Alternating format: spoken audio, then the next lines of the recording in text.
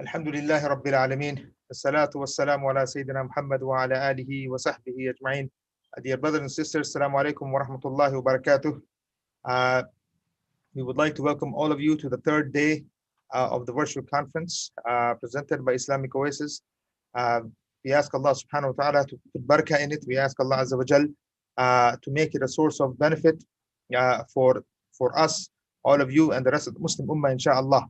Dear brothers and sisters, before we start, we will have Dr. Abdul Rahim, inshallah, who will be giving, who will do the recitation of the Quran.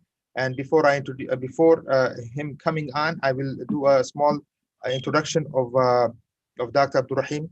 Dr. Abdul Rahim grew up in Egypt, where he got his undergraduate degree in physics. He holds a PhD in physics from Syracuse University in upstate New York. He currently works at the Mayo Clinic in Rochester, Minnesota, where he lives with his family, always trying his best to be active in support of the local Muslim community and the education of the Muslim youth. Brother Abdul Rahim, Dr. Abdul Rahim, Fadl Sheikh. السلام عليكم ورحمة الله وبركاته. جزاك الله خير شيخ. So inshallah we'll recite inshallah today from Surah Ar-Rahman. أعوذ بالله من الشيطان الرجيم. بسم الله الرحمن الرحيم.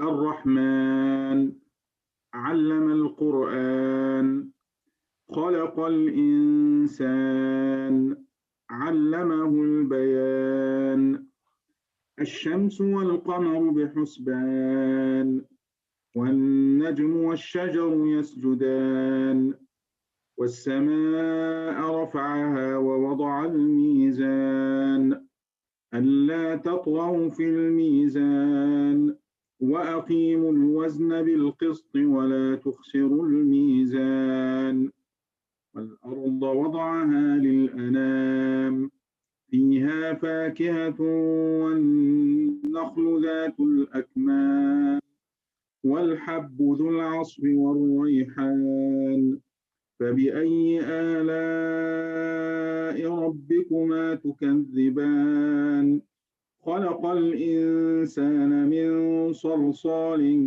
كالفخار وخلق الجان من مارج من نار فبأي آلاء ربكما تكذبان رب المشرقين ورب المغربين فبأي آلاء ربكما تكذبان مرج البحرين يلتقيان بينهما برزخ لا يبغيان فبأي آلاء ربكما تكذبان يخرج منهما اللؤلؤ والمرجان فبأي آلاء ربكما تكذبان وله الجوار المنشآت في البحر كالأعلام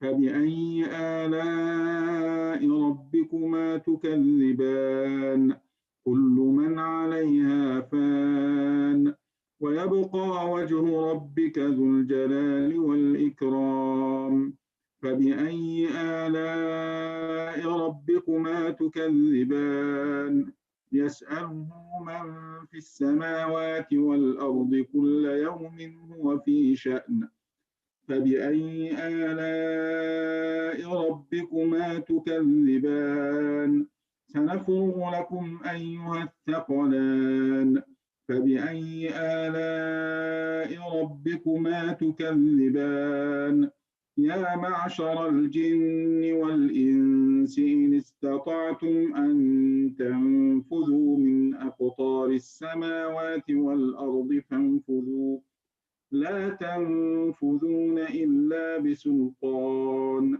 فبأي آلاء ربكما تكذبان يرسل عليكما شواظ من نار ونحاس فلا تنتصران فبأي آلاء ربكما تكذبان فإذا انشقت السماء فكانت وردة كالدهان فبأي آلاء ربكما تكذبان فيومئذ لا يسأل عن ذنبه إنس ولا جان فبأي آلاء ربكما تكذبان يعرف المجرمون بسيماهم فيؤخذ بالنواصي والأقدام فبأي آلاء ربكما تكذبان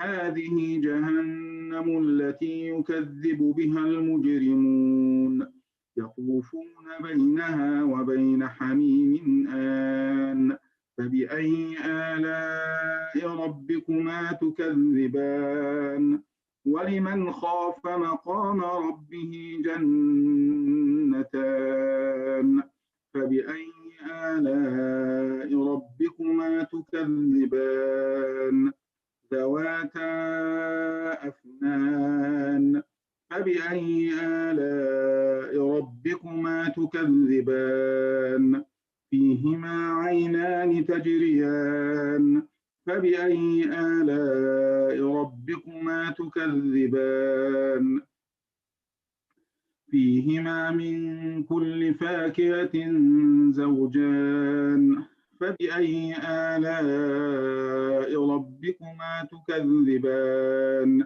متكئين فيها على فرش بطائنها من استبرق وجنى الجنتين دان فبأي آلاء ربكما تكذبان فيهن قاصرات الطرف لم يطمثهن إنس قبلهم ولا جان فبأي آلاء ربكما تكذبان كأنهن الياقوت والمرجان فبأي آلاء ربكما تكذبان هل جزاء الإحسان إلا الإحسان فبأي آلاء ربكما تكذبان ومن دونهما جنتان فبأي آلاء ربكما تكذبان مدهامتان فبأي آلاء ربكما تكذبان فيهما عينان نضاختان فبأي آلاء ربكما تكذبان فيهما فاكهة ونخل ورمان فبأي آلاء ربكما تكذبان فيهن خيرات حسان فبأي آلاء ربكما تكذبان حور مقصورات في الخيام فبأي آلاء ربكما تكذبان لم يطمثهن إنس قبلهم ولا جان فبأي آلاء ربكما تكذبان متكئين على رفرف خضر وعبقري حسان فبأي آلاء ربكما تكذبان تبارك اسم ربك ذي الجلال والإكرام.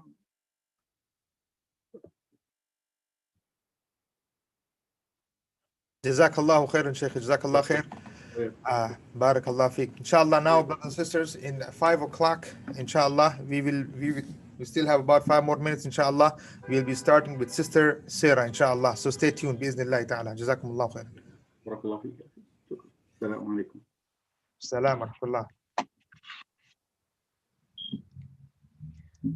Inshallah, we are going to, we have 5 more minutes, bi'iznillahi ta'ala. So people are getting ready. We were giving them 5-minute times. Brothers and sisters, just wanted to give you an update. First of all, we would really like to thank all of you for being here. for supporting, for listening, for contributing to the discussions that are taking place. It's very important that you post your questions, you ask questions to different ulama, different activists, different teachers, professors who are coming on and giving they, they are doing whatever that they can in order to increase our knowledge and understanding. Brother and sister, it has been, mashallah, it's been an amazing response for the last 2 or 3 days that we've been on. And, we are trying our best to present Islam the way it is through our discussions. Inshallah, you will see today, bi'iznillahi ta'ala, Sister Sarah will be here. She will be talking about childhood education, early childhood education. We'll have Brother Victor and Brother Abdul Muqit will be on. They will be talking about, there will be question and answer session, but the discussion there will be about the culture versus Islam and what is the route, and what is the way to go. And thirdly, we will have Mufti Yasir Nadeem, inshallah. Sheikh will be on around 8 o'clock, 8:15. 8 o'clock is the time given, inshallah. Sometimes it goes a little bit. Inshallah, we'll be on bi'iznillahi ta'ala. Jazakumullah khairan. Assalamu alaikum wa rahmatullah.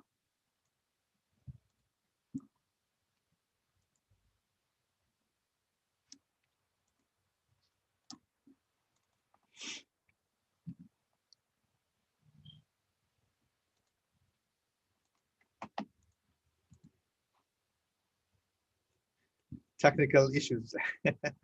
We are working on it, brothers, inshallah.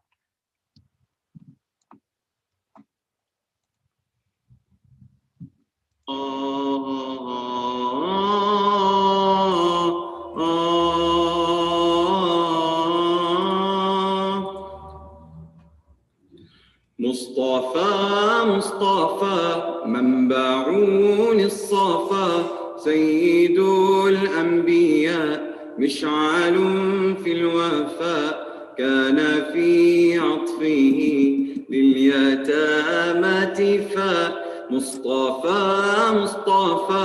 منبع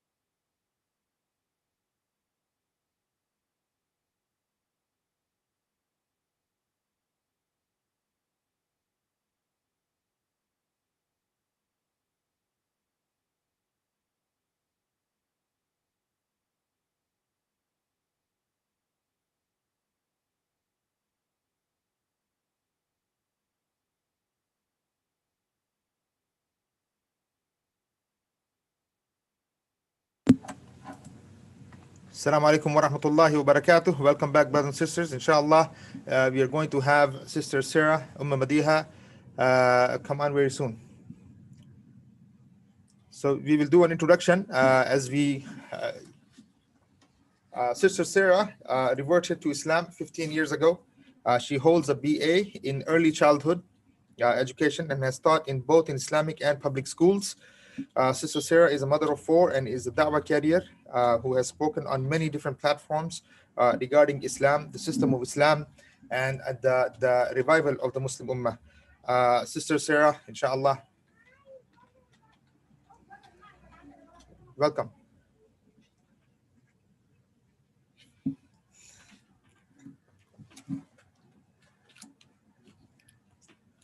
I think we're having brothers and sisters, just hold on with us, inshallah, have some patience. We are waiting for Sister Sarah to get on.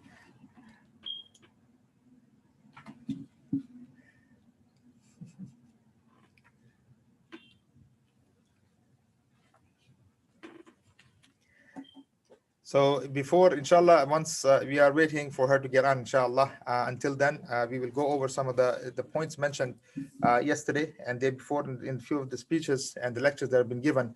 Brothers and sisters, one point that came up yesterday, and that I think it's a critical issue, and that was, how we understand Islam, meaning that, for instance, there were some questions asked.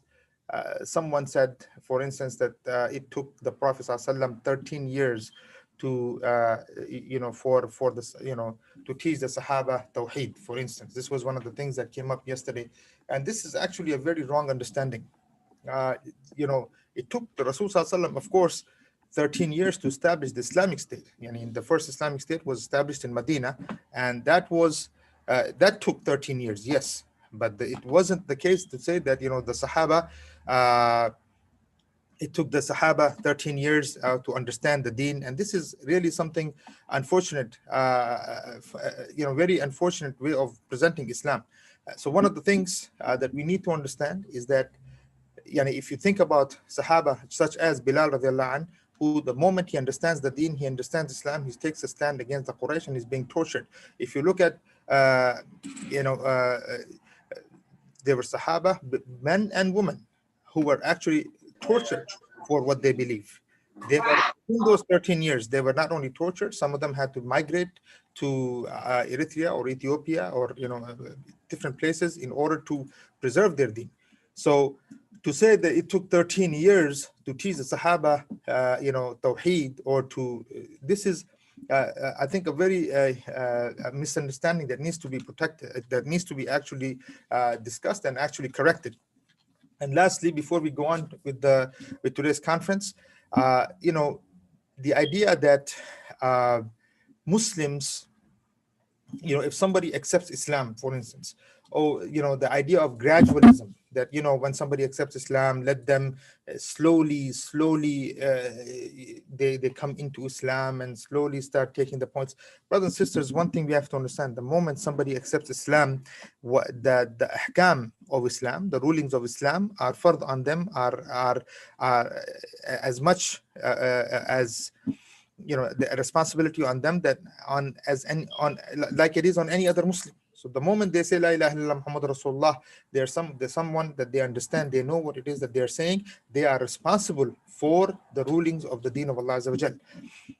It's one thing that if a person doesn't understand and or they are weak, or they may not be able to take things in fully, it's one thing that, okay, there might be sinning, but no alim can say to someone, I give the right to you, or don't fast this Ramadan because you're new to Islam. The moment he's Muslim, he has to fast the month of Ramadan. He has to start praying 5 times a day. He has to learn how to make wudu and read the Quran, and he has to learn at least the basics that is expected from any Muslim.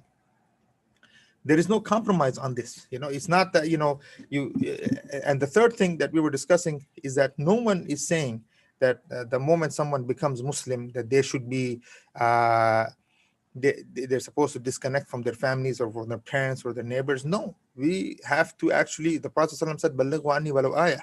They need to actually work hard to introduce Islam to their families, their parents. So we are not saying no, but we don't join in their kufr or in their haram. we actually have to make our points clear that we are Muslims. We don't no longer believe in these things. This is the reason why you became Muslim. And you have to take a stand in what is wrong. What is haram is haram. That is what is haram for any Muslim is haram for any other. And these are things that haram is clear, the halal is clear. We, just because you live in the West or the East, we cannot make up rules of Islam as we go. Anyway, we will have a discussion on this in more detail, bi'iznillahi ta'ala, in the coming weeks and months. Again, Jazakallah khair for your patience. Now we're going to have Sister Sarah take the podium, bi'iznillahi ta'ala. Jazakumullah khairan. Assalamu alaikum wa rahmatullah. We can't hear you, Sister Sarah. Oh, Assalamu alaikum. Alaikum salam wa rahmatullah. Go ahead, sister. Go ahead. Okay. Jazakallah khair. Assalamu alaikum and good evening, everyone. Jazakallah khair to Islamic Oasis for giving me the opportunity to speak about thankfulness in Islam and to Allah subhanahu wa ta'ala. Bismillah ar-Rahman ar-Rahim. Alhamdulillah, indeed all praise is due to Allah. We praise Him and seek His help and forgiveness. We seek refuge in Allah from our soul's evils and our wrongdoings. He whom Allah guides, no one can misguide, and he whom Allah misguides, no one can guide. O Allah, I ask that you expand my chest for me and make my task easy for me and untie the difficulty from my speech so that they may understand me. Ameen. Okay, so 2020 started off like any other year for those of us living here in America. We are in the midst of, the New Year diets, deciding which new restaurants we would try out on the weekend, helping our children decide which high school or colleges to apply to, planning our summer vacations, just making all sorts of plans, for the coming year or even years. We are mostly oblivious to the pain and the suffering of the Ummah across the world, except for a few du'as and some sadaqah given here and there. We are oblivious to the violence and hunger that plagues those Muslims and non-Muslims who live in the poorest neighborhoods in our major cities. We were oblivious to the fact that our healthcare system could collapse with just the slightest bit of pressure applied to it, and oblivious to the systemic racism that treats one group as indispensable simply because of the color of their skin. And this runs through the veins of the country we all call home. We're all feeling, pretty safe and secure living here in the world's superpower. Though today's superpower was born out of capitalism and secularism, which places financial profits and gaining power over human life and well-being, as was obvious by the very slow reaction by the leaders in the country. There was and still is widespread anxiety and panic and fear among people. It is reflected in their behavior and by their words on different social media platforms. So, why exactly is this the case? It's the result of their or thoughts, beliefs, principles in life, media propaganda, the healthcare facilities, the systems of life, such as the economic system, social, political, and education systems that we live under. It is even seen amongst, Muslims, since we are part of the society. So certainly this has had an effect on our personalities and on our outlook on life. Individualism is rampant in society, and we clearly witnessed this when people were fighting in the grocery stores over ground beef, toilet paper, and Lysol at the beginning of the pandemic. And while it's calmed down, a little bit, I've still, heard of people arguing over cleaning supplies, especially, Clorox and over masks, wearing masks, not wearing masks, etc. Our lives have become consumed with material dunya things. Like getting degrees, working all the time. We got this keeping up with the Joneses mentality. He bought a new house, so I have to buy a bigger house. His wife got a designer purse, so now I have to have a designer purse. They went to Dubai for summer holidays, so that means, we have to go to Switzerland. Her kids go to a private school, so I have to send mine to a more expensive one. It becomes this vicious cycle. Our thoughts and our time is spent on all of these things instead of on what we should be doing in this life as slaves of Allah subhanahu wa ta'ala. However, COVID-19 and the brutal murder of George Floyd, a Black man by a white police officer, and the subsequent protests all across America exposed the illusion we have all been living under. In one fell swoop, Allah subhanahu wa ta'ala, He showed us that He is the one in control. Allah subhanahu wa ta'ala is the most supreme, the most strong, and He is the maintainer. There has been no amount of science, no man or no woman who has been able to stop the spread of this debilitating and deadly virus, and there will not be until Allah subhanahu wa ta'ala wills. The weakness of the man-made system has been exposed for all of us to see. There's no denying now that the capitalist system does not have the best interests of its citizens in mind when they make policies and implement the various, systems like the judicial system, the educational system, the economic system, and so on. Not to digress too much, but I want to point out what I mean by mentioning these systems. For example, in the judicial system, racist and arrogant law enforcement, officers, the huge number of incarcerated Black men, especially for petty crimes. There's a double standard for white and Black people when it comes to, being arrested, charged, and found guilty of crimes. The socioeconomic factors also play a role here, whereas a rich person can buy his or her way out of jail. And as we saw in that college admission scandal, I believe that was earlier this year, but it actually really wasn't a scandal because the system is set up this way. It's set up so that rich people can, basically buy their way into whatever they want. And those people actually, they only got a slap on the wrist. However, we have seen time and time again where poor Black women are thrown in jail because, they lied about their address to put their children in a better school district. That to them, this was the only way to break the cycle of poverty and lack of education. Yet the so-called justice system throws the book at them and makes sure that they can't get out. They go to jail for this. How silly is that? Just wanting to, to better the life of your children. The judicial system is, just stacked against the poor. And just mentioning the school system here, the way the school systems are funded is so ridiculous. Property taxes, so basically that means only those living in affluent neighborhoods will have access to the best materials, computers, technology, textbooks, the best textbooks, extracurricular activities, and they will have the best teachers because the teachers are paid more, and in a safer, environment. These kids in the affluent neighborhoods, they'll have help with college admission. They have counselors there at school to help them, if they're feeling, lost or lonely or depressed or anything, versus those in less affluent neighborhoods where teacher salary, where the teacher salary is so low that it will equal, high turnover rates. So the kids in the school, they cannot, bond with the staff.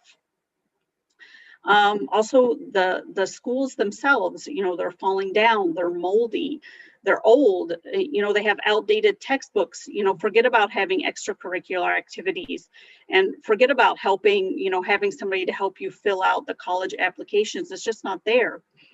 And then also with the economic system, which is, obviously here, the haves versus the have-nots. There's a massive wealth disparity in this country, rampant homelessness. There are enough houses, subhanAllah, sitting empty in this country to make sure each homeless person has a warm roof over their head. Yet because of capitalism and greed, people are freezing on the street and they're hungry. And even for some of those who have homes, food insecurity remains a huge problem. It was before COVID, but after COVID, it's even worse. And we witnessed that with the long lines, in Texas and places like that, where people were waiting hours just to get a box of, dry food, subhanAllah.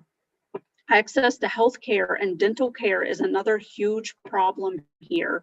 There's so many people who die because they could not go to the doctor or to see a dentist, due to the obscenely high costs. And our healthcare, it's also another reason is because our healthcare is tied mostly to our employment. So if you're unemployed or self-employed, getting, healthcare is very difficult. And again, this all boils down to greed and not having, a care in the world about the people, who you're supposed to be protecting, suffering. Because to them, it's all about filling their pockets by any means necessary. It has nothing to do with making sure the people have enough to eat or a roof over their head, access to education and medicine. So in short, COVID-19 only brought into sharp focus the multiple crises already raging under capitalism. Capitalism is a disease, and we're all infected by it, subhanAllah. So, moving back to 2020, when it became apparent that our healthcare system would not be able to handle the onslaught of severe COVID-19 cases, the government finally decided to take some form of action in closing restaurants and, bars for indoor seating, closing indoor entertainment places, schools, suggesting face masks or shields while grocery shopping. Now, all of this was not because they felt it would help citizens or it would, drop the numbers of those suffering from COVID-19. It was done to save face because the healthcare system cannot handle more than a small number of people who need ventilators, or just need a bed in the hospital. There just is not enough. And this is the richest country in the world, subhanAllah, and there's not enough beds in a hospital to take care of all the people that were getting severely sick or still are. So I don't mean to, derail the conversation too much, but this is important to highlight, the mindset of the people, including sometimes Muslims who have fallen into despair, at this time, especially because schools have been closed and they had to manage their own children all day, or they couldn't spend their time, just doing, everyday things that we were doing before, sitting, chatting, going on holiday.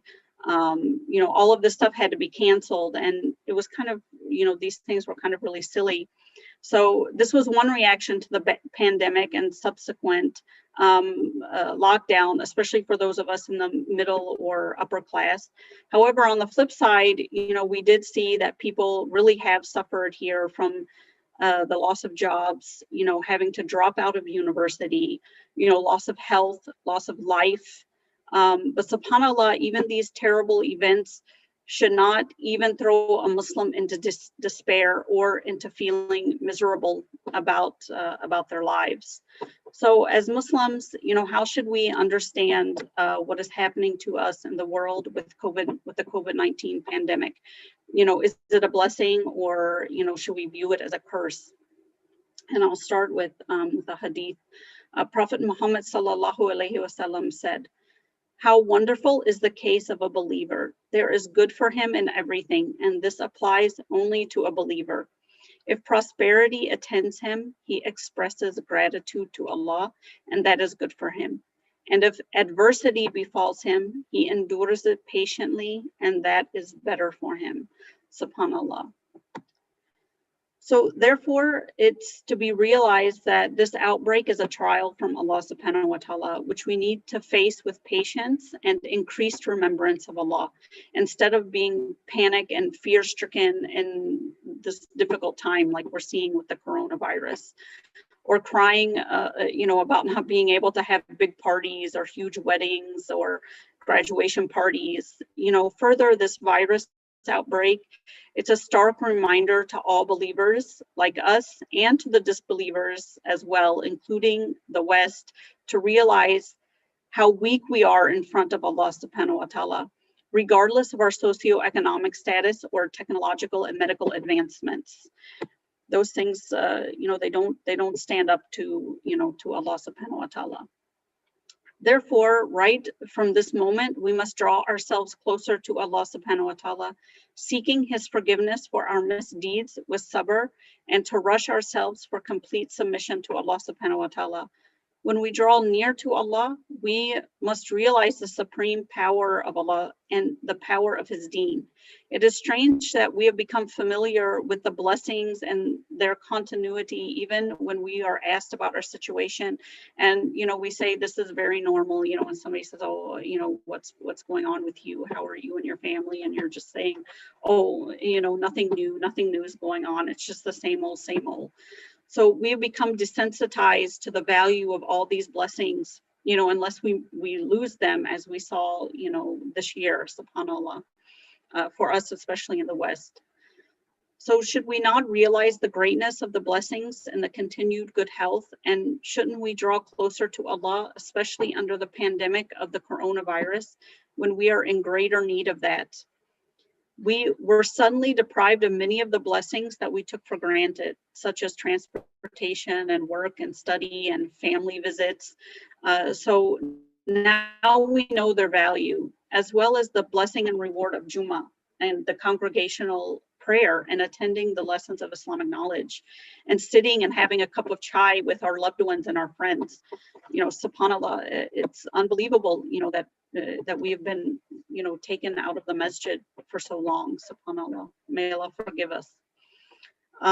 Whoever complained about her place or her house not being big enough or modern enough and the standard of living and aspired to live a life of wealth and prosperity, now realize the blessing of having a home that shelters her family, in which they can safely quarantine themselves to protect them and their families from the coronavirus.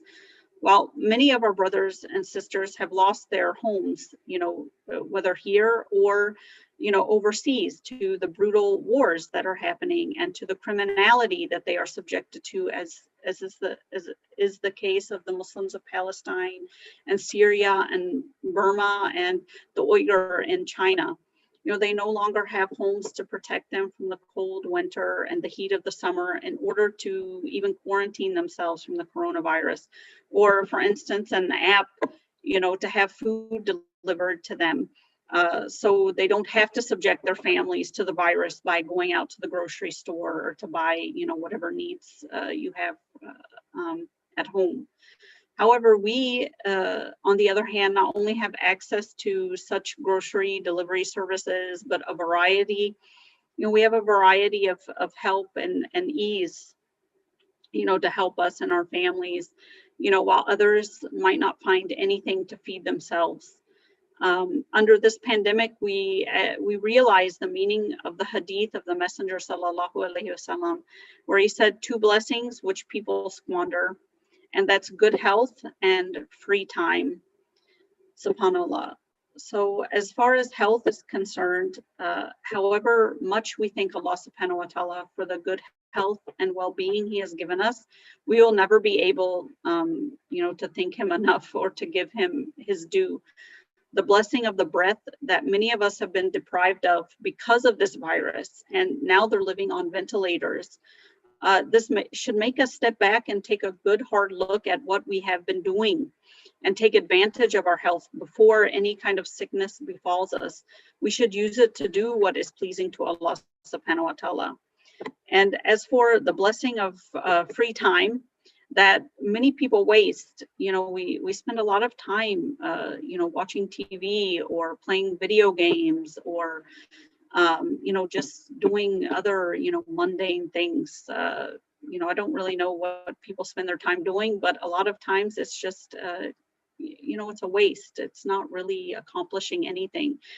And people a lot complain of boredom, and they are the most complaining and grumbling these days due to the procedures that are prohibiting our movement and prohibiting leaving our homes due to the coronavirus pandemic, or another section that has been complaining about the lack of free time they had because of work and just being plain busy.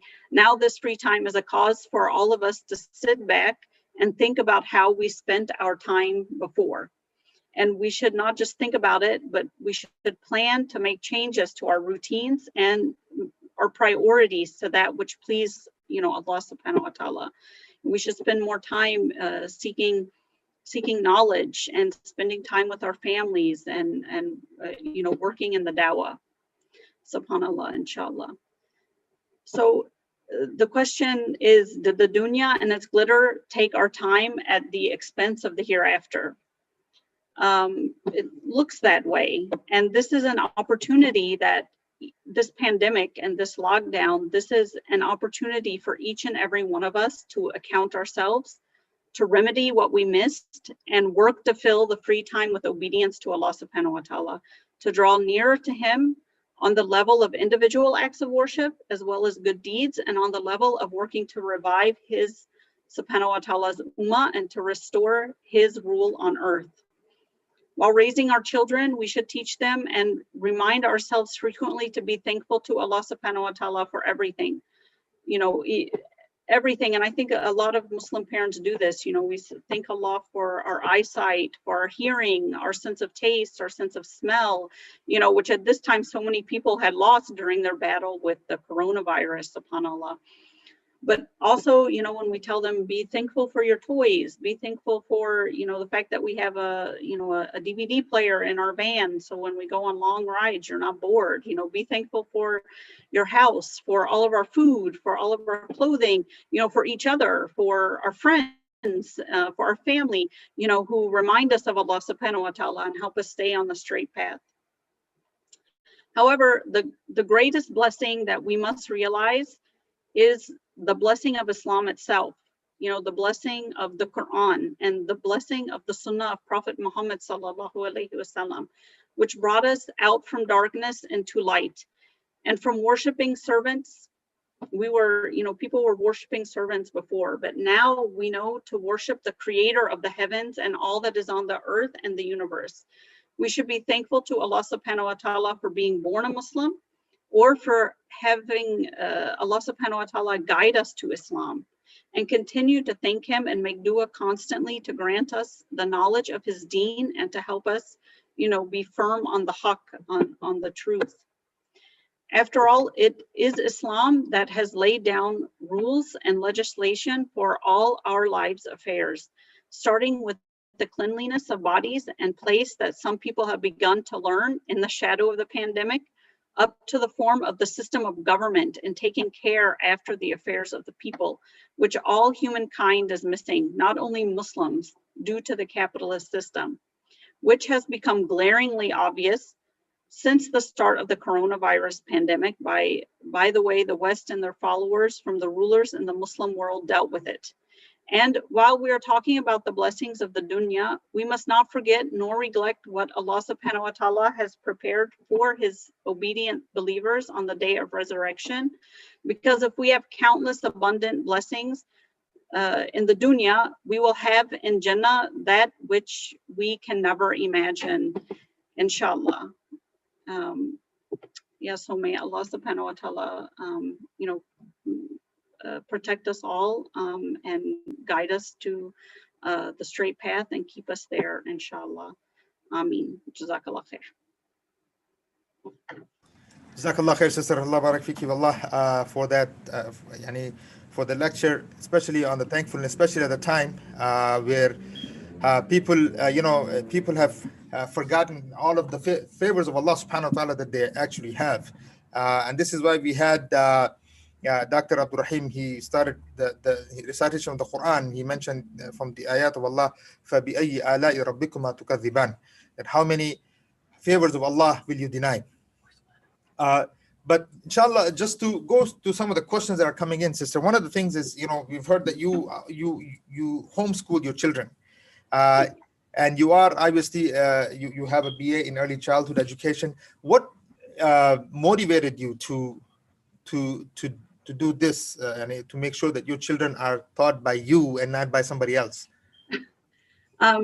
Well, I think the biggest, it's more than just one thing. I mean, definitely the most important thing for my husband and I, and we discussed this, before we made the decision, we actually were going to, put our kids into the elementary school and then take them out later. But we decided, that we want to make sure that we try to the best of our abilities, so that at least we can stand in front of Allah subhanahu wa ta'ala and say, okay, we tried, to give them, a foundation in Islam, to help them feel confident in being a Muslim, and to, you know, kind of just help them with the, you know, with having an Islamic personality. That was the most important thing, you know, for us. And then, you know, to learn the Quran, to learn, you know, Arabic language. And all of these things are difficult from my understanding. You know, if your kids are going to school from, you know, 9 to, you know, 3:30 or whatever, you know, trying to get all of that other stuff, the Quran, the Arabic in afterwards, you know, for the kids who are in regular school. So we just decided we would focus on that first, and then, you know, everything else would follow, like math, you know, the secular studies. You know, the thing is that the reason I was asking this question is that, you know, a lot of the families, you know, that I'm talking to, or they talk to me, a lot of them are having trouble because, you know, a lot of the parents, they kind of they said, okay, you know, the weekend school will take care of teaching of the deen, for instance. They kind of just put it on teachers. You know, Yes. a scholar will take care of it, or, you know, the masjid imam will take care of it, or, you know, after school program. Again, the parents would go and basically put their children in the after school program and things like this, and they will teach us Quran, or so and so will teach Quran. But now, you know, a lot of the parents are having to teach their kids Quran and you know, Islam, Deen, trying to keep them, but they're having a very tough time because I think a lot of them are realizing they themselves need to learn. Yes. So is this, I mean, what do you think about that? You know, I mean, is this something that you, you know, what do you advise to parents to do, especially in this time while they have the time? Right. So I think to have the means to have time. Yes, yeah, yes, we have the means to have time now, alhamdulillah. I think, first of all, it's very normal. I think a lot of parents, you know, Muslim or not, they have in their mind that, oh, I just have to send them to Sunday school or hire somebody online and they will teach, you know, like they'll take care of it. I don't have to do much. You know, I'm just here to, you know, dad is here to make the money and mom is here to cook and make sure there's food and the kids are bathed and everything. But that's not the case. And I think you're right, you know, with the weekend schools being closed. And then, of course, you know, all the online learning, I think, has become overwhelming for a lot of children.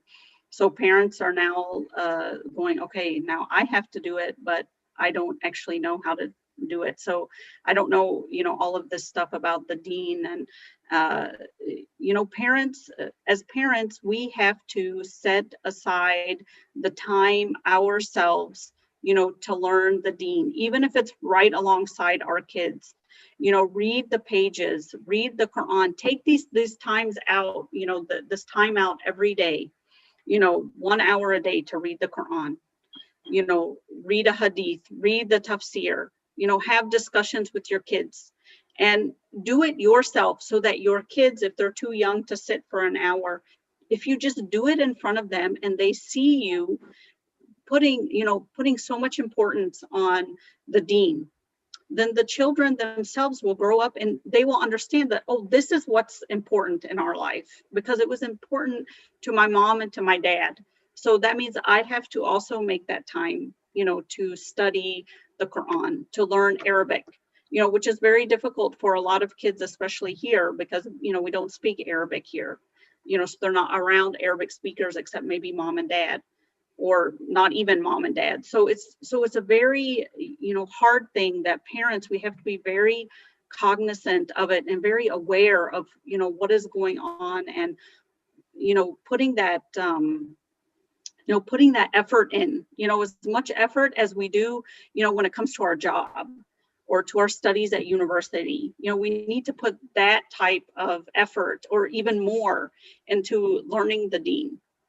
And so I think that's, you know, the advice I would give to, you know, to parents is if you're not used to doing it, you know, start off slow, you know, take out some time out of the day and start teaching yourself and then teaching your children. Involve them when you're learning, you know, don't be embarrassed to say, I don't know, you know, but let's go find out together. Let's go find out why Islam, you know, says this. Or, you know, let's go look at the Quran and see if we can find an ayat of the Quran, you know, that talks about, you know, hijab, or the hadith that talk about hijab, or about, you know, the gender segregation. Let's go find out what Islam says, because we have to make sure that we're not, we're not committing, these sins. So let's do that together if we don't know. So this is my would be my advice for parents. Khair, inshallah. So the thing is, you mentioned something regarding school. That I mean, look, I asked the question. I said, look, for those people who have the means, they can do this, right? Yeah. I mean, the question is for those people. Let's say the essential workers. The people who are, I'm not even talking about the doctors, because I think they're hiring people to do their work. But because I was talking to a businessman who was saying, "Oh man, I just hired some private teachers, and they're coming to my house." Oh wow. I mean, yeah, this is what's happening. Some of the people are, but I live in the city here, city of Chicago, and city of Chicago, as you know, if you've lived in the city, you know what it's all about. So the essential workers, the parents who are having to go to work, whether they want to or not. I mean, what do you think? What's your advice? I mean, especially with parents, children who don't have access, parents don't have the money to give them access. Not everybody has laptops to be able to get on and connect to schools. I mean, what is your experience in this? What have you experienced so far, especially regarding the education? Yeah, I mean, even where I live too, there are some areas where there's no internet access, to rural areas, country, the kids, they don't even have, I heard that on NPR, but I never thought that's actually really. It's true. Yeah, they have no access to the internet. So this is a reality that we're living here in the West. Some people don't have that. And if you go even to, like the Appalachia area, into the Native American reservations, some of these people, they don't even have electricity or plumbing or, I think this is shocking to hear, to a lot of people, that you don't have indoor plumbing, you don't have electricity, you don't have running water, you have well water. So this is a problem here. Education is a problem. Illiteracy is a problem here. So was your question, what is my advice to people who are living in this situation? I guess, this is for, I mean, you mentioned a few things that I didn't think it was. I mean, you're still talking about Illinois here. I mean, so you're saying. No, not just Illinois. I'm talking about like all over. But the United States. Yeah. So in that area, let's say of NIU, and there are areas where there's no internet connection, so people can't get online. Yeah, or it's very, very slow internet, because there's a lot of farming communities and stuff, so it's away from the city.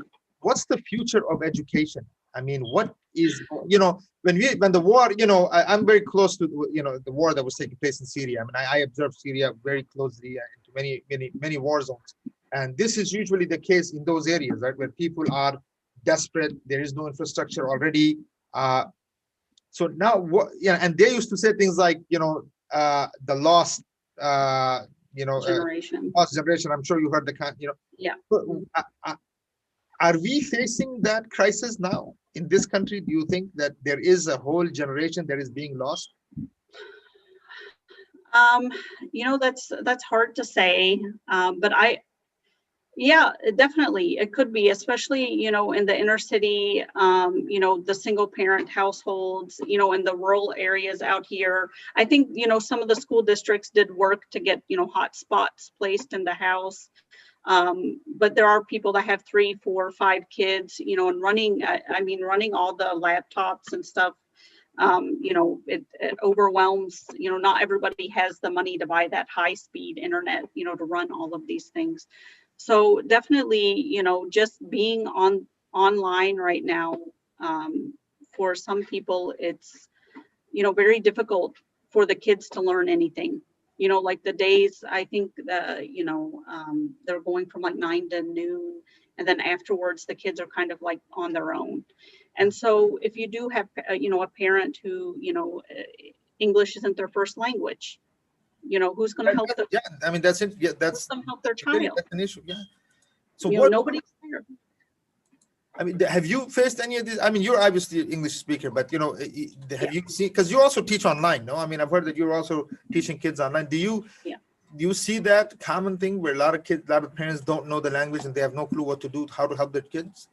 Yeah, it's very common, because there are a lot of people that they cannot speak English, so they cannot understand the work, or even if they do speak English, they don't have, they didn't finish high school, or they just have a high school education, so they're not able to figure out how to do math or science, and they don't have the money, to hire somebody to pay, a tutor for a child in high school, for instance. It's very expensive, like $75 per hour for a math or science tutor, $50, $75. Oh, wow.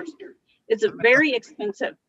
Yeah. So who has access to this kind of money, from these people? Not too many people, and it's mostly, white people who have this kind of, extra money. So again, that it makes the difference, between the white and Black, Latino, the immigrants. There's a huge disparity between what they have and what they don't have. And this, of course, will affect the children and their education. I mean, you were mentioning a point. You said someone was jailed. A mother was jailed for trying to get her child into a better school. Yes. So yep. So this is what, I mean, I guess trying to change homes or trying to change districts. Is this? That's against the law, actually. So, if you live, say like right on the border of a bad neighborhood versus a good neighborhood, the schools are in different districts, right? Like everywhere, they're in different districts, and wherever your address is, that's the school you have to go to, because that's the school that you pay, your taxes are going towards, unless it's a private school. We're talking about public schools. So this mother, gave her parents' address, who live in a better neighborhood, but she didn't live there. She lived at a different address with her child, but they lived in, I believe it was her parents, they lived in a better neighborhood. So she gave their address so that her son, he was a small guy, like elementary school, he could go to the better school, the safer school, the school with all of the, the good textbooks, the computers and technology and the skilled teachers and all that. And she got caught lying. And yeah, she got jail time, for doing that. So actually you have to go, wow, subhanallah. So if you're trying to, I mean, so especially, inner cities, they're facing such, they're facing huge crisis, Right. On the top of, there's a lot of teachers are low paid. They don't want to teach in these, schools. Number one, they don't want to go to these neighborhoods. We were talking to Sister Zakia yesterday. Yes. And, her being African-American, she was talking about, not only they have to face, the school system is not working for them. On the top of that, the level of crime that has, that's just killing the inner city, right? I mean, you're talking about gunshots every day. She's lost so many members in her family, things like this, black on black crime, things like that. Sister, I mean, what do you, obviously you're not African-American, you're Caucasian. Yeah. What are you seeing from, your experiences, born and raised in this country, growing up, in white neighborhoods, or, and then what are you seeing? What's going on in the country? Well, I didn't grow up in a white neighborhood, but, I live now. Yeah. Yeah, I'm from Chicago, so I didn't grow up in an all white neighborhood, but yeah. So what do I see the difference between then and now? Or I mean, what's going on in the US? What is your observation, especially coming to Islam, 15 years ago, you accepted Islam. That had to be a huge change in your life. And then seeing, what's happening now. I mean, at that time, disparity, the black and white situation in the country, racism, there's a lot of things have happened, so what are you observing? I mean, as coming into Islam, and what was your observation before? I mean, what I really observed after becoming a Muslim is how much, nationalism and secularism and racism. I mean, how all of these things have, you know, kind of shaped, you know, the country, and also just like the people who live here, you know, our mindset and like how we see things and how we behave, you know, like how we see, you know, I don't want to make it like always, you know, like this person versus this person, but, you know, where people are frightened of somebody if they're Black or if they're speaking Spanish, or if, you know, this kind of like attitude is, you know, it's by design. You know, it's by design that Black people are living in the ghetto and these very, you know, poor neighborhoods, and that the schools are not there to support them, to help them get an education, and that crime is so rampant there. You know, there's no help. You know, there's nobody there to help them. Whereas, you know, and you know, if you go into you know, like Naperville or somewhere like that, you know, they have everything. It's safe. You know, the schools are good. Everybody is, you know, everybody is fine. You know, everybody's safe, and they have access to everything, you know, healthcare, money, you know, because the people that live there are usually educated. You know, they had an easier way to move up the ladder, so to speak, you know, because of where they live versus the inner city. I lost my train of thought, but what I wanted to say is that what I noticed as being a Muslim, and when I look at life through the lens of Islam, you know, and how Islam actually takes all of those things, you know, the nationalism and the racism, and, you know, it's gone. You know, for Muslims, these things, you know, go ahead. Yeah, I mean, you were saying, for instance, you know, like we were having, I don't know, I'm sure you saw the discussion that we were having yesterday, right? Yes. I mean, Yep. You got heated up, and there's a lot going on online. People were, even we had scholars on, and they were talking, you know, when we're talking about, for instance, you know, you, as someone who has come into Islam, you know, you're going through obviously holidays and such, you know, you're obviously, your children are Muslim, and so how do you deal with that aspect of making sure that your children are connected with your family who's not Muslim, and at the same time they understand the deen also? I just had to ask because, you know, that was part of the you know, questioning. Go ahead. Oh, okay.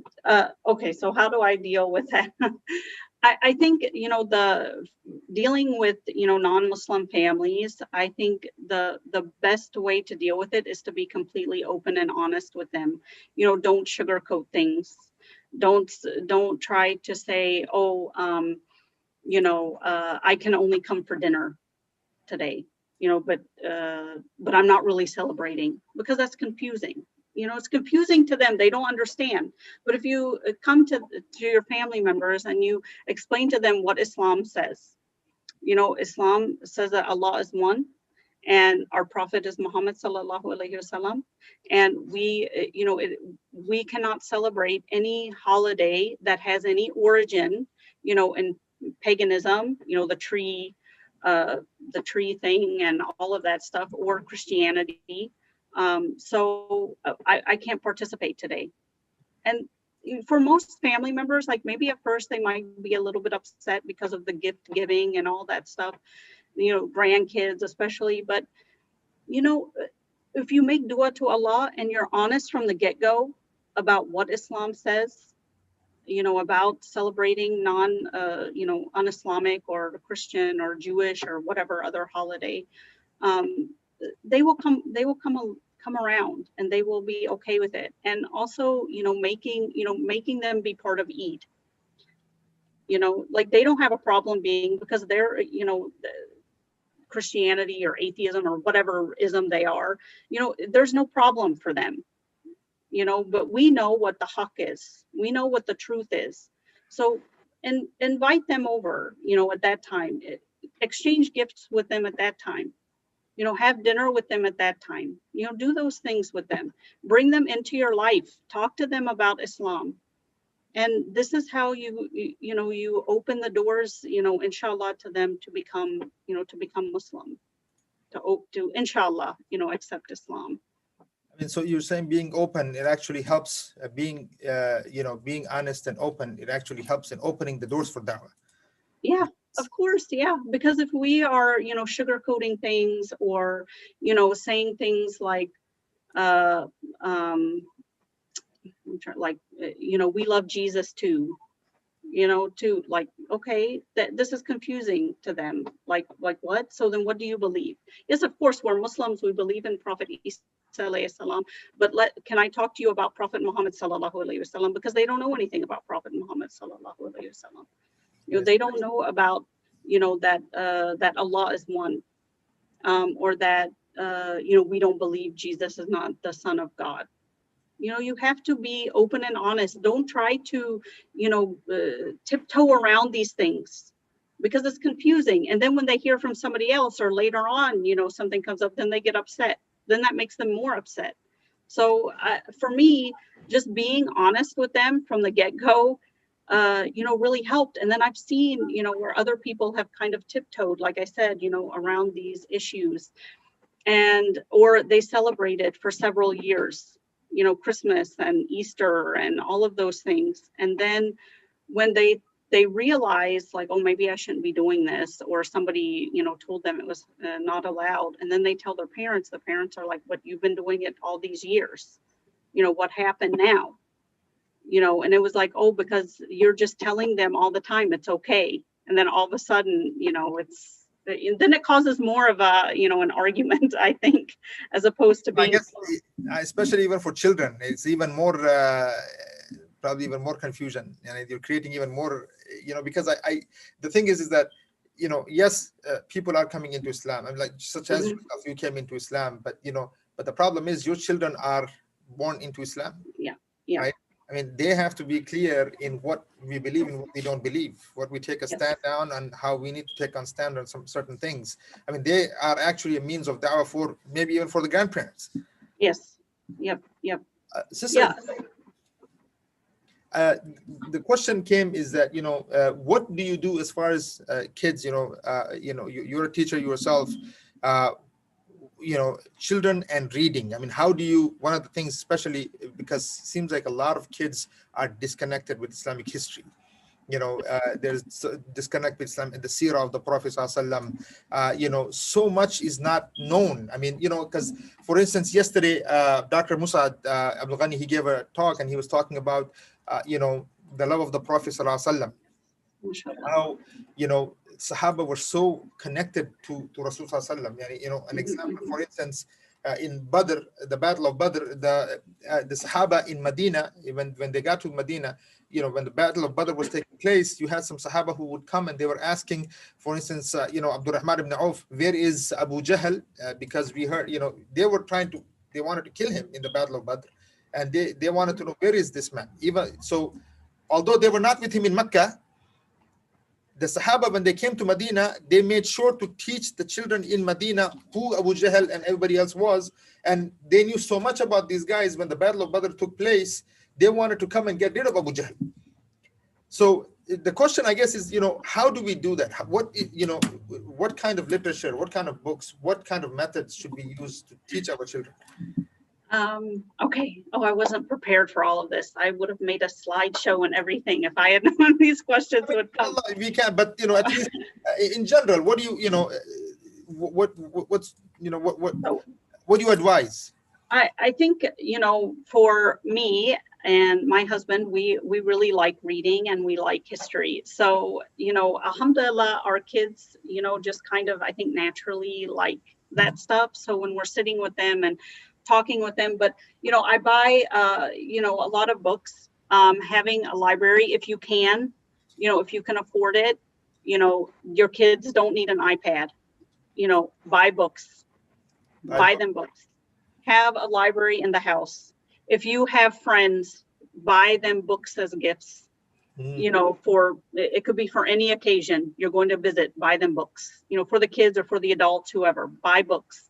Encourage them to read these books, your children. And they have, I think, good word books, and Timash, it's a Turkish publication. They have very good books, like about the Sahaba, about Prophet Muhammad sallallahu alaihi wasallam, about all the prophets, in Islam, and very good stories.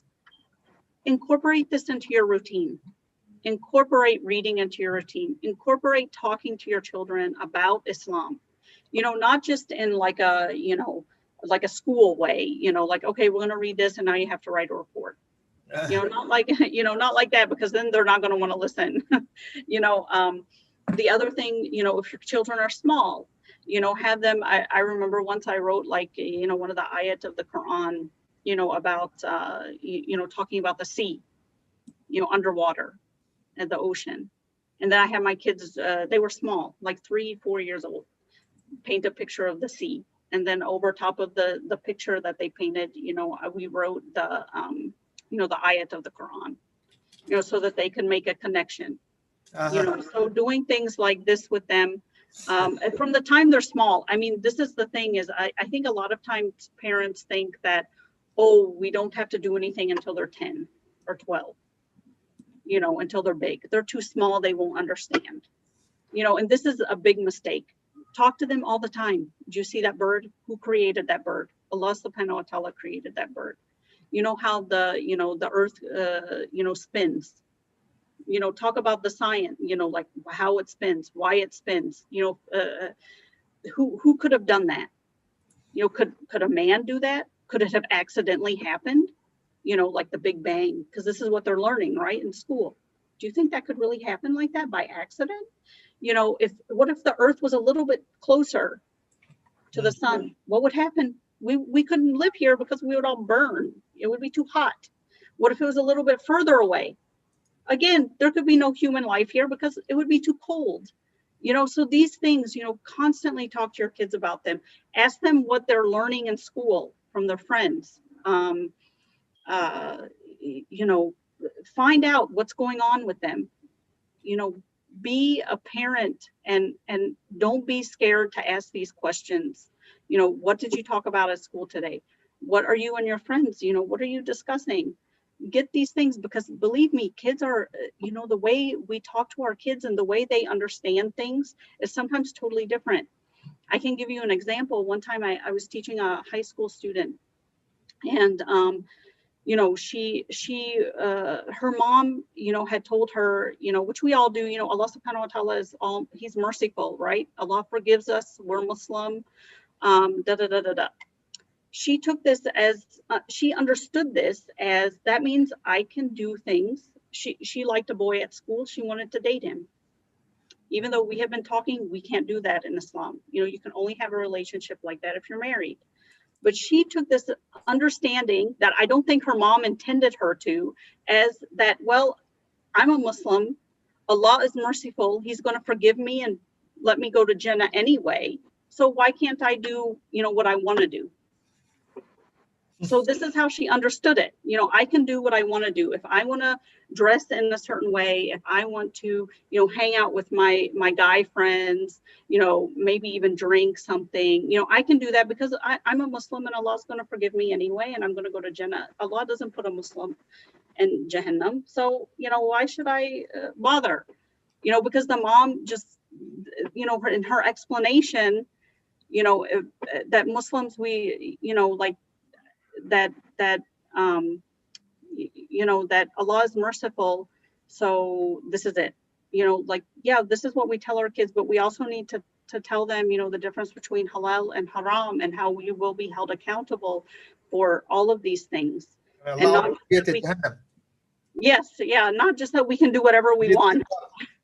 Just a question regarding that, sister, especially when you're talking about, you're teaching things like this, what do you say to parents? A lot of parents are doing this where, you find that, let's say, especially to their daughters, whenever you talk about hijab issue comes in, and they say, oh, when she's 12, when she's 13, when she's baligh. I mean, I understand, fine, she doesn't have to dress a certain way until she is, hijab is not fard on her and things like that, she's baligh. But the thing is, what we're seeing is that a lot of the parents are dressing their kids in such a, a nasty way, that and then, children are wearing certain dresses, tight clothes, that you wouldn't even, and then all of a sudden they want, when the child becomes 12, you know, or 8 or 9, whenever, you know, she becomes baligh, and all of a sudden they want them to just switch a button and, you know, and then start wearing jilbab and hijab. Mhm. What do you, you know, what is your advice? And what Again, you know, I think this it comes down to awareness of the type of society that we live in. You know, a lot of times the parents, you know, they might come from Jordan or they might come from Pakistan, you know, where you look around and you see all the women dressed like that. You know, they wear hijab. It's normal. It's normal to kids, you know, to see it. But here it's not normal. You know, it's very rare that you're out on the street or something and you see somebody dressed like that. So we have to be very, you know, hypersensitive to, you know, encouraging our daughters at a young age, you know, even before, you know, they have to, you know, before it becomes, you know, hard on them, you know, encourage them, buy them hijab, buy them some, you know, they have cute little abayas. If you can't find one, make one, have somebody at the masjid make one, something, you know, encourage them. And don't, you know, don't put them all the time in, you know, like, oh, my daughter's only 5, so I'm going to buy her a bikini, you know, to go to the swimming pool. Because now she's become, it happens. yeah, it happens. Yeah. And now they feel comfortable in it. You know, now it's become something like, oh, I'm comfortable dressed like this. You know, I don't feel shy about it, but we should feel, you know, shy even as a child. And I think this advice also comes, you know, when parents, you know, I notice sometimes parents don't bring their kids to the masjid, for instance. But then all of a sudden, when their son turns like 13, they're like, oh, now you got to start going. Yeah. You know, and they're just like, what? I don't want to go there. It's boring. Right. I don't understand. Many of them have no idea how to behave in the masjid, how to dress when they come to the masjid. You know. Yes, all of these things. Yep. And they're not connected to the imams. They don't want, you know, they don't know. I mean, the etiquettes of the masjid, nothing. I mean, it's I mean, and now, you know, the concern is even more that now masajid have closed their doors. Yes. Right. People are, even when they go to Jummah, it's like 15 minutes, finish, hurry up, get out. And on the top of that, you know, the crazy thing is, even the way that people are praying, right? This whole 6 feet things that, you know, and, you know, it's amazing. I was wondering that how will the children even learn how to pray properly when they go to the masjid and they see people praying the way they are praying today? And if the parents are not able to go back home and explain to their children that whatever it is, the reason why the masjid is doing this, right? Because for them, I guess this is the way we pray. You know, what happened to the saf? What happened to you know, that especially salah is tawqifi, all of this. You see what I'm saying? I mean, there's so much confusion that is being created. First, people are not going to the masajid, and if they're going to the masajid, they're learning I mean, how do we deal with this? How do we deal? I mean, the thing is that this is, you know, we can only do so much as individuals. You know, this is, we can talk like this, we can have discussions, we can talk to our friends, you know, we can talk to our family, but there's only so much that will work. So it's a societal issue, right? The society is telling us one thing, but the deen is telling us another thing. So that's where the big confusion is going on with everyone, you know, where it's like, okay, well, you know, do I wear hijab? Do I not wear hijab? Who do I get my information from? You know, I don't understand, you know, Arabic, and I don't understand the way that the books are written, even in English. You know, there are people like that, they're having a hard time. So then they get on the internet and they look. We don't have any like authority that's telling us, you know, this is how it is. This is how we should be. This is how we understand it, so that we're doing the pleasing things. You know, again, I had another student who got online and she was trying to tell me that, you know, that the hijab like we wear is not correct. It's just an Arab thing. And I said, what are you talking about?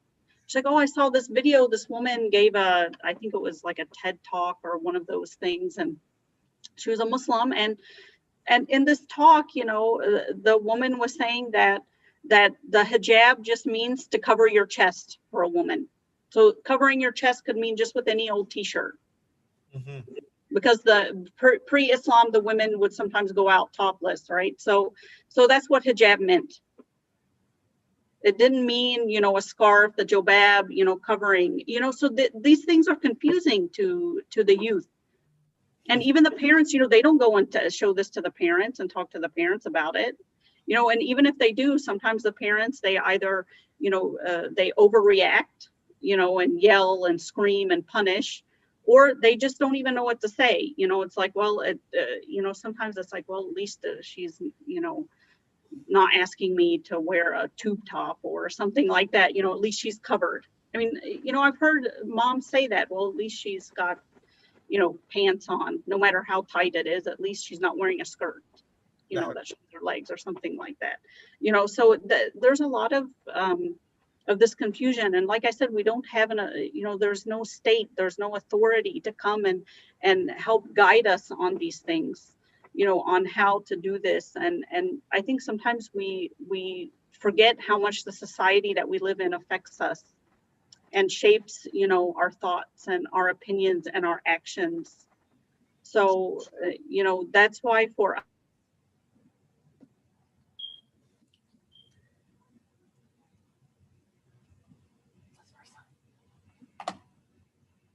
I think we got disconnected here from the sister. Can hear and they can learn and inshallah. So that's sister, there's been a question that it seems like everybody wants me to ask, which is, it's on that, how did you come to Islam? I mean, everybody wants to know, how I guess the conversion story. Oh yeah. I think yesterday too, I heard the brother and sister say, it's a very long, it's a very long story. So, for me, it was, I can't pinpoint one particular thing that it was, but I know from the time I was, 18, I was a freshman in college. 9/11 happened. And just, I can't remember exactly what it was, but it was like, I started getting interested in, finding out what was going on. Like, what are they talking about? Right? Like, what is going on here? What is this stuff about Islam? And I also had a professor at my university. I was doing at that time a minor in political science. And he was not a Muslim, but he had visited like Chechnya and Palestine. And so he would talk a lot about the Muslims and about Islam and how, he was always amazed by them because they were oppressed so much, because they were Muslim. And but still they held very, like steadfast to their deen, where he's like, I think most people like here would just, they would just say, forget it, leave me alone. Well, I'll do whatever you want. But the Muslims were not like that. And so I was intrigued by this, by what is causing these people, because he would show us the videos of what is happening, to the children, to the Zionist, soldiers who would just break these little boys' arms, and legs for no reason, sick dogs on them, and I mean, it was like shocking because I didn't know that this was happening. And still, like thinking like, wow, even under so much oppression, these people are still like, no, we're Muslim. Like Islam is our deen, like what is it about Islam that, holds them so tightly? So I was curious about it. And, I'd sometimes pick books. The MSA there was pretty active. And so they used to hand out books and stuff like that. So I would always take them and, here and there I would read it. And just over the years, I would just be in, and I was a pretty like politically active, in politics and, feminism and all of these things. So this was like my life before Islam.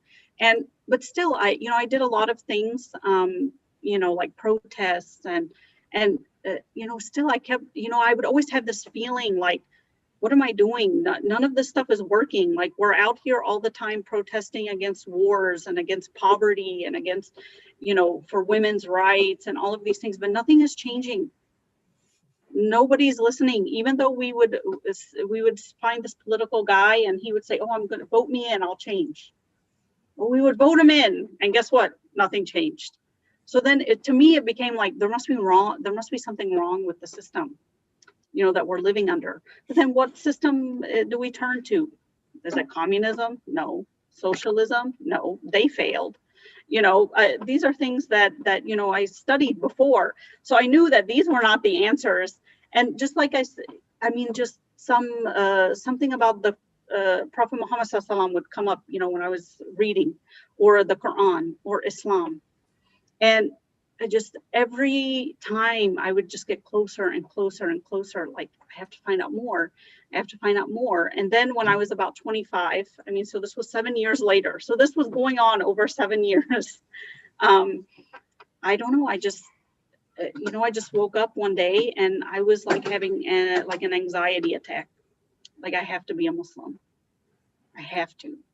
And then I just have to do this. And so I called my friend, who was a Muslim, and she called her brother, who was a MSA in the MSA, and literally within a couple hours, the MSA president called and said, "Hey, come to the masjid. We got some sisters here. You can say your shahada." And I just made it a very short story, but as soon as I said the shahada, I've never felt a peace like that in my life. It was, subhanallah. And that's when, later on, when, after I became Muslim and I started, learning more about Islam and, what, the way Islam deals with things like racism and, genders and, the relationship between, parents and children and husband and wife and all, public and private, mahram, it all made so much sense to me, even coming from like a feminist, background, which a lot of people have a problem, with the gender segregation and the clothing and all of these things that women have to go to. But, really, Islam is the only deen that answers all of your questions. And when it's put into practice, you feel like always, you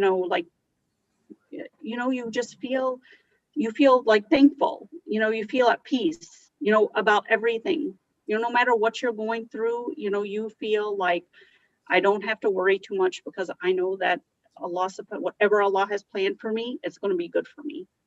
And only Islam does that. Sister, let me ask you, there's few questions, but you mentioned oppression and, do you think that the youth today, the kind of work that you were doing, you're not even Muslim yet, and you were talking and standing against oppression, and that was one of the reasons what actually caused you to look into Islam, that you were saying that there's so much oppression going on. Do you think that the Muslim youth today, especially in the West here, or let's say even in Chicago or do you think they're aware of the oppression that is taking place in the Muslim world? Probably not too much. I think that, they do see, on the news or on social media, like what is happening, with the Rohingya or with the Uyghur, Muslims. I think so. I'm talking about like the 16-year-old, the 17-year-old, the 18-year-old, the 15-year-old. Do you even think they even know the word Rohingya? A 15-year-old, if you go and you talk to a 15-year-old saying, "Hey, that young?" Probably not, because I think here we're very easily distracted by things. We have our video games, we have our hangout time, we have TV, movies, whatever they're doing. I'm a little bit out of, I'm kind of out of it with all what's in and hip nowadays, but you know what I mean? There's so many distractions. But what I have noticed is that there are some, youth who do see things, because they share these things like on Instagram or Snapchat, about, oh, this happened in, the boycott China, or, because of what they're doing to the Uyghurs. But I think that because we're so detached, that it's something that, oh, it's only, there when it's in front of you. But then when you're done looking at it, you can forget it. And also, they don't know, like what the solution is, right? The solution. What are we supposed to do besides share this, this meme or whatever on our social media? So that's where I think, when we're aware of what the solution is, this is when we're talking to the children, to the youth, we should be making the solution, the center of, what the problem was, and then what the solution is. or what the problem is and what the solution is. No, that's true. Of course, I mean, if you don't have a solution, what are you going to work for? Right. That's true. The thing is, sister, I mean, mashallah, both you and your husband both are so active in the Muslim community, in the dawah work, and being aware, and you're making sure your children are aware, and we now, especially in these days, you have a lot of 39, 40, 45, 30s, 40s, men who are, what advice do you have as a wife also, right? As a, you're making sure that your husband is also active in the da'wah, and that helps you yourself learn more, understand more, pushes you to get your children involved in learning the deen and things like this. Right. I mean, what advice do you give to that age people who are our age, let's say, in many ways, to kind of get their act together, right? To understand what their purpose is. I mean, is it just about buying cars and getting homes and talking about football and basketball and this, chit chat, waste time, or just talk about work? Or should there be a bigger purpose in life? And how can a wife, and a daughter, or help and support in that cause?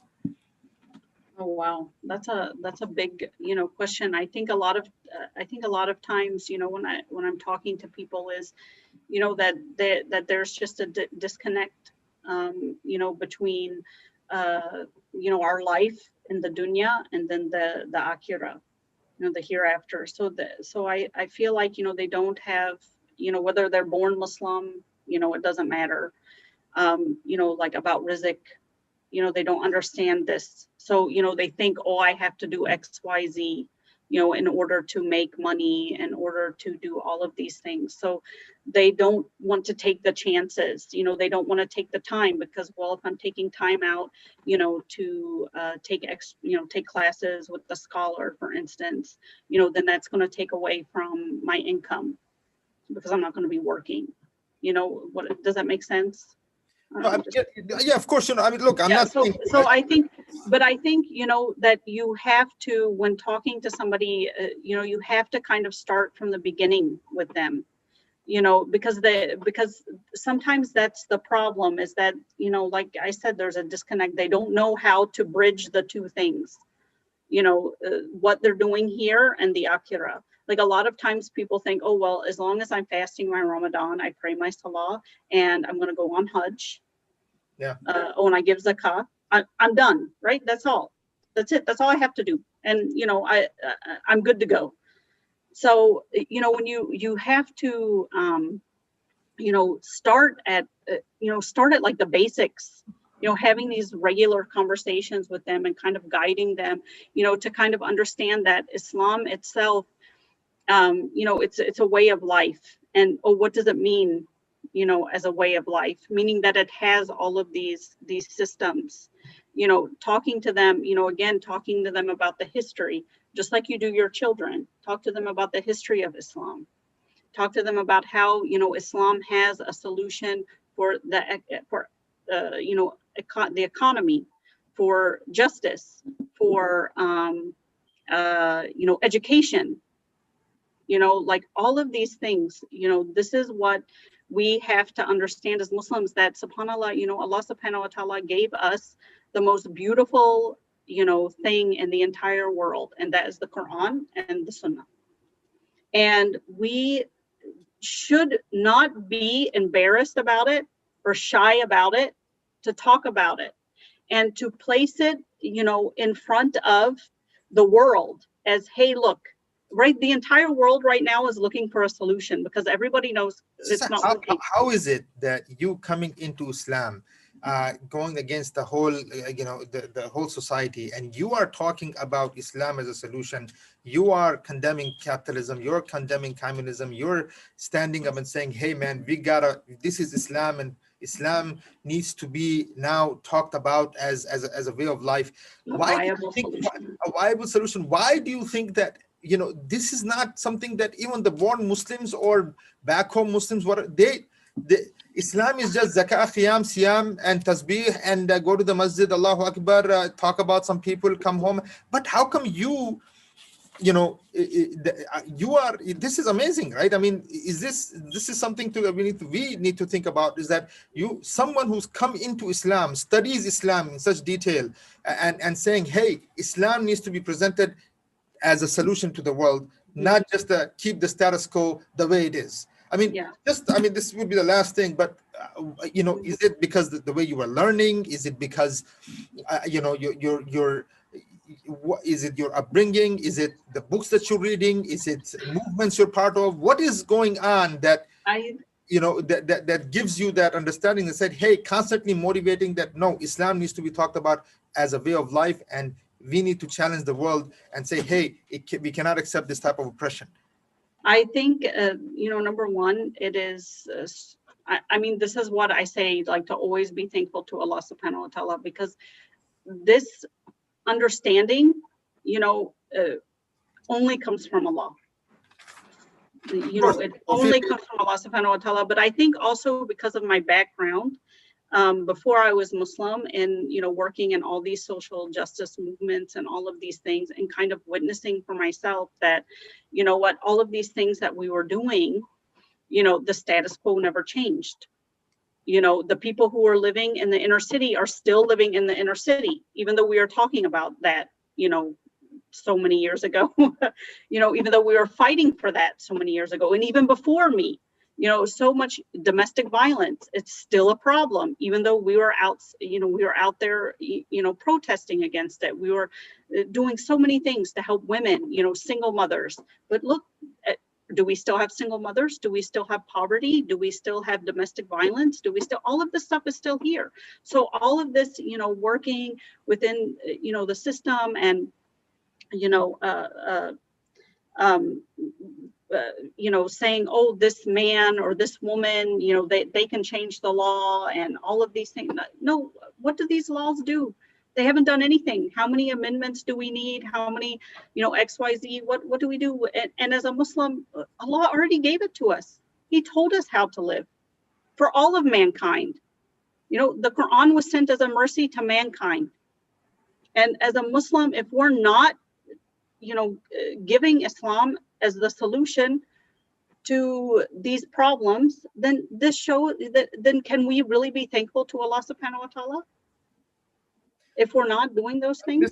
That's what I'm saying. I mean, sister, you know, what's amazing is that even scholars don't talk about Islam as a system anymore, right? So it is shocking to me. I mean, and I'm and at the same time, I'm grateful, Alhamdulillah Rabbil Alameen, that the mothers of this ummah are talking about change. And this is a huge, this is really gives us hope that even if the ulama don't want to be brave enough to and come out and say, hey, Islam has a system and Islam can challenge this kufr, whether it's called capitalism, democracy, whatever name they give it to as an excuse for its failures. But Islam is solution, Islam. And this is really, alhamdulillah, really, I mean, you know, our discussion was being thankful to Allah subhanahu wa ta'ala, and really, you know, I'm thankful to Allah Azza wa Jal to see that the mothers of this ummah are teaching their children that Islam is the only way out. This is what's going to give us success in the dunya, and this is what's going to give you success in the akhirah. I mean, this is not just about even the dunya, but both the dunya and the akhirah is only, yani, ulaika humul muflihun, they're the only ones who are successful. Wallah, sister, jazakallah khair for this conversation. It was a very, very enlightening conversation, a refreshing conversation. Actually, I'm very thankful we had this conversation. I think a lot of people will be watching this, especially those who are coming into Islam. And I really, you know, ask the brothers and sisters who are coming into Islam to look at this and say that, look, we need to, because, you know, one of the things that I'm seeing is a lot of the brothers and sisters, whether those who are born Muslims, those who came into Islam, in many ways they're being duped, meaning that, you know, we just follow scholars. We never open up a book and see, hey, what is Islam really about, right? We are told as if we are dumb. We can't read the book. Oh, you can't read that book. You can't understand that book. Or you have to be a scholar from some whatever, and you have to follow the Islam I'm gonna give you. And then these guys go out, open another book, and they say, whoa, how come I didn't know this? How come Islam is such an amazing system? How come nobody ever taught me that? You see what I'm saying? So, subhanAllah, I mean, that's what, you know, amazed me, that you are telling us about so many things that I don't even think many Muslims are even aware that Islam has a Islamic, a social system, a political system, a foreign policy, how to deal with all kinds of issues, even if it has to do with education. Yep, subhanAllah. Jazakallah khair, sister. Wallah, jazakallah khair. Jazakallah khair. And thank you for your time. May Allah subhanahu wa ta'ala protect you and your family. May Allah protect and preserve your family. And inshallah, we will continue to have these conversations. Inshallah. Inshallah. Jazakallah khair. Amin wa yak, sister. Amin wa yakum. Brothers and sisters, inshallah, we are going to conclude this discussion. And the next we have brother, the topic of family crisis, culture versus Islam by brother Victor Ortiz. And we will have brother Abdul Muqit, who will be moderating this coming lecture. And after that lecture, we're going to have the preservation of the Quran. An amazing conversation will take place with Mufti Yasir Nadeem, inshallah. Make sure to attend that and make sure to attend the next one. But we will be talking about a lot of controversial issues, about the preservation of the Quran, about the 7 huruf and the 7 recitals. We're going to talk about what some scholars, the discussions that took place of the preservation of the Quran and things like this. We will go into details of discussions. We're going to ask tough questions, inshallah. And stay tuned, biznillah, and continue watching. Jazakumullah khairan. Assalamu alaikum wa rahmatullahi ta'ala wa barakatuh.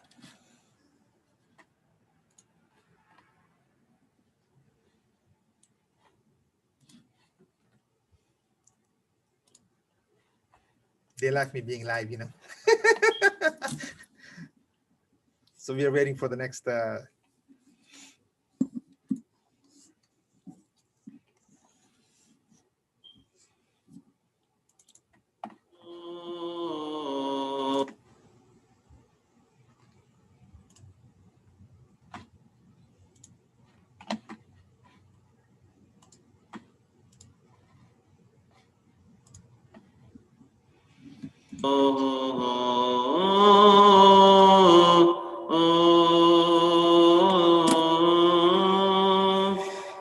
You guys are crazy. مصطفى منبع للصفا سيد الأنبياء مشعل في الوفاء كان في عطفه لليتامى فاء مصطفى منبع للصفا سيد الأنبياء مشعل في الوفاء كان في عطفه لليتامى فاء حن قلبي له فاض شوقا إليه ليس أرجو سوى شربة من يديه الصلاة عليه والسلام عليه للسماء ارتقى فأتى بالنقى وغدا وجهه نيرا مشرقا كان من عفوه حين حان اللقاء قال فلتذهبوا أنتم الطلقاء مصطفى منبع للصفا سيد الأنبياء مشعل في الوفاء كان في عطفه لليتامى فاء حن قلبي له فض شوقا إليه ليس أرجو سوى شربة من يديه الصلاة عليه والسلام عليه كان في هديه منهجا وسطا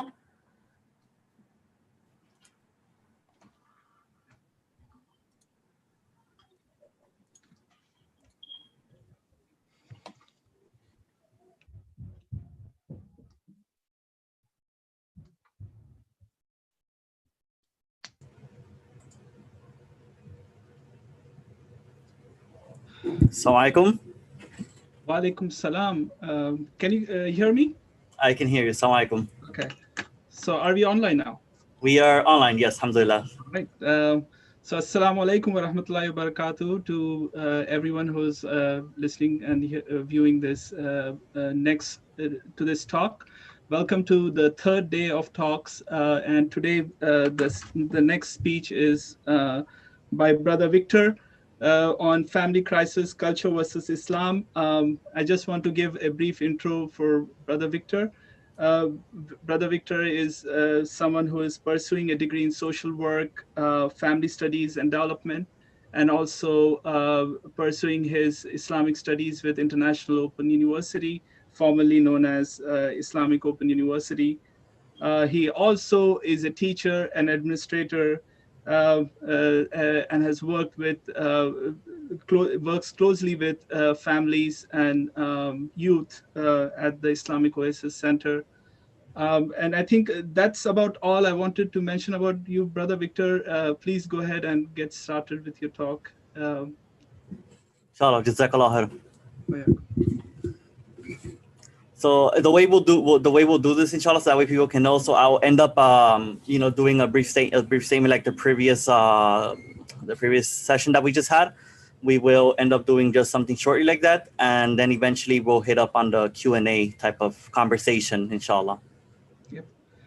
And I will try to collect the questions. So please keep your questions coming both on YouTube, on Facebook, and we will get those questions answered. Inshallah. Jazakallah khair. Assalamu alaikum, brothers and sisters. I greet you with the greetings of paradise. Peace and blessings be upon you.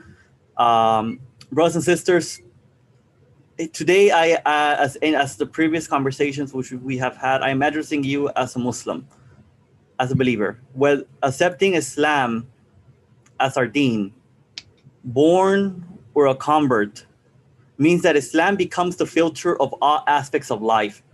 Islam is our filter which tells us what we can keep and what we have to remove. This filter decides what type of gatherings, food, dress, customs, manners, behaviors are okay and not okay for us to have. Anything else that does not contradict with Islam can stay. Though it is important to know that overall, the way we deal with our affairs and the compass of our life is through Islam, as Islam becomes our primary and main culture overall. The Islamic culture is that which has the basis from the Quran and the Sunnah. We are not talking about adopting cultural aspects from the Arab or the Indo-Pak world, because this means that we may end up adopting something else other than Islam that might be contradicting to Islam, thinking it to be Islam. We all know Islam is the solution to the world and mercy to mankind, and the only deen that Allah subhanahu wa ta'ala will accept. Allah subhanahu wa ta'ala is not going to accept any other way of life other than Islam. And this is very, very clear for us in the Quran. And Alhamdulillah, we are all believers in this deen that Allah subhanahu wa ta'ala gave us, implemented as a whole, not one hadith or one ayat. Islam is a whole system. The only way to harvest its fruits is by implementing it. This implementation needs to be initiated in the family, because it's within the family cycle where issues arise that affect the society in a social level. Society affects family, and the family affects the society. It goes both ways. It goes hand in hand. Once again, it is when Islam is implemented fully, the family structure becomes strong. Gaston Jez, a Swiss family law professor, stated in respect to the times when Islam was implemented as a whole system, and inshallah, may Allah subhanahu wa ta'ala bring those great days again for us. Islam gave birth to the strongest family hearse in the world, and this entity founded a public life which has never been seen in history of any nation. Allahu Akbar. Family crisis is a very big topic. It has many elements intertwining, but the fact is that Islam is not being implemented today. Brothers and sisters, the problems of 1,000 years ago, 2,000 years ago, whatever 1,000, 100 years ago we can go, yesterday, today, and tomorrow are no different than today. These issues may just be painted or perceived differently today. Our needs and desires are the same. And Islam came to address this issue, how to deal with these needs and desires comprehensively. Unlike the society today, which is capitalism, live life to the maximum of pleasures, Islam came to bring to us the order to society and for the family circle. This is why issues like adultery, homosexuality, fornication are social issues that affect society as a whole, rather than those that pursue harmful individualistic whims and desires promoted by liberal freedoms and the so-called gender equality and the poison of feminism, which has destroyed families. Very, very common today, this poison of feminism, which are some of the primary units, like I said, are destroying families. The system, the Nizam al-Kufr, wants to target our families. We are seeing it today, such as the countries that took direct war against Islam, like France and Austria. An individual from a society that has the basis of worshiping individualism takes it as an opportunity to achieve all his desires. There is a crisis affecting the unity of the Muslim family due to the environment of the non-Islamic values and the laws which surround us and our communities under the systems that we are currently living under. It is clear, brothers and sisters, a society based on injustice cannot produce justice. A couple raising children on blind cultural, social, economic beliefs will further build marriages based on lies and temporary. It's all just about maslahah. Where can I benefit? Where can I find my benefit? Islam no longer provides that compass for us that we need to have as Muslims. Brothers and sisters, like I mentioned, I am speaking to you as Muslim, and we are Muslims, and Islam is our ultimate guideline upon anything, no matter what. And it is sad that to see that now it's all about benefit, where to benefit, even if it means to compromise on the aspects of the deen. This situation of COVID has brought to light the truth of this society and the crisis happening within families. But today's discussion is about the crisis as a whole within the families. And we have seen, the numbers of domestic violence that have come, and the sister previously was discussing these issues that we are seeing within families. Fundamentally, Islam is our ultimate culture, and we build our community bonds based on Islam, not on the false flags or our cultures or on these false unities, these false bonds that are not Islamic, such as nationalism, tribalism, culturalism, and I could keep going on with the list. Our homes should be lightened by the light of Islam. The way we deal with our children, spouses, families, and society should be based on Islam, not our culture. Culture only brings division. Many families fall into this problem because they say, I deal with such a problem. I deal with this problem in my family like this. And then the other person might be, no, when my parents say we do it this way, or in my culture we do it this way. Where is the Islam?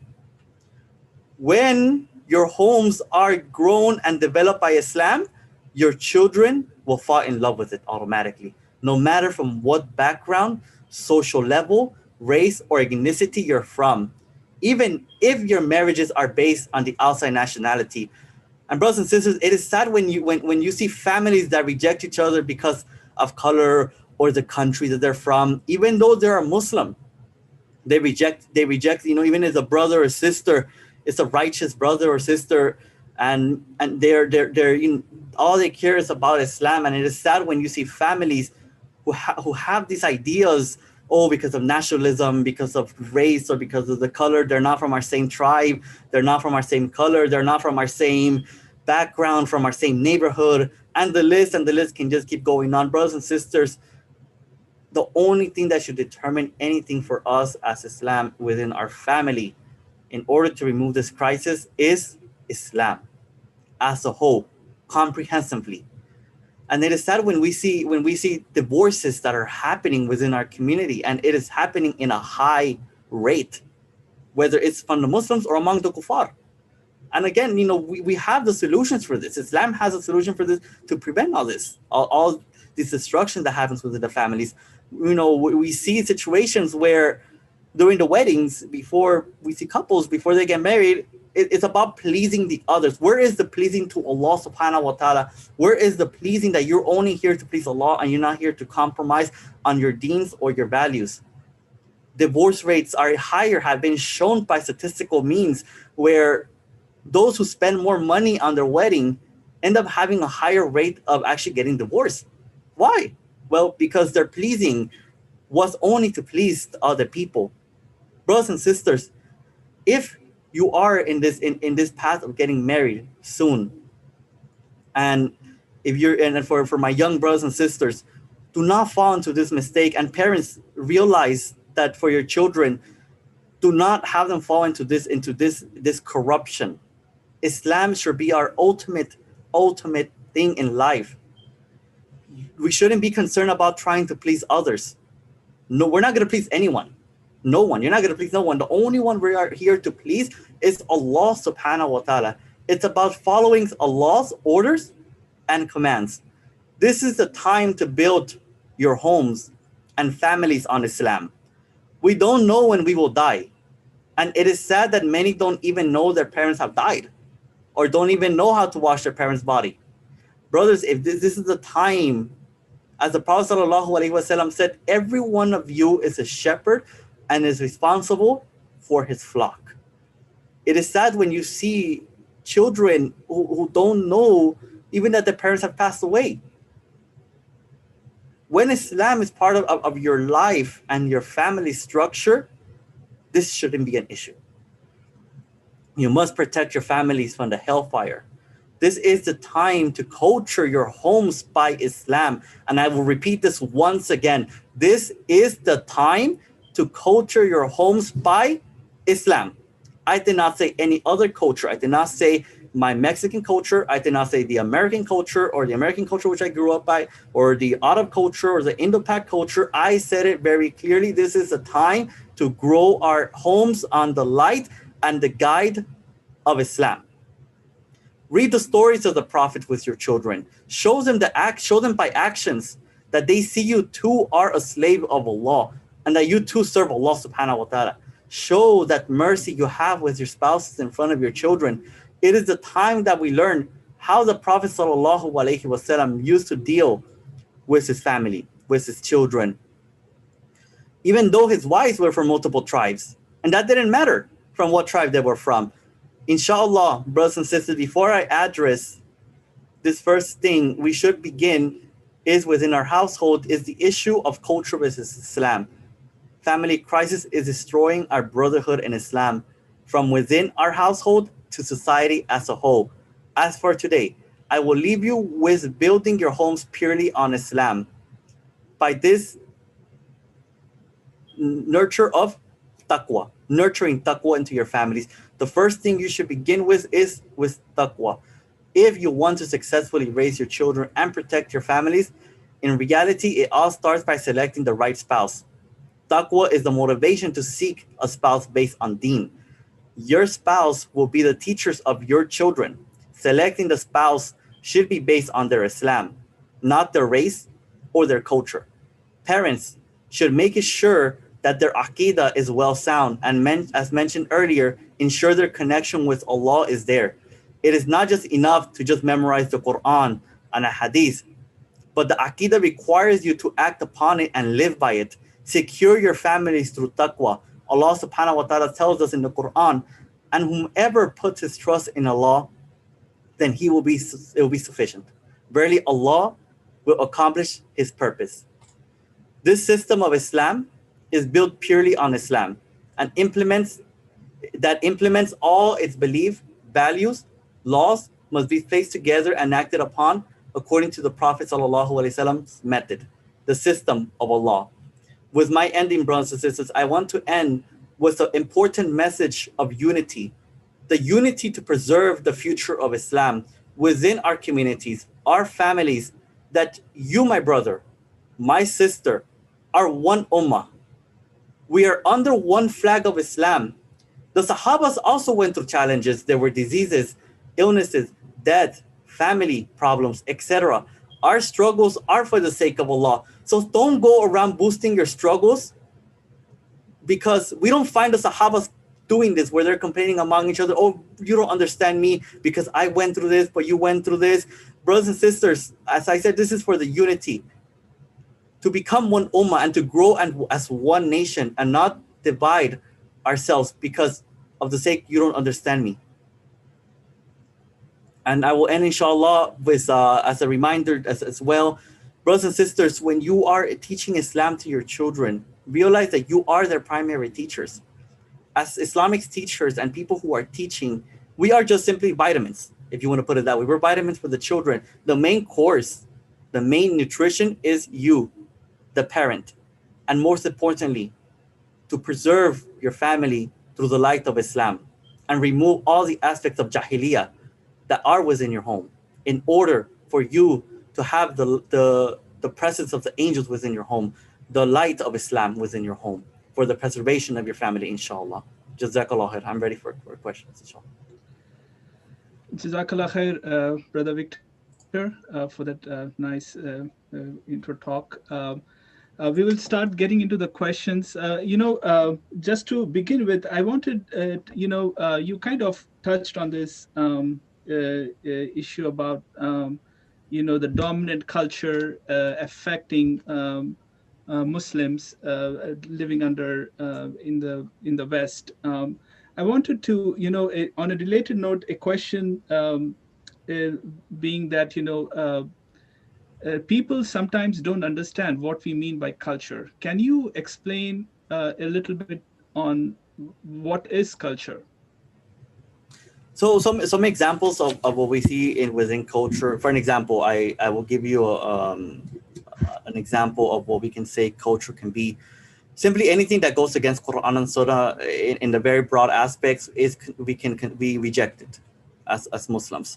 And as far as what culture, as an example that I can give you, for example, it is very, because Alhamdulillah, I working with different families, and one of the things that we see even among, like, in the subcontinent region, is where you do see, like, the dowry being asked to the bride's family, rather than it's actually the other, supposed to be Islamically, the dowry comes from the groom's side.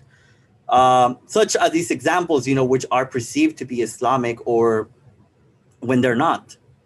And even, for an example, like as reverts, sometimes where certain things which we had before that are not part of the Islam. And we're not talking about, because sometimes when people might say, oh, well, you're saying that, for an example, like you say, hardworking, or family, having that family communication. Are you saying we should reject this? No, that's not what we're saying. Allah subhanahu wa ta'ala told us real clear to have those family ties with our families, and as well with those who are around our circle. That's not what we're saying. So just to make it clear, we are talking about anything that goes against Quran and the Sunnah. Right. One thing I have noticed is sometimes, when you kind of discuss with Muslims in general, about the haram and the halal. For instance, we are right around holidays. So one of the things that always comes up is participating in the holidays which are not Islamic. There seems to be a confusion about what culture is, and they kind of. So one of the responses I have often heard is, you don't want to celebrate these holidays, then you should not basically use, somehow they also equate it with using phones, technology, and, essentially anything that we see in our modern day life. And I feel like because of that confusion, it kind of they enter into a very dangerous territory where, they kind of equate Islam with not being able to answer or have answers to our questions, to our life today. And it's something that is in the past. And they end up into the situation where, they kind of reduce it to Islam being something within rituals, and then they kind of overlook the haram and the halal in these aspects, like in terms of the holidays that they celebrate and any other practices that they have. And I think over there, the problem is that they cannot differentiate between culture and what we would call as material progress, or what it's So that's where very important, the hadara versus madaniya. That's correct. You want to elaborate on that?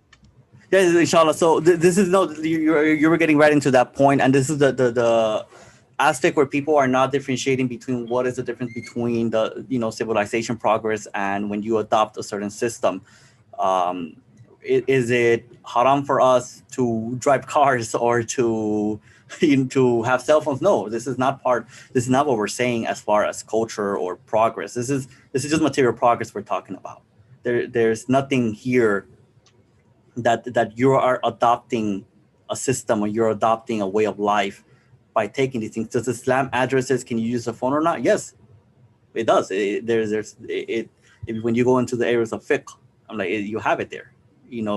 Now what you do with that phone is where it decides to be either halal or haram, right? So this is the problem, and like we were discussing, this is the responsibility in which teachers need to really emphasize, like, there is a difference between material progress versus when you adapt a system or you adapt ways of lives. That's correct. Islam, when we say, we take our culture from Islam, our culture, as everything in our life has to emanate from our aqidah, right. As a Muslim. The culture, people kind of, even the fact that,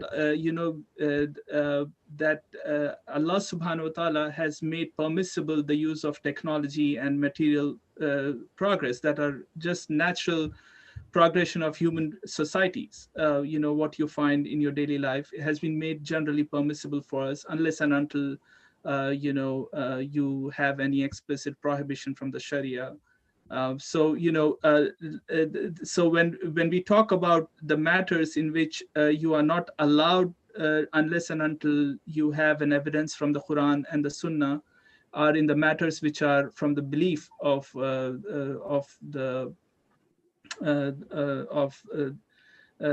from a foreign belief, for instance, which is the case in the case of the holidays, which are based on not just a foreign belief, but a belief that contradicts Islam. Right. And that's people need to. I mean, that's kind of I have seen this confusion in people when it comes to culture and the general material progress that you have. That Islam has no problem with material progress, using technology and the. We're using technology right now for we're using technology right now for this. Yes. This means right now. Yep. On a related note, one of the things that also comes up, and I think in some of the discussions yesterday we also kind of touched upon it, but a lot of times people when you say that, Alhamdulillah, you made a very good point where we got to culture our homes with Islam. Right. I feel like it would need it needs a little bit of unpacking there in terms of what our reality is, and you did mention about a dominant culture which is kind of the air we breathe. This is which is shaping our ideas, our thoughts, and essentially. This is the environment in which our families and ourselves are living under. So can you unpack a little bit on the role, how important it is to identify this dominant culture and make sure that we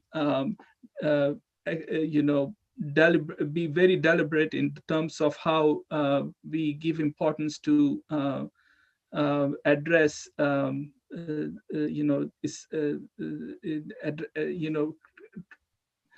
prepare our families to challenge to not fall victim to this culture. And you did discuss the lot of problems that we face because of this dominant culture that is prevalent in Western societies, and now, of course, it's around the world today. Wherever you go, you see these same problems propping up, unfortunately, even in Muslim societies. Right. So we see this. This is not an issue only exclusively to the West or to here to the American society, which families are getting affected by what we can say the system. This is happening throughout the world. This is because of the primary thing here is that Islam is not being implemented as a full system.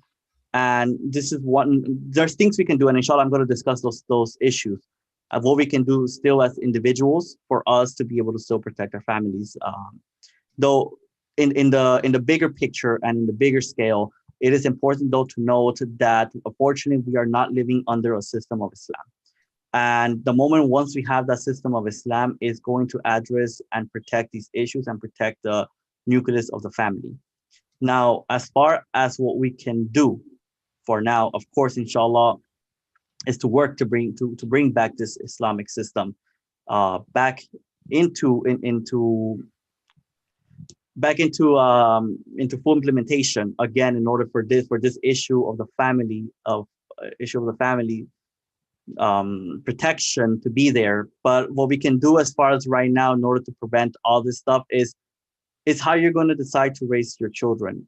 And there's many brothers and sisters, and alhamdulillah, mashallah, you're another example for this one. Is we're not married to people from our same background, right? So that plays an important role where we don't decide, and your decisions are not based on your background. You decide, look, we're going to decide from the beginning, from the moment that you have decided to make that relationship, everything's going to be based on Quran and Sunnah. And the same way your children is going to be brought upon Quran and upon Sunnah. So being so, you have to do the best into, of course, the steps in which you remind you like I was mentioning examples, come together, read stories of the Sahabas, read the Quran. You have to and prevent as much possible from reaching into damaging the family cycle.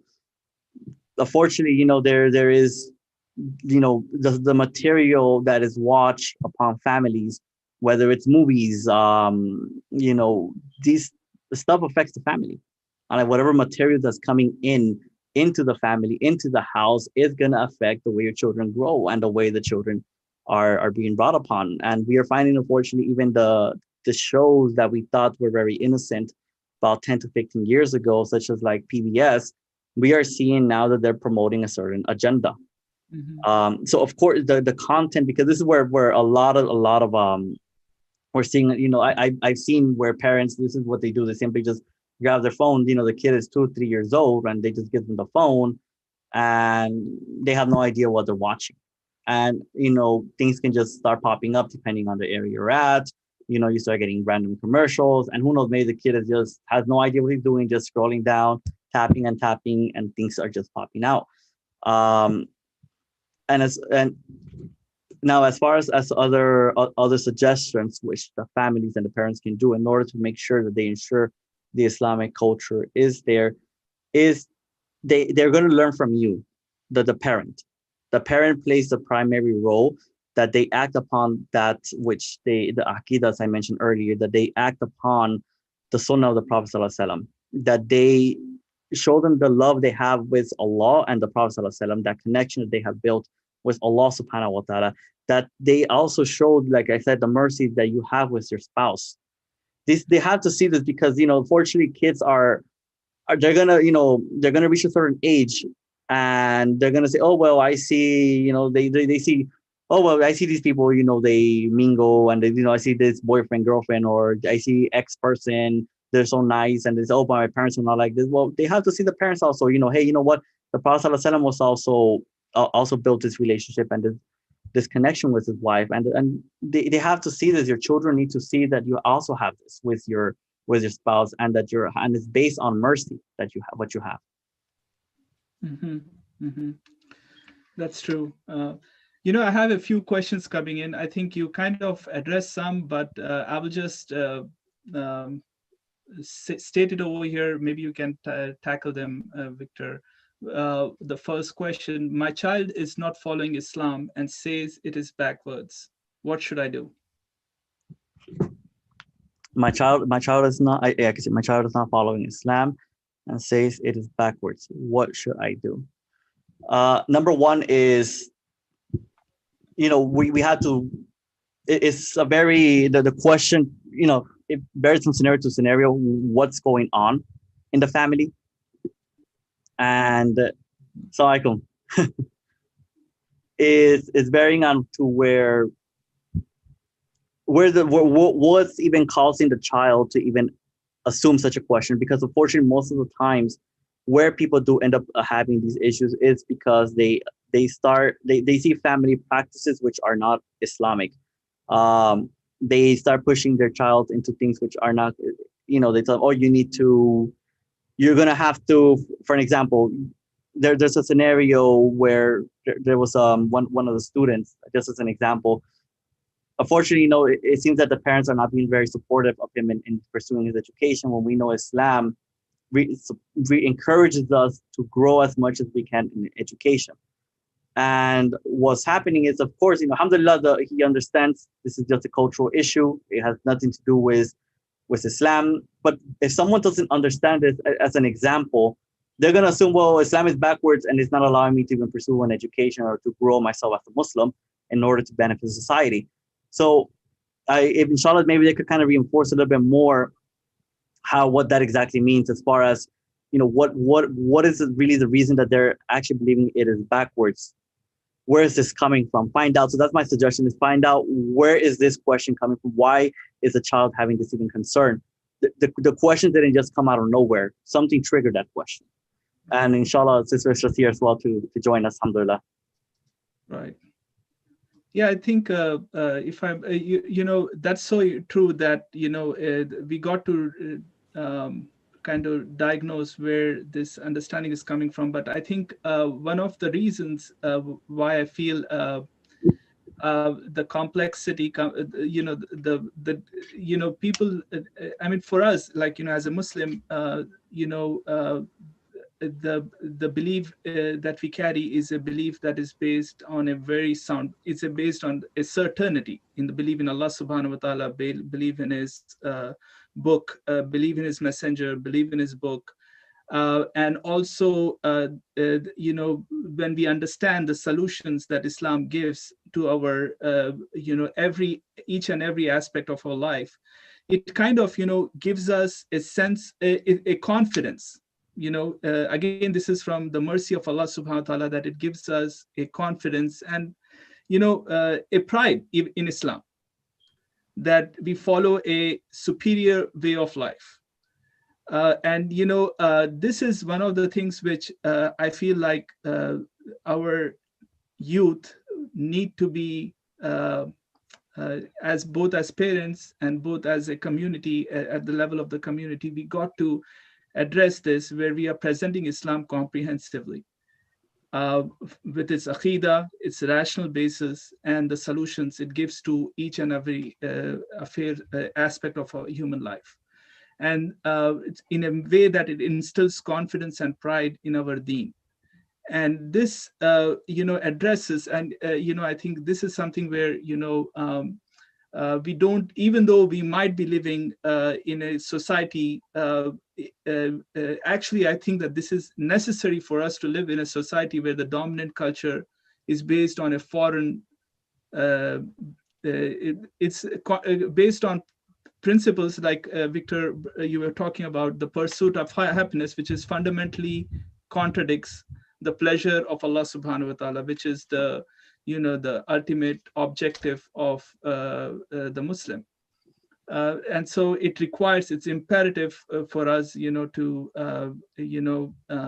build that intellectual basis, or, that foundation where our children understand, the Aqidah in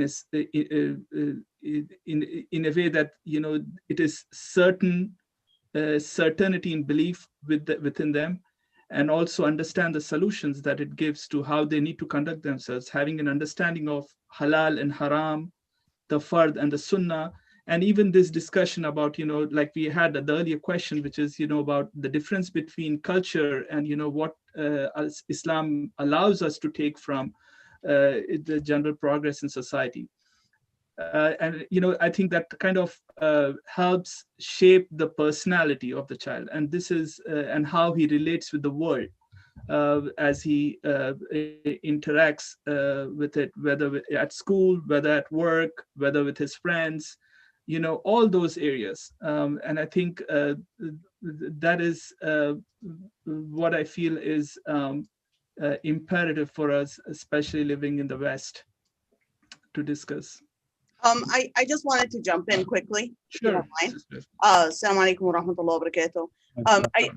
I think there's a couple of things that we really need to focus on, right? We're saying, yes, Islam is the solution and all this, but people kind of feel like the idea that, well, this was back then and I can't relate to it because I'm dealing with totally different situations, right? Yes, we are facing with families losing their youth to atheism, right? We are dealing with issues where there is domestic violence within Muslim homes. Divorce is on a rise. We are dealing with, kids are on drugs. We have so many situations and issues happening today. We have a lot of single mothers who are bringing up their kids. I'm sure somebody's sitting in the audience and thinking, well, I'm a single mom, and I don't know what to do with my child. I have children. I have to work, and I think what we need to first realize is Islam is for all times, right? And subhanAllah, if we actually kind of reflect and look back and actually look at the seerah and look at the stories that were provided, I mean, we kind of look at them as fairy tales, but really these situations or stories were mentioned to us of scholars, companions, the prophets, to kind of for us to go back and relate on them, right? To reflect. And we're constantly told this in the Quran, the idea that we need to reflect, that Islam is for those who think, right?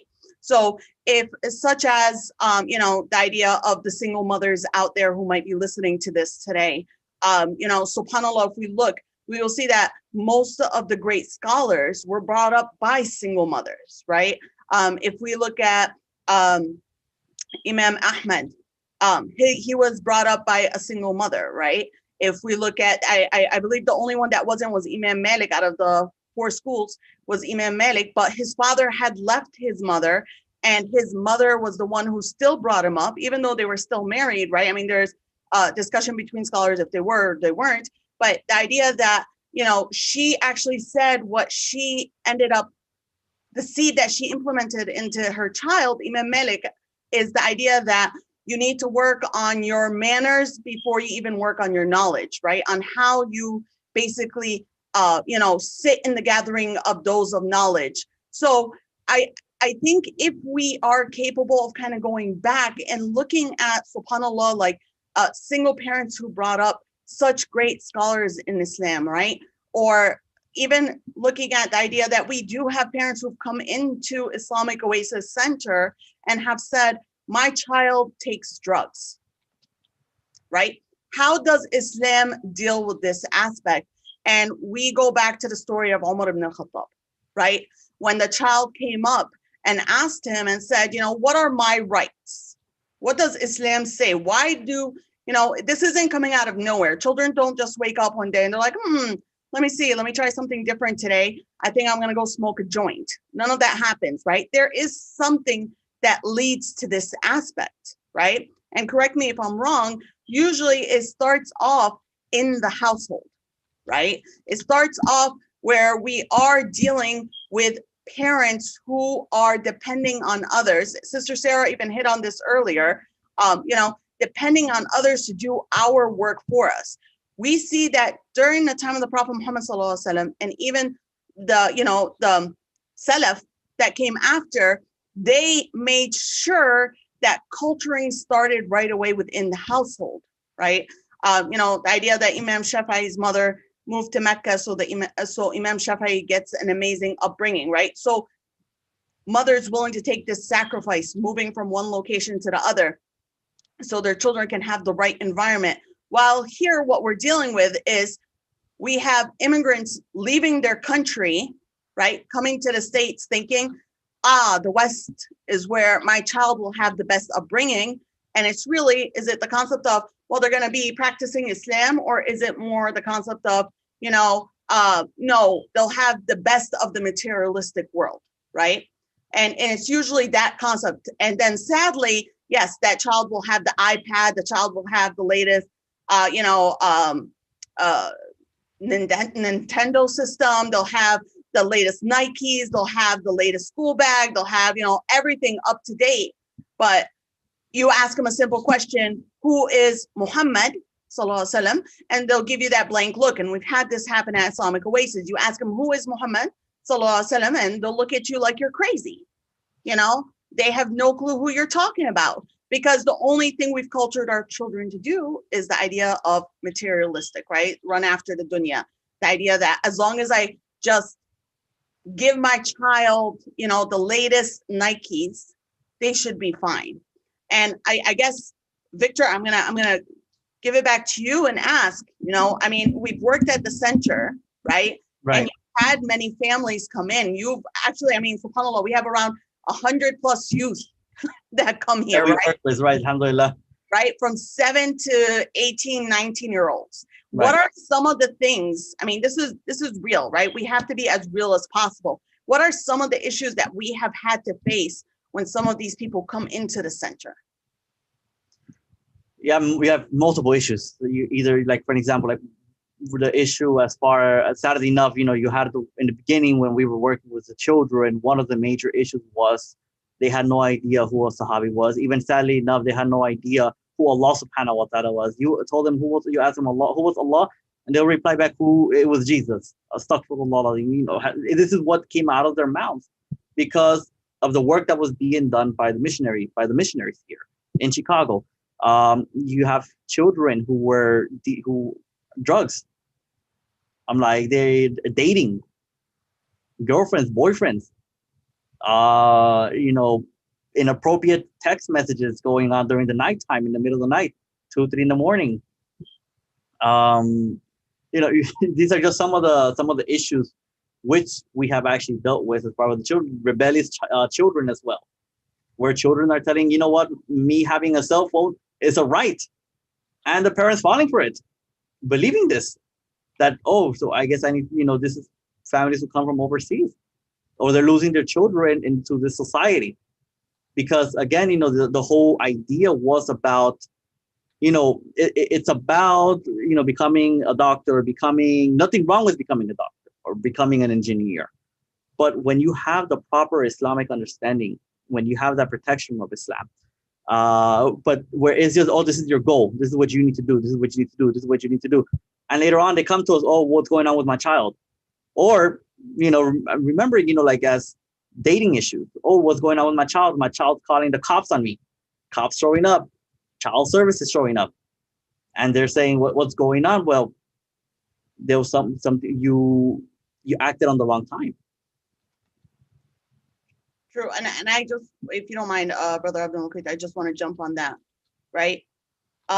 It's also, right, it's the idea that we're not saying youth will be not rebellious, right? But the idea is that we think madrasas, like the idea that if I put my child to memorize the Quran, then, and this is what we kind of jump on is the idea that when the child memorizes the Quran, then the parents get a taj, a crown in Jannah, right? So parents are always like, yes, let's make sure our children memorize the Quran. So you'll have, mashallah, like you have millions of hufaz, right? And, they're hufaz only during the month of Ramadan. And then throughout the year, they're smoking pot around the corner, right? And you can ask them simple things. And sadly, we've had some who come in and you ask them, so why did you do hifz? And they'll be like, because my dad forced me to, because, you know, he wanted to walk around and tell everyone that, hey, I learned the Quran, and show off, right? So it's not even, you know, and sadly we have this saying, even a parrot can memorize, right? Can mimic. And when you have all these youth, all these children being forced to memorize the Quran, and they don't even have the basic understanding of Tawheed, the oneness of Allah, who they worship, how can they even fall in love with the Quran, right? How can they see that this is the book of Allah? How can they say, oh, it's not enough for me to memorize, but I need to implement this in my life? And this is what we're not realizing, is if we look at the Sahaba, right, subhanAllah, it wasn't about how many verses can I memorize and just bleh, say it again, right? It was about, I need to memorize and I need to implement, right? So they would memorize and make sure they understood it, and then they would apply it in their life. And this is what Islam is teaching us, right? This is why we are dealing with all these issues, because yes, we have many people who can just quote, right? I mean, I've seen so many people who be like, this surah and so, and, you know, this verse says this, and, you know, oh, men are a degree higher than women, you know, so I can go and beat my wife.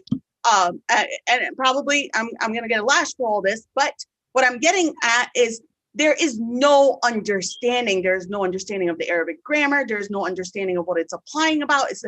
And they just take it and they run with it.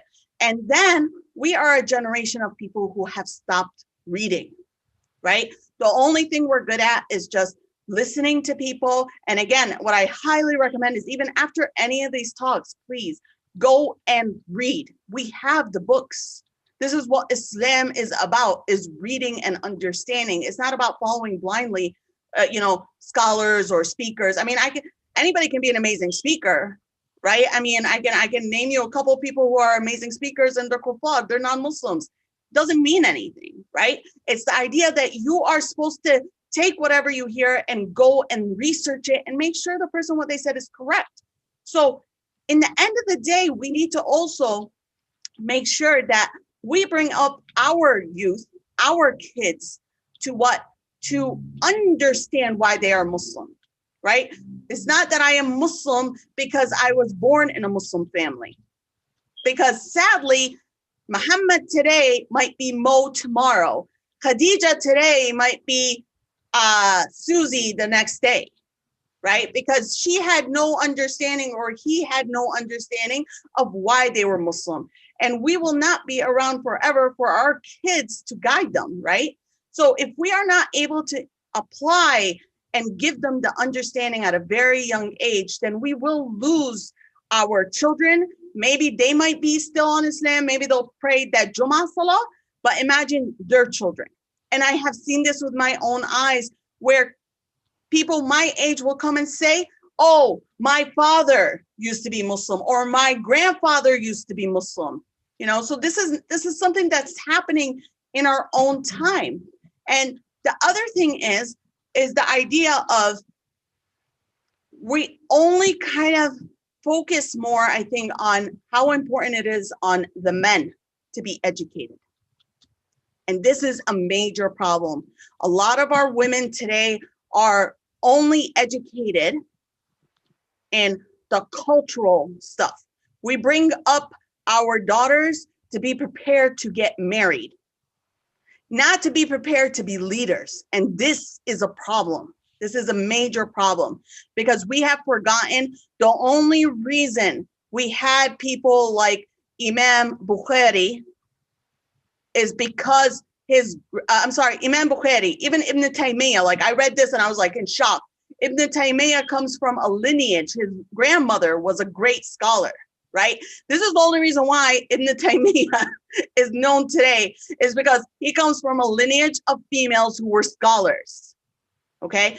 So we only emphasize on the importance of men, boys, halaqas, teaching, knowledge, right? But we have forgotten, if our women are not educated in the deen and the only thing she can cook is a plate of biryani, all right, or a plate of mahshi, or a plate of mulukhiyya, or, you know, some chipotle or whatever, right?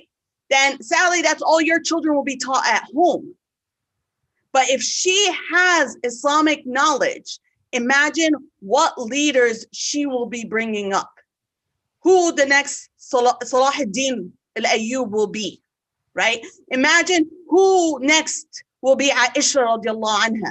She was someone who was a scholar. She was not someone who is, people said, oh, her voice was out. No, great men went up to her and asked for advice. They asked for advice, and we forget this. Khadija radiallahu anha was a businesswoman.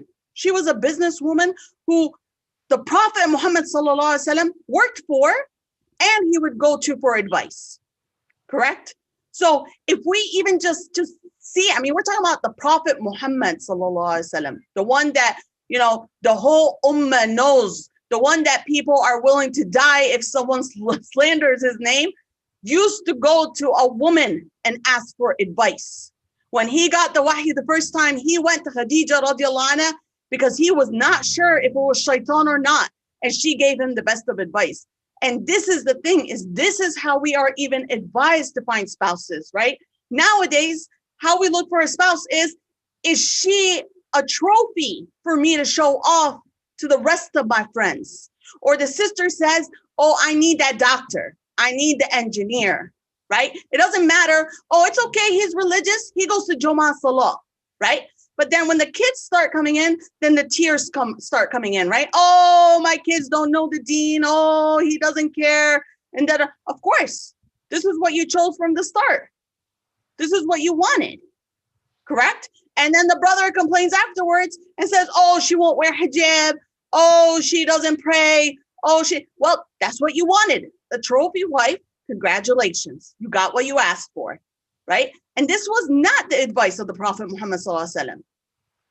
This was not his advice. He made it clear on how to even find a spouse, right? And the first one, subhanAllah, to die for the sake of Islam was a female, Sumayya radiallahu anha, right? She could have said, I don't believe. She was tortured, and she did not get weak. And we are talking about someone who did not have power. We are not talking about a woman who, had the Quraysh behind her. She was a poor woman from a poor family. And subhanAllah, they're mentioned in the Quran by name, and she did not give up to the point that she was split and a spear was put in her private. We're not talking about an easy task that happened to this person, right? So what we realize is the importance of every single individual that everyone has to play as a Muslim, female, girls, boys, men, elderly, because this is something we see throughout Islam. If we are weak in the mentality and understanding of Islam, then we have truly lost the upcoming generation. They will no longer say, I am Muslim.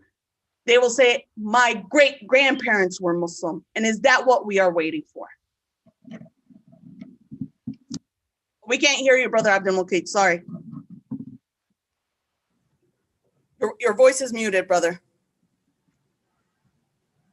No sound. No, we cannot hear you. About that. Jazakallah khair, sister. Sorry about that. I was on mute, but you make really good points, both yourself and Victor. And I just want to follow up on some of the things you have mentioned. This point where, you see this mentality, of sort of, it's kind of symbolic of a weekend schools of this mentality that, Islam is something that is relegated to a one-day a week, Saturday or Sunday. That's where my kid goes to school and understands about Islam. I feel like, this also comes from a mind, but the rest of the week, you kind of are being pushing your kids to do what is considered as, quote unquote, the normal for the rest of the society is.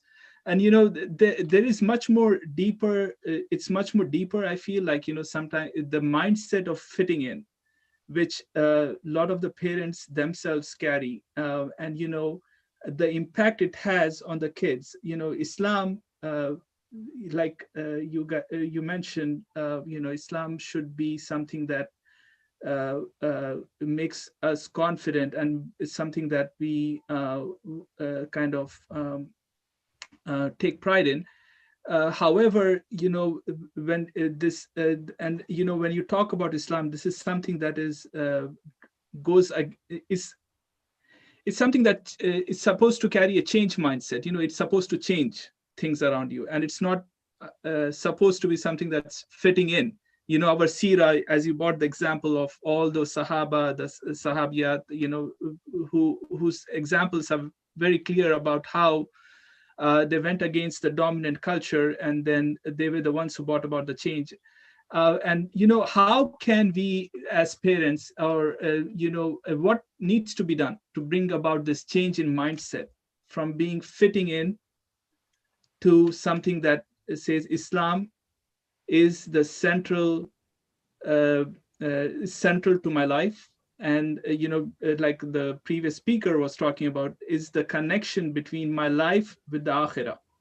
What can be done? What should be done in order to get there? Do you want to go ahead, Victor, first? Inshallah. One of the ways as Muslims that we're reminded is for us to realize that we are going to die, and that we are going to taste death. And Allah makes it real clear to us in the Quran. And we are reminded to visit the graves in order for us to remind that this is going to be our eternal home. Take your children, though this times of COVID, it is difficult, but inshallah, once this is all over, take your children, have them see the grave and show them this is going to be your eternal home. This is where you're going to be until the day of judgment here. Having them make that, when you remind them through this, it's not scaring. Some people might say, oh, you're scaring the child off, you're doing this to the child. No, you're having them realize, look, this is our purpose is to serve Allah subhanahu wa ta'ala. And this is where we are going to go to. Show them what life is about, because we cannot sugarcoat what life is about. For many people, this is a reality in every day.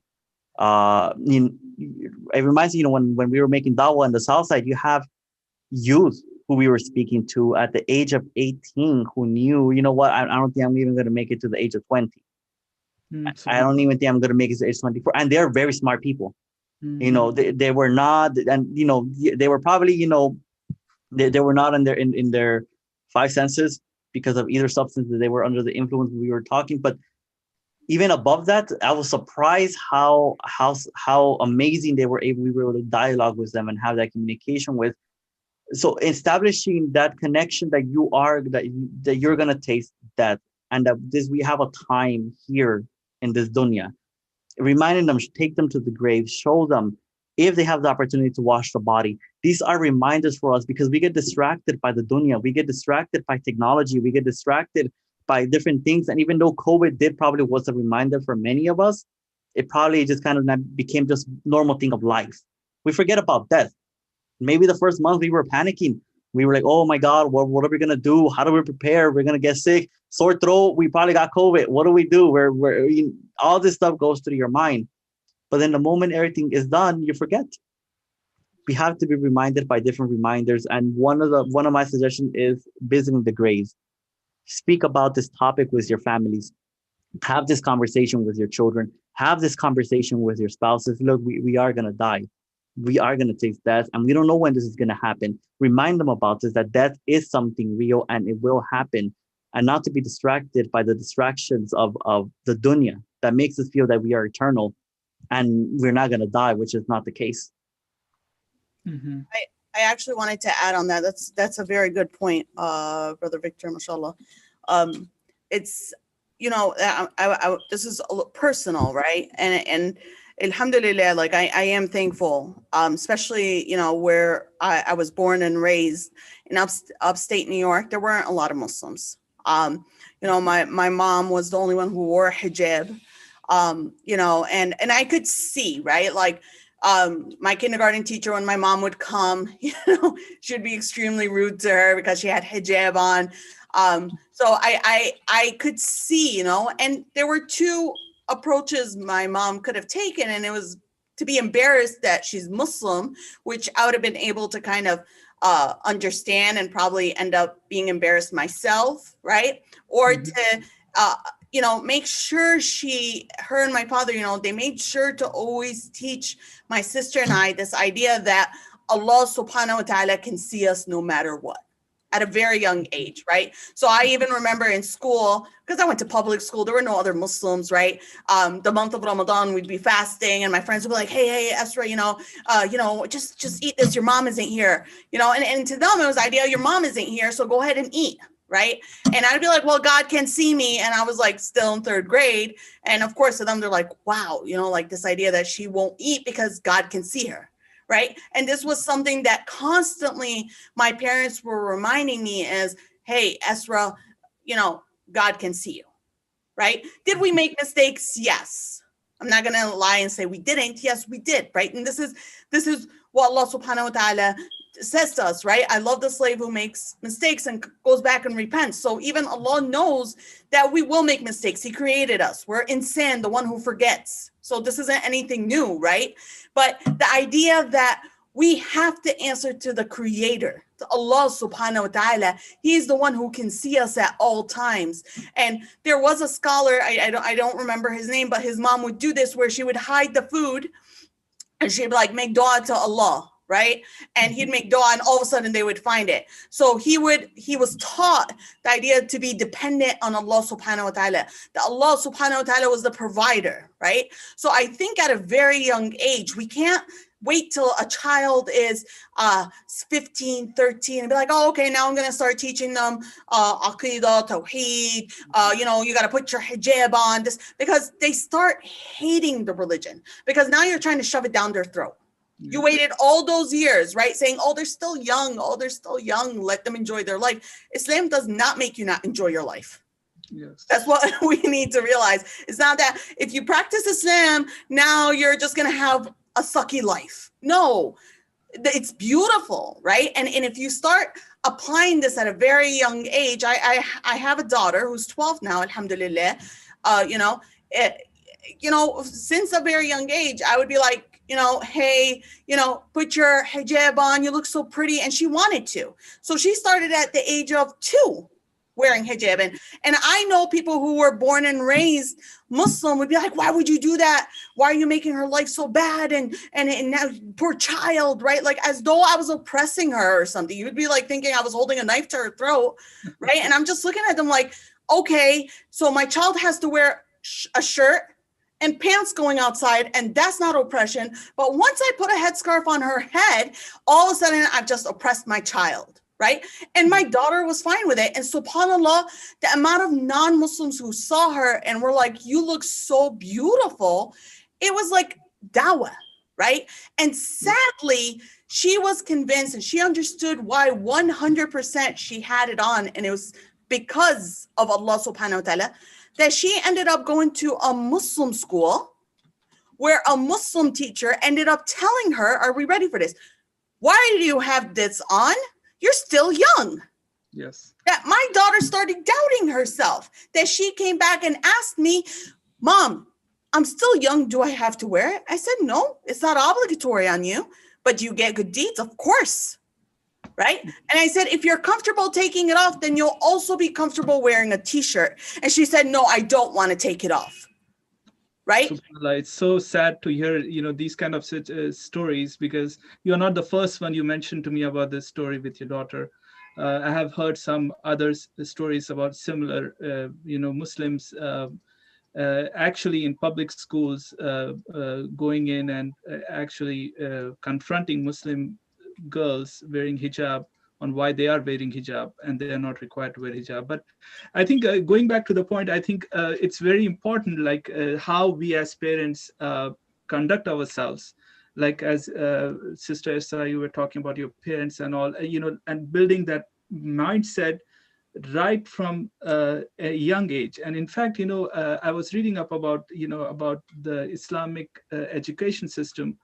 If you notice through the elementary age, the only focus is to build an Islamic personality and equip the child with the necessary understanding so that they can, when they reach that age of, baligh or puberty, they are able to know why they have to do a certain thing a certain way. And the one well-known example is just about the salah itself. We are told by from the hadith of Rasulullah sallallahu alaihi wasallam that make your children pray the salah at 8 itself, so that they are, when they reach the age when it's fard upon them, they already know and they are used to it, and they are able to then continue with that. SubhanAllah, it's a very important thing as parents that we focus on these areas. And as someone made a comment as well, we got to involve our kids, not just in living by Islam, but also carrying Islam to their friends, to wherever they interact with, and that goes back to, building that, that confidence and that pride in their deen, in their identity, that, they have something to offer to the world instead of fitting in. This is very essential to, as parents, to inculcate in our kids. And of course, it starts with us parents first. I have another kind of a related question moving on to, a lot of times, domestic violence. This is, to contextualize it, we have, one of the presidents of the French president make a statement, Islam is in crisis. And they and we see this, that's an explicit statement that a president made. But you have seen the, numerous campaigns made, to equate Islam with domestic violence, or as not providing the rights for women. And several other aspects of it, but these are two main elements that Islam is attacked upon, somehow equating that Islam is responsible for these things. Is there something any one of you want to take that question and address that? Victor, would you like to start, inshallah? Inshallah. So essentially the question is Islam in crisis, right? That's as far as right. What, okay. No, of course, we know that as Muslims, Islam is not in crisis. This is something which is unfortunate that is being done. Like I had mentioned earlier in the talk, they have pretty much just made an open ideological war against Islam into removing what we consider political Islam. That's what's happening in Austria and in France, where they're no longer allowing Islamic education to even be taught in family households. Mm-hmm. The reason why some people would say Islam is in crisis, but when you look into depth, what exactly are they talking about? They are actually afraid that Islam, because they see the resentment of the Muslims coming together, wanting to come back to Islam. And of course, we see the political situation in France. France is not in a very good situation at this moment. And this type of sentiment of Muslims wanting to come back under Islam, and Muslims will say, okay, well, what's going on? It is a threat, of course, to society. And France has failed the people multiple times, and people are realizing this economically, financially, sociologically. It has failed its people. Overall, the Western countries have failed its people, and any part of the world essentially running under capitalism. So it's essentially what's really happening is they're not looking at it as a religious issue. This is because of the full system that the people want to live by, and they're afraid that this will happen. Because as we see, there's no problem when we talk about secular Islam. Mm-hmm. There's not such a thing either way, but to even say anyone to follow any type of secular ideas, is very dangerous. For you to just say, well, Islam is just for the masjid, It's just something which I just do in the masjid, keep it at home. Sometimes you have, brother, keep this at home. Don't talk about this type of topic. Don't talk about this type of stuff. My brother, this is Islam. And this is what essentially they are afraid of. So, of course, in order for them to stop this type of Muslim sentiment that's coming together and awareness, they're going to have to make something Islam is in crisis. We are going to tell you because what they mean it's a very broad statement, but when you look at it into depth, and what Macron is actually saying is, look, we are going to define what Islam is going to be. What Islam is going to, the way you're going to teach Islam is about the French governance type of Islam, not the Islam from your books. No, this is no longer. We're going to end up choosing. Islam we allow. Yes, so the Islam that we're going to allow, it's going to be based on what we approve and what we consider okay. And unfortunately, we are starting to see this happening here in the United States, and we will not be surprised that this will be coming very soon. Europe as a whole is actually the one who is in crisis. The West and capitalism is in crisis. And essentially, they're afraid that their system is going to fall. So they have to blame something, right? We knew a recession was going to be coming in this year, 2020. We knew economics were seeing this. But COVID either coincidentally came in, and they're going to blame it on COVID.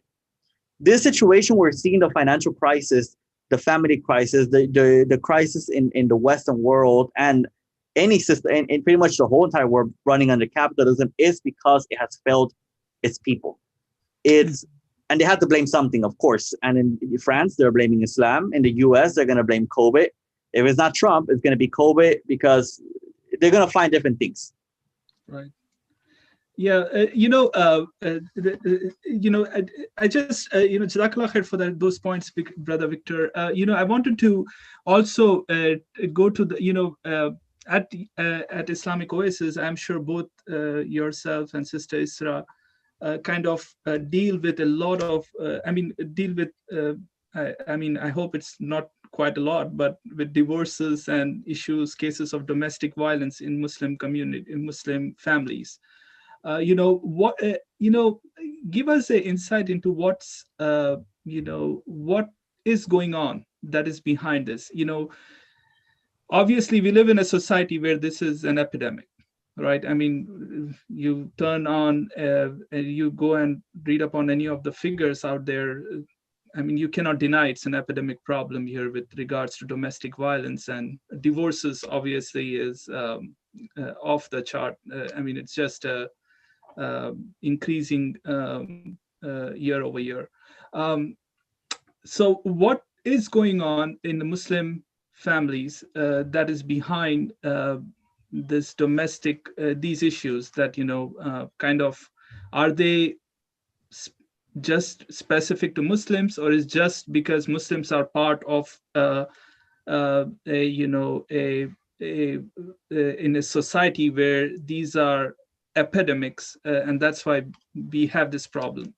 And how Muslims living over here can inoculate themselves from these problems? So if you don't mind, Victor, can I answer this one? Go ahead. All right. I think the question was addressed for you.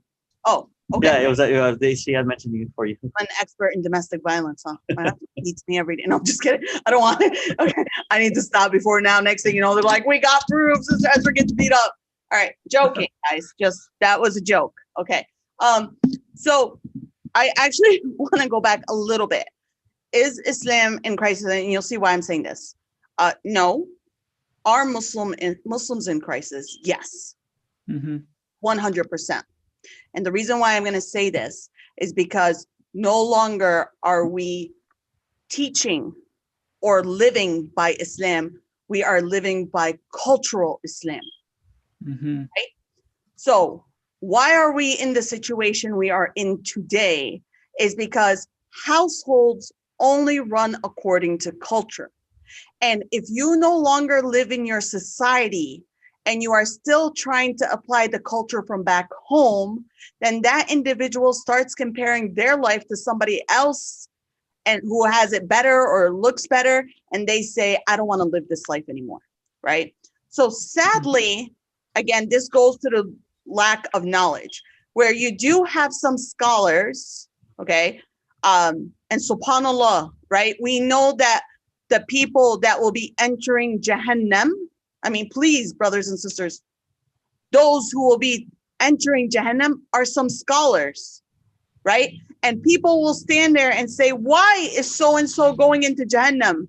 He used to teach me. And they will be told because this person did it to please the people, right? Or to show off.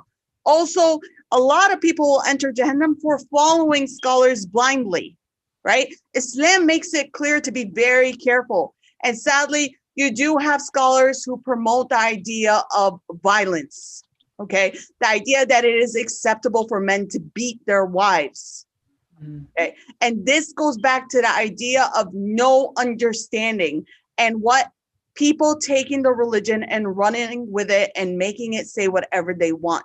And if we, again, just bother to open up books, I don't know why, like we've gotten this new disease where we choose not to open up books and read, even though, subhanAllah, we have the resources. If the books are expensive, we can look up online if we want and read for our own selves, but we choose not to. But if we look and even look at the seerah of the Prophet Muhammad sallallahu alaihi wasallam, you will see moments where, such as Aisha radiallahu anha, she's known for her hot temper, okay? Again, sisters, I don't want you to take this and be like, yeah, you know, we can go home and do this now. You know, I'm not telling sisters go ahead and go crazy. No, but she got upset with the Prophet one time, and we're talking about the Prophet, Rasulullah sallallahu alaihi wasallam. The most important, I mean, I'm sorry, there isn't a single brother or sister, you know, as important as the Prophet today, right? Because sometimes it's more of, oh, she embarrassed me in front of my people, or she talked to me this way and this and that, right? She got upset and broke the plate and she was yelling, right? And the Prophet laughed and picked up the plate, right? And look at how he just, his companions are standing outside. They can hear all this. So it's not like, you know, nobody was around. They could actually hear what was happening, right? They weren't living in a castle or any of this. No, the walls were, you know, they could hear. And what did he say? He said, the mother of the believers has gotten upset today. So even the term he used is to make sure they have respect for her. When he used the term, the mother of the believers, this was to show that you have to respect. Even Umar ibn al-Khattab, his own wife used to yell at him and they would hear her. We're talking about Umar ibn al-Khattab, people feared him. Like people were scared to face this man. They said he was a lion outside and a kitten at home, right? And today what we have, brothers, are lions at home and kittens outside, right? They'll see like a person get abused or a sister being made fun of in the street. And I don't want to get involved. It's not my business, right? But at home, raw, you know, she go, you know, how did you talk to me like this? This isn't what we were taught in Islam at all. The men were lions outside. The men were lions. And because they were lions outside, the rest of society never thought to disrespect a single Muslim woman. Never thought to disrespect a single Muslim woman because we were treated with respect, right? And what we're forgetting is, sadly, yes, Islam is judged by the Muslims, their behavior. And I always say, if you want to judge Islam, go back to the teachings. So is there domestic violence in the household? Yes. And this is due to not Islam.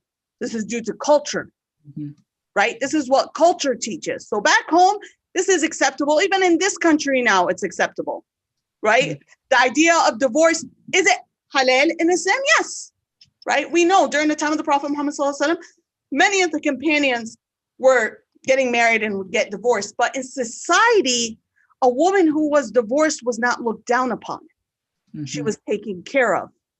So it was not something that was looked at as something negative, okay? But while today's society, if a woman gets divorced, it is looked at as something must be wrong with her, okay? That's, again, a cultural thing. So do I think divorce is happening higher now due to society, due to culture, due to this? I think it's only due to the idea that Islam is not how the households are being run. It is run by a certain culture. It's run by, you know, the idea that we have to make sure we fit into some society. Jazakumullah. Jazakallah khair, sister. I think we have a question. I don't know whether maybe we can, it might be related to something we discussed earlier. I just came to that question. Let me just ask it. If the kids are older, does that mean there is nothing to be done to correct the wrong parenting and ignorance they were raised at? Or, I mean, I guess the questioner wants to know how we can deal with kids when, in terms of when they're older as well, to bring them back to Islam, which is, I think, another important question in terms of a lot of us experience these issues. Victor, do you want to take that one? So I'm going to elaborate. I'm just going to mention just because of the time real quick. Number one, of course, the question already is, the situation is already there, but the goal is to not even get to that situation. That's the reason we're having these talks and we are having these reminders for you to not be in that situation. But if you are in that situation, because we have had families in those situations where you have 19, 20-year-olds who are pretty much kicking their kids out. They're kicking their parents out of their own homes to bring their friends and smoke weed. You're having these situations. And essentially, most of the times, it's a very, very critical. It's a very critical time when you're in these situations. You're gonna. My suggestion, this is my personal suggestion, is you're gonna have to seek profession. If it's a situation like this, you're gonna need to seek help. But if it's a situation of just an Islamic situation, you're gonna have to do again baby steps, right? You're gonna have to bring them back onto the deen. I wanted to add something to that. Look, brothers and sisters, if you have a child who is older and is misguided, subhanAllah, I'll tell you to keep something in mind. The Mahdi will be the most corrupt person. And overnight, he will change and become the Mahdi. Okay? Keep that in mind. Is it too late? It's never too late. It is never too late. If you know you screwed up, I'm sorry I say it like that, you start, it doesn't matter how old that child is, you need to start with yourself and start changing the environment in the house. Will it be hard? Yes, but you have Allah subhanahu wa ta'ala on your side, and keep that in mind. We have the power of dua, right? We have to ask Allah subhanahu wa ta'ala to guide them, because we also have children who practice, and subhanAllah, they end up being misguided. We have people who were like Barsis, right? He was a scholar. He was someone who was, of knowledge and everything. He died a kafir, a non-believer, okay? So this is why we make the dua that Allah keeps us firm on our deen, that we die as mu'mineen, as believers. So what I would say is never lose hope, never. We're not saying that's it, too late, too bad. What we're saying is you still, subhanAllah, have time. It is too late once that person dies. Done. You've lost your chance. So never, ever give up. Inshallah, make dua to Allah subhanahu wa ta'ala. Put your trust in Allah and always change the household environment. If you have to start with yourself, you start with yourself. Your children look up to you. They look at how you behave, how you act, how you dress. And from there, they themselves, inshallah, will end up practicing and doing what you do. Jazakumullah. Yep, that's a very good points made about that. With our kids too, is we got to number one thing is we also need to make sure that we have a relationship with them, strong relationship, that we don't break bridges with them, even when they get into those wrong actions. And we are there to identify, diagnose where the issue is, and build those foundational things that we need to do with them in order that, we can, inshallah, hope that our kids return back to the straight path. But yeah, as Brother Victor was saying, I think we should start now before it's too late for us. And I think that should be, the prevention is better than looking for a cure, if you can say that. I think we have a like only a few minutes to go, and I don't think I have any other questions. I kind of, had a note here for myself to discuss on the call. Again, anyone who wants to, either one of you can take that. One other thing we see is amongst the youth, there is a amongst Muslim youth, there are certain trends where you see some of them latching on to these LGBTQ or social justice movements, where they have several unfortunately, in some cases, even some scholars have led by example in this respect, where they don't have a problem being part of these social justice movements, where kind of issues related to, there is a push towards acceptance of LGBTQ and feminism and other such liberal ideas out there. How we can, and also this has an effect, how do we counter these? I know it's probably too little of a time, but if you guys want to take a stab at it. Go ahead, Victor. You go ahead, and then I'll go over it. Okay, all right. So I'm going to make this quick because I know we're running out of time. I think, again, because of the society we live in, the idea that if you are an activist, then you're cool, right? Sadly, right? This is like the cool in thing now. We don't understand what it means to be an activist, right? SubhanAllah, Islam, if you want to be an activist, then see how Islam dealt with oppression, how Islam dealt with issues, of injustice, because Islam, they're God-given laws, God-given rights. We don't believe in human rights. We believe in God-given rights, because when you believe in human rights, there's always going to be a limitation. There are always going to be a change. And these human rights only apply to those who basically they can fulfill their needs, right? So only those in power are the ones who define what human rights are. And it's because it's something that they themselves are dealing with. So now they have to justify it. While in Islam, God-given rights, he created us. He knows what our rights are. He's not sitting there and guessing. It's not for his own needs. Allah does not need anything from us.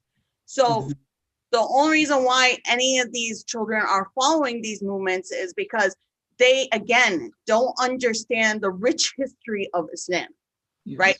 They don't understand what it means to be a true activist. It's not sitting behind, a computer screen and saying, oh, I'm pro this and pro that and da-da-da, no talk, because even these protests have no solution in the end of the day. It's just, let's jump on the bandwagon, and they're walking around with signs and hey, hey, ho, ho, and all this stuff, but they have no idea what they're even trying to get as a solution, right?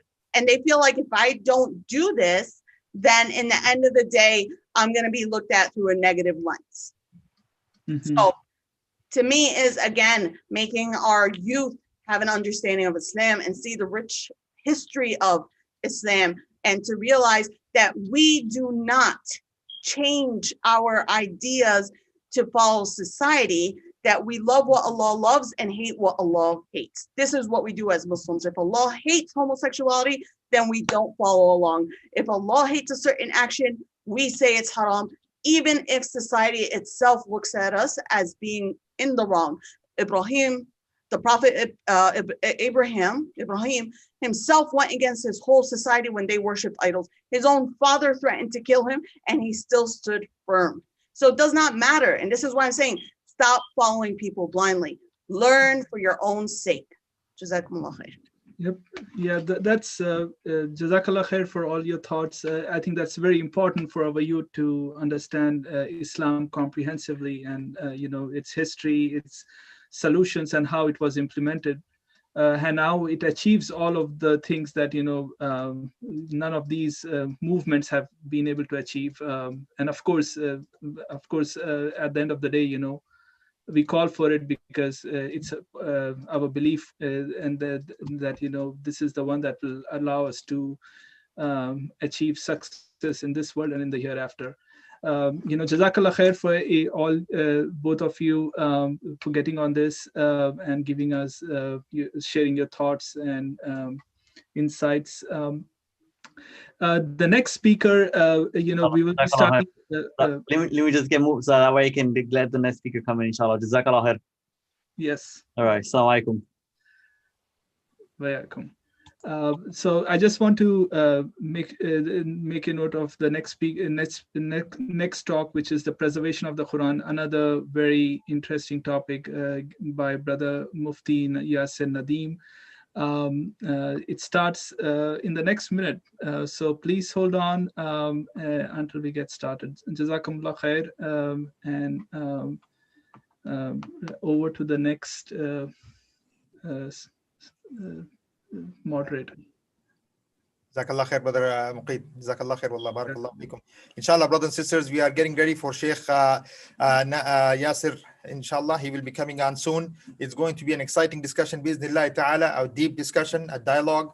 A lot of there were a lot of discussion that took place in the beginning of the year or mid of the year when scholars, if we can call them, like Yasir Qadi and others, who came up, they were discussing the whole issue of the preservation of the Quran, the seven, how the Quran was revealed in the 7 letters, and the 7 recitals, all the different discussions that we're going to have, how the Quran was revealed, what is the meaning and definition of the Quran. And this is a discussion we're going to have with our scholars. Inshallah, give us 1 minute, I think, right? Is this about a minute or two, maybe, before the Sheikh comes on, inshallah. And it will be, ask questions. This is a very, very important topic. This is going to be a very important topic. This is going to be a topic that, I know many of you have been asking. Many of you are questioning. A lot of the youth were questioning about this to us. And inshallah, we ask Allah subhanahu wa ta'ala that Allah Azza wa Jal puts, barakah in it, and we have a lively discussion and remove many doubts that people had after discussions that were taking place in the beginning of the year. I think we have the Sheikh on. Assalamu alaikum wa rahmatullah. Assalamu wa rahmatullah. Sheikh, kaif halak? How are you doing? Alhamdulillah, how are you doing? Alhamdulillah Rabbil Alameen. Before we begin, I'm going to introduce Dr. Mufti Yasir Nadeem, inshallah, aka also known as Mufti, who is a Mufti. So inshallah, he is the director of Darul Ulum online. Many of the speakers that were on here, they were also students at Darul Ulum. A lead teacher of the Institute of Islamic Education, Elgin, Illinois, USA, and Jamiatul Hasnain, Indiana, USA. He is a writer, a public speaker, and a strong voice for the rights of minorities in India. He is the host of an online talk show, also known as Surgical Strike. He is also deputy chairman of an Islamic research journal, Islamic Literature Review. He graduated from Darul Ulum Deoband in the year 2001. He also completed a 1-year course in the Arabic language and literature in 2002. And followed that with 1-year Iftah legal verdicts course in 2003. In 2004, he moved to the United States to earn a postgraduate degree in Arabic literature in 2005. In 2012, he completed his PhD at the International Islamic University, Malaysia, and his area of specialization was prophetic sciences. He authored a bestseller in 2004, Globalization in Islam, that's the name of the book. And he, in 2014, he authored an Urdu book, Tarikh-e-Tajdeed-e-Din, and Triangle Dictionary Al-Qamus Al-Asri. Welcome, Dr. and Mufti Nadeem. How are you doing, Sheikh? Allah khairan. How are you doing? Wallah, Alhamdulillah Rabbil Alameen. Inshallah, we will begin, because of the time, right away into the discussion. So, the number one question, let's begin with, what is the definition of the Quran? What is the Quran? Why did Allah name the Quran Quran? Bismillahir Rahmanir Rahim. Alhamdulillahi Rabbil Alameen. Wa salatu wa salamu ala Sayyidil Anbiya'i wal Mursaleen wa ala alihi wa sahbihi ajma'in. The Quran classically has been defined as Huwa al-Munazzalu ala al-Rasuli المكتوب في المصاحف المنقول إلينا نقلا متواترا بدون شبهة. Linguistically, the word Quran is derived from qara'a, and its earlier meaning is jama'a, to collect something, to combine something. And then later on, the word qara'a, the Arabs started using this word in the meaning of reading. Technical definition is that it is that it's the speech of Allah that was revealed to Rasulullah sallallahu alaihi wasallam, that was written in books, al-manqulu ilayna, and it's transmitted to us with continuity, bila shubhatin, without any doubt. So if it is not written in the book, if it is not revealed to Rasulullah sallallahu alaihi wasallam, or if it is not transmitted to us with continuity or with a doubt, then it is not the Quran. So you have to have these qualities, that the first and the foremost is that it has to be revealed to Rasulullah sallallahu alaihi wasallam. The second thing is that it has to be written in the book, which is the present day Mus'haf that we have. And the third thing is that it has to be transmitted to us mutawatiran, without any doubt. Any quality missing, that's not the Quran. And it's definite. It has to be. Yes, definite. it has to be definite. So with mutawatir, can you just define it, just for those who don't know what mutawatir means? Mutawatir is something that has been transmitted to us from the first generation to the present day. In each generation, there are so many people that cannot logically agree on a false information. So if that many people are there in every generation, that means the information is mutawatir. Okay, so here's the thing, I guess, the conversation will go on different, up and down a little bit. The discussion about the Quran, the discussion about the preservation of the Quran, this is being brought up over and over by the kuffar, by by the Orientalists and by others, many times questioning whether the Quran is authentic or not. Even the discussion, as we, with that happened with scholars such as Yasir Qadi and others, there was a whole uproar that was taking place that, oh, okay, what does this even mean? This whole idea of 7, the Quran was revealed in 7 letters and things like this. Why do you think has been, the attack on the Quran has always been there? But go ahead. What is it now that, why this way? Okay. Obviously, the Quran is the backbone of our deen. If there is no Quran, there is no Islam. If there is no Quran, there is no conviction or believing in Allah, believing in Rasulullah sallallahu alaihi wasallam. The entire faith will collapse if there is no Quran. So that's why from those people who criticize Islam, those people who hate Islam or who raise unnecessary objections to Islam, their primary target is the Quran. That if you disregard the Quran or create doubts about the Quran, then people will stop believing in it. And as a result, they will stop believing or following the messenger of Allah, Rasulullah sallallahu alaihi wasallam. So that's why they think that in order to destroy this whole religion, just attack the Quran. That's the main motive behind it. So doubts, creating doubts. Creating doubts, exactly. Okay. So, for instance, I mean, the Bible, obviously there has been, so, I mean, if you look at what happened to the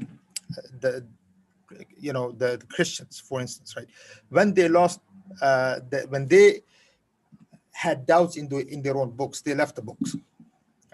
Churches are empty and all of this is going on. Many of our Muslim youth, right? They have no connection to the Quran. Number one, they don't even understand what they're reading. I mean, what are the dangers that you see that if this generation or the coming generation does not get connected with the Arabic language and the Quran, what are you seeing? What is the dangers here? Obviously, there is a huge rise in the wave of atheism within the Muslim Ummah, and that's not because there is weakness in some sort of Islamic scholarship or weakness in al-iyaz billah in the Quran or Quranic understanding. The Quran has been like that since the first day. The problem is that our youth are not connected to the Quran and to the right-minded scholars. And they're just constantly watching this garbage and nonsense on social media, on YouTube and different social media outlets. And without having a proper reference, they just subscribe to that ideology and they lose their faith, they lose their iman. That's the main problem. And unfortunately, you just mentioned the name of a scholar who's a very well-respected person in the Muslim community in America. You know, lately what he said about the preservation of the Quran, it did not help the Muslim Ummah. I don't know why he said what he said, but it definitely drove many people to having doubts about the Quran, and they started believing that as if the Quran was not preserved. Quran has not been preserved by as it is claimed in the Quran, inna nahnu nazzalna dhikra wa inna lahu lahafizun. So it looks like that this proposition is false, because there is one famous Muslim scholar who's claiming that I had doubts when I was studying in a university, and you know, there is a scholar who has been the best scholar for last 1,000 years in ilm al-qira'at, and even after contemplation for 30 years, he was unable to figure out what is the meaning of 7 letters or 7 readings of the Quran. These types of false claims drove many people to believe that as if the Quran was not preserved, and they started having doubts about the Quran. And this is very sad, that why a scholar without having a prior understanding, a proper understanding, would come out on social media and say what he said. I mean, is this, I mean, you know, he said that, you know, when he went to, I guess, the higher education, you went to university, and he started doubting his deen, his faith, things like this. Sheikh, is there, I mean, is this because we ourselves, or this, you know, that we are not teaching our youth properly the connection to the Quran from day one? So when they do get to these universities, that they are very easily manipulated. Main thing is that the Western epistemological system is completely different than our epistemology and our you know, style of criticism. So what happens when we start looking at things from the Western lenses, we start having doubts and suspicions about the entire Sharia, about the Quran and about the Sunnah of Rasulullah sallallahu alaihi wasallam. For example, for Westerns to believe in something, it has to be documented, it has to be written somewhere. If it is not written somewhere, if it is just simply transmitted from one heart to another, they don't believe in this. They only accept something as an evidence if it is written somewhere. Now, most of the, or majority of the Western scholars, I'm not talking about Muslim scholars, Western non-Muslim, you know, professors of academia, they raise doubts about the Sunnah, about the Ahadith of Rasulullah sallallahu alaihi wasallam, just because the Ahadith were compiled and were written 200 years later after Rasulullah sallallahu alaihi wasallam's wafat. So this is their way of understanding things. Our way of understanding and our way of learning and criticizing is totally different. We can accept even if something is transmitted from one heart to another, from one generation to another, and we would accept it as a source of learning, and there is no problem with that. So when we start looking at things from the Western lens, being influenced by the Western epistemology, that's when these types of problems arise in our mind. So, okay, when you meant 200 years later, what do you mean? Meaning they say that Sahih al-Bukhari came into existence 200 years later. So Imam Bukhari, so Sahih al-Bukhari, I mean, they think that as if ahadith didn't exist within those 200 years, they existed only after Imam al-Bukhari was born and he collected this, you know, few thousand ahadith. When you're saying 200 years, you're talking about Sahih al-Bukhari. You're talking Sahih about al-Bukhari only, exactly. We're not talking about the books that were written before him. Obviously, you of course, there were many books that were written before him. And Imam Malik, rahimahullah, for instance, his Muwatta was way before Sahih al-Bukhari. But they think that since Sahih al-Bukhari is the most authentic book after the Quran, and it came into existence 200 years later, so they think that since ahadith, as if ahadith were not documented. And we say, even if they were not documented, from the time of Rasulullah sallallahu alaihi wasallam, many ahadith were not documented. It doesn't really matter, because they were being memorized and they were transmitted and narrated from one generation to another. And this is one strong way of learning within the Muslim scholarship and Muslim tradition.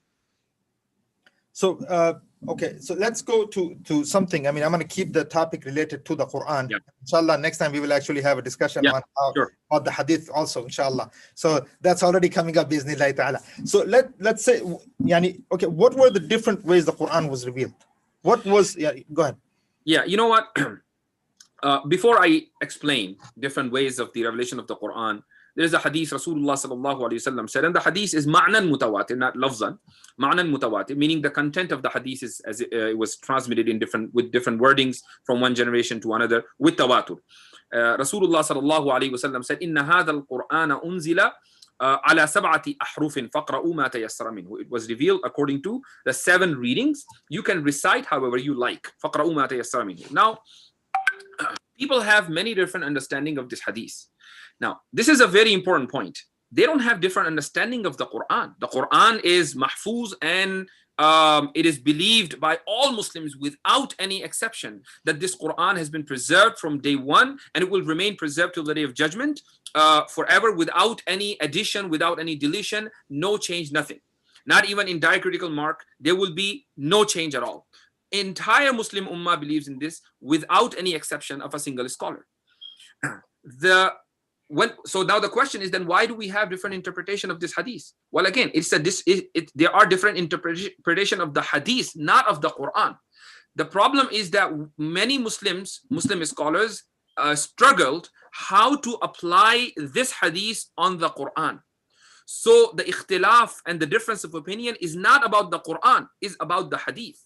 That's a very important point that we need to understand. Because it seems like most people were thinking, oh, we're talking about the Quran. They're not talking about the Quran, they're talking about the hadith. What is because sab'atu ahruf, the word sab'atu ahruf is not part of the ayah of the Quran. What I just said, what I just recited is not an ayah of the Quran. وَإِنَّ هَذَا الْقُرْآنُ أُنزِلَ عَلَى سَبْعَةِ أَحْرُفٍ is not a verse of the Quran, it's a hadith. Now, scholars from the time of Imam Malik rahimahullah, for next 500-600 years, they struggle to understand what is the meaning of sab'atu ahruf, and that is because Rasulullah sallallahu alaihi wasallam only gave examples and did not explain the concept, the whole concept. He didn't say, well, sab'atu ahruf mean this. Why? Because many terminologies were not developed during the time of Rasulullah sallallahu alaihi wasallam, and if Rasulullah alayhi salatu wasallam had given them the explanation using the terminologies that were developed later, nobody would get it. For example, at that time, people didn't know badal and mubdal min. People did not know the nahu and the sarf. People did not know fi'l and madi and mudari. People did not know ismu zarf and ismu makan and all these nahwi and sarfi morphological terminologies. So Rasulullah sallallahu alaihi wasallam did not use any of these terms. He just simply said, unzila al-Qur'anu ala sab'ati yahrufin, and people understood it. And therefore, when these terms came into existence and the nahu and sarf were developed, people had hard time to understand application of the hadith, not the Quran. So it's very important. Now, I can say there are around 35 different explanations of this hadith. 35. But out of these 35, only 5 were regarded the most appropriate, or you can say, interpretation that makes some sense. I don't want to go into all those 5 different interpretation. I will just simply, inshallah, state the last one, the 5th one, which is by Imam Malik rahimahullah. The reason why I'm choosing Imam Malik rahimahullah's position, because Imam Malik is closest to Rasulullah sallallahu alaihi wasallam's time. He is someone who studied, who saw many Sahaba, who studied under senior tabi'in, who were students of Sahaba radiyallahu anhum ajma'in. So he was from Medina, he was local. He knew what many scholars after him did not know. So when we say sab'ati ahrufin, linguistic translation of sab'atu ahruf, it's 7 readings. But when we say 7 readings, it means 7 qira'at, 7 recitals. But there are many recitals. They're not only 7. Look, there's a difference between the qurra and the qira'at. So, 7. Oh, just so because I know that people, so the way people read, you're talking of Quran, meaning those Qurra who were reading the Quran in versus the letters they were revealed in. So when you look at the Qurra, they're not only 7, they're more. So mutawatir qira'at, more than 7, they're 10. Right. Okay. So we're not talking about only the qira'at that are related to the Qurra. We're talking about 7 different recitals, 7 different kinds and types of recitals. But all of these recitals or differences of recitals are related to the loves, not the meaning of the Quran. The meaning does not change. Only the wordings change. Okay, so even before you go there, and this, the thing where people got confused was this 7 that it was revealed in 7 is preserved. It was by Rasul. It's revelation. It's a revelation, and it's been preserved even today in our masahif. Okay. Yes. And none this, of them, yes, none it's of them not has been something that was made up or Qurra were coming up with this stuff. No, this is preserved. Qurra were only transmitters. Yes. Okay. Qurra were only narrators. And they are someone who, like, like Imam Bukhari, rahimahullah, he's not ahadith are not his sayings. He just collected those ahadith and presented them in a form of a book. That's what Imam Bukhari, rahimahullah, did. Similarly, Qurra are Qurra because they taught their students according to different recitals. That's it. But these qira'at were actually from Rasulullah sallallahu alaihi wasallam and revealed to him by Allah Azza wa Jal. So when I say seven types, yeah. So when I say 7 types or 7 kinds of recitation or recitals, I would like to give an example. What are those 7 kinds? For example, number 1, variations in nouns. There is an ayah in the Quran. Allah subhanahu wa ta'ala says, Tammat kalimatu rabbik. Now, kalimatu was also recited as kalimatu in the plural form. Tammat kalimatu rabbik. Kalimatu rabbik became kalimatu rabbik. This is called variation in nouns. Now, people during the time of Sahaba radiyallahu anhum, many of them did not have understanding of the difference or terminologies like wahid, jama', tasniya. They just knew that these words, for example, kalimatu is used for one word and kalimat is used for many words. But they didn't know that this is called wahid, this is called jama', that is called tasniya. These istilahat and terminologies were developed later. So Rasulullah sallallahu alaihi wasallam did not mention in any hadith that out of the 7 recitals, the first one is variation in nouns. Afterwards, Imam Malik rahimahullah and Imam Ghazali, Imam Razi, Mullah Ali al-Qari, Anwar Shah al-Kashmiri, Shah Waliullah Muhaddis al-Dahlawi, and there's so many scholars, you can keep going on and on. They're the one who discovered the meaning of the hadith, that Rasulullah sallallahu alaihi wasallam, when he said sab'atu ahruf, he meant by sab'atu ahruf the 7 kinds of or 7 types of recitals. The first one is variation in nouns. The second one is variation in verbs. For example, Allah subhanahu wa ta'ala says, Rabbana ba'id bayna asfarina. It changes according to another recital, Rabbana ba'id. So ba'id is on the pattern of fa'ala yufa'ilu, and ba'id is on the pattern of fa'ala yufa'ilu taf'il. The meaning doesn't change. The verb is changing. So ba'id is becoming ba'id. Or for example, in Surah Al-Fajr, وَلَا تَحَاضُّونَ عَلَى طَعَامِ الْمِسْكِينِ becomes وَلَا تَحُضُّونَ عَلَى طَعَامِ الْمِسْكِينِ. So you see, the change occurs in a verb pattern, but the meaning does not change. So that's the second type of variation. The third type of variation is in the position of diacritical marks. Now, we know there are 3 diacritical marks, Dhamma, Fatha, Kasra. Now, in the Quran, Allah subhanahu wa ta'ala says, Dhul Arshil Majid. That becomes Dhil Arshil Majid. Now, Dhul Arsh, Dhil Arsh, no change in meanings. But there is a change in diacritical mark, that in Dhul Arsh there is Dhamma on Dhal, and in Dhil Arsh there is Kasra under Dhal. Or La Yudarru Katibun. Or that becomes La Yudarra Katibun. So Ru becomes Ra. So that's a variation in the position of diacritical mark. That's number 3. Number 4, variations caused by omission or addition. A word is added or it's deleted, but the meaning doesn't change. For instance, Allah subhanahu wa ta'ala says, وَمَا خَلَقَ الذَّكَرَ وَالْأُنثَى. It becomes, according to another recital, وَالذَّكَرَ وَالْأُنثَى.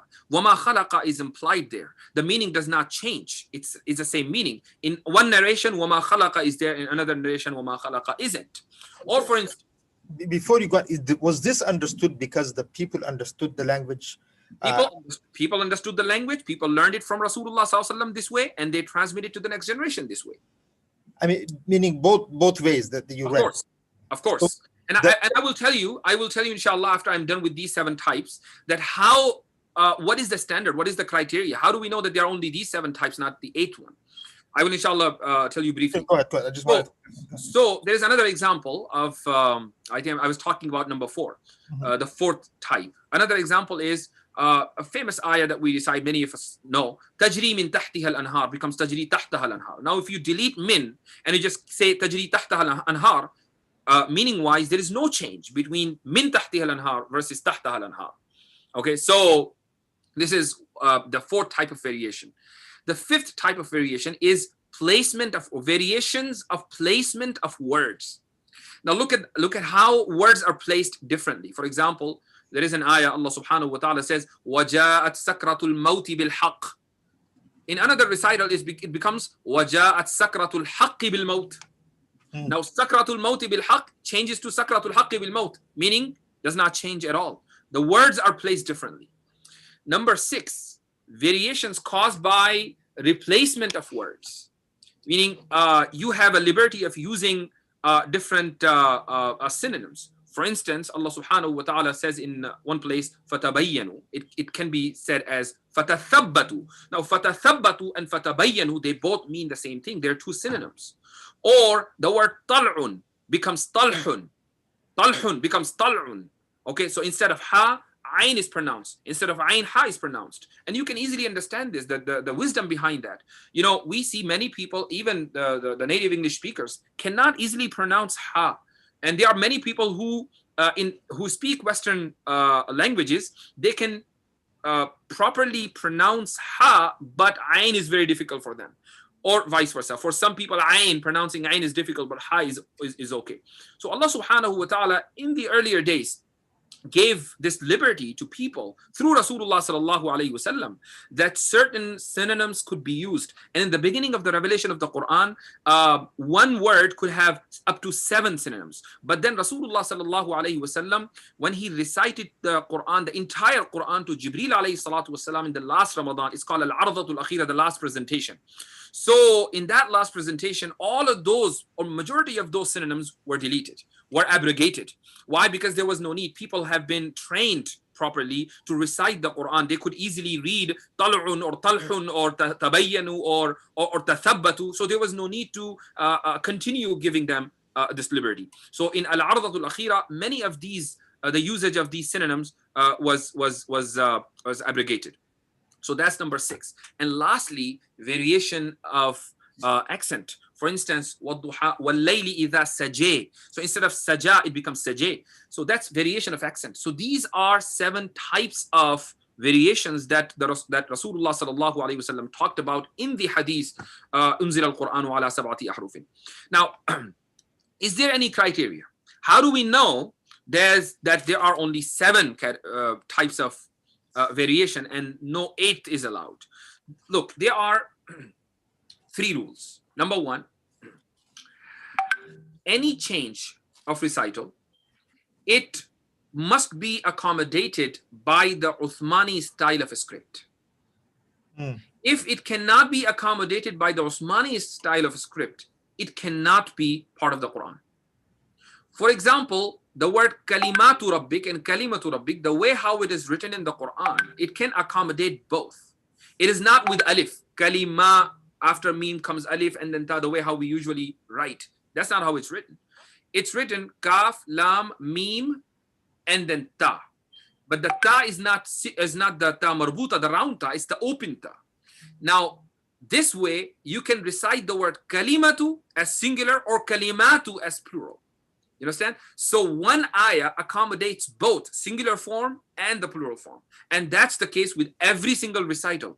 So all of these different recitals that I gave example are accommodated by the Usmani style of a script. So if there is any recital that is against the Usmani style of a script, then it is not a part of the Quran. It's not the Quran. We cannot accept it. That's number 1. The second rule is that it is according to the rules of Arabic language, Nahw and Sarf. If there is a recital of the Quran that opposes the Nahw or the Sarf of the Quran, the morphology of the Arabic language or the grammar of Arabic language, then it will be rejected. It cannot be accepted. And lastly, the third one is that sanadan, meaning in terms of transmission, it's been established from Rasulullah sallallahu alaihi wasallam with tawatur, without any doubt. So if there is a recital and that has not been referred to Rasulullah sallallahu alaihi wasallam and associated to him with tawatur and continuity, it will be rejected. It cannot be part of the Quran. So these are 3 main rules. So the recital, let me ask you this. Alhamdulillah Rabbil Alameen, in the last just 5 minutes or 10 minutes, you were able to, explain the 7 types of the 7 letters, what that actually means. Yeah. So, is it that certain, was it just to kind of show intellectual something to say that, because, the question that was asked to him, asked to certain scholars or whatever, that what if the Quran, if you were given empty pages, basically, right? And then would the Quran today would be the same? And you see the answer he was said, that's a very difficult question. It's not a difficult question. it becomes difficult. That's what the man said. So this is why I want you to clarify that. What does that, where was the mistake made by him? See, if you ignore the historical development associated to the Quran, then the question becomes difficult. For example, diacritical marks were added, nuqta, dots, and dhamma, fatha, kasra. They were added way after the times of Sahaba radiallahu anhum to make things easier for the Ajam to understand. So the non-Arabs, native Arabs, they were not able to read the Quran when they were accepting Islam, and they were just very confused. So that's why during the time of, some say, by the permission of Ali ibn Abi Talib radiallahu an, Abu al-Aswad al-Du'ali started this whole, adding diacritical marks and dots to the Quran. Some people name Hajjaj bin Yusuf, some people say Hassan Basri, meaning we cannot say who actually did the whole thing, whole job done. But it was done after the time of Sahaba radiallahu anhum. Now, if you, for example, follow today's Mus'haf, obviously, today's Mus'haf cannot accommodate all the 7 ahruf, all the 7 recitals. For instance, either you will write the word fatabayyanu or you will write it fatathabbatu. You cannot write either way. But think about this. Remove the diacritical marks and remove the dots. Now, fatabayyanu can be read as fatathabbatu, can be read as fatabayyanu. So if you are given a blank paper or bunch of blank papers, for example, 600 pages, and you are told to recite, to read, to write the entire Quran according to the 7 ahruf and 7 readings, you can, if you ignore the historical development associated to the Quran that started after the time of Sahaba radiallahu anhum. But if you do not ignore that, and if you keep that into consideration, because that's how it was made easier for people, then obviously it is not possible to accommodate all the 7 readings of the Quran in that mushaf that you are preparing. For that, then you will have to seek the help of footnotes. For example, fatabayyanu, you will write on the footnote, another, according to another narration, it is fatathabbatu. So that's what, so it wasn't about, so anything was changed. It's what we're saying is that, look, if the way it was revealed, without the diacritical marks, then there's no problem. You could just write it from Surah Al-Fatiha to An-Nas. Exactly. And I would like to show you something. I have this with me. This mushaf was published by the Turkish government, and this is the copy of the Osmani mushaf. And if you can see, I don't know if you can see this. It's old script, yes. It's old script, right? Yes. There's no dhamma, fatha, kasra. So if I am given an option to write the entire Quran like this, yes, I can accommodate all the 7 ahruf. Yes. You understand? This is the original one. So I hope now. So it's been done. It's already been done. Like that. Yes. Been like now, whether Hajjaj bin Yusuf or Hassan Basri or whoever, Abu al-Aswad Du'ali, or you name it, they came and they started adding the dots or the dhamma, fatha, kasra. Now, if I follow their pattern or their manhaj, I won't be able to accommodate all the 7 readings of the Quran everywhere in single ayah. Right. Or in every ayah of the Quran. But if I'm given the option to write the Quran according to the before this historical development, then yes, I can do it. I mean, historical development mean to make sure Ajam can read. Adding dots and dhamma, fatha, kasra. Just so those who are adding, again, brothers and sisters, I know there's a lot of people being added other places. We are talking about the preservation of the Quran. We're talking about the discussion is regarding the hadith of the Prophet ﷺ, that the Quran was revealed in 7. We are having discussion with Mufti Yasir Nadeem, inshallah. So Sheikh, the question here is that before I go to the other questions, I wanted to know, what do we need to do? Because as far as making sure that this knowledge, because look, this is the knowledge that is needed in, the Muslims need in order to be confident 100% that when they are, whether as a Muslim, number 1, to defend the deen, number 2, to make sure that we transfer this deen to the next generation. What do you, before we go on to the next question, what is it that we need to do to make sure that this knowledge is in the hearts and the minds of the next generation? Look, obviously, this is a very important question. At the same time, I believe easy question. Easy in a sense that the response is that our people, our youth, they need to understand that we have to be connected with the actual scholars, not those people who just pretend to be scholars and then they just misguide or mislead the minds in order to harmonize between the Sharia or Islam and the Western values. So any scholar who does that, who thinks that, you know, we have to harmonize the Western values and the Islamic values, first of all, the end result is total failure, and he will only cause confusion amongst the in the minds of the ummah. Because لا تصلح هذه الأمة إلا بما صلح أولها آخر هذه الأمة إلا بما صلح أولها. So if you are trying to understand the Islam through the Western lenses, you're not gonna have salah, or you won't be able to be on the right track. إلا بما صلح أولها, you have to go back to understand it. So even so, the idea, yani, this is amazing what you just mentioned. Basically, if you can translate what you just basically, that we have to go back to the first generation. First generation in order to understand the Islam. If you're trying to understand Islam through the Western lenses, you won't be able to understand it. You will just simply. This leads us to a next question. Look, so Jazakallah khair, first of all, you said that, look, we got to be able to connect to the first generation. But the thing, what's happening is there are some scholars who will keep referring to the classic scholars, to first generation, to the Salaf, as medieval, as if they're, we can't connect to them. This is direct contradiction to what you're saying. That is because mostly their upbringing is in the Western epistemological, I would say, environment.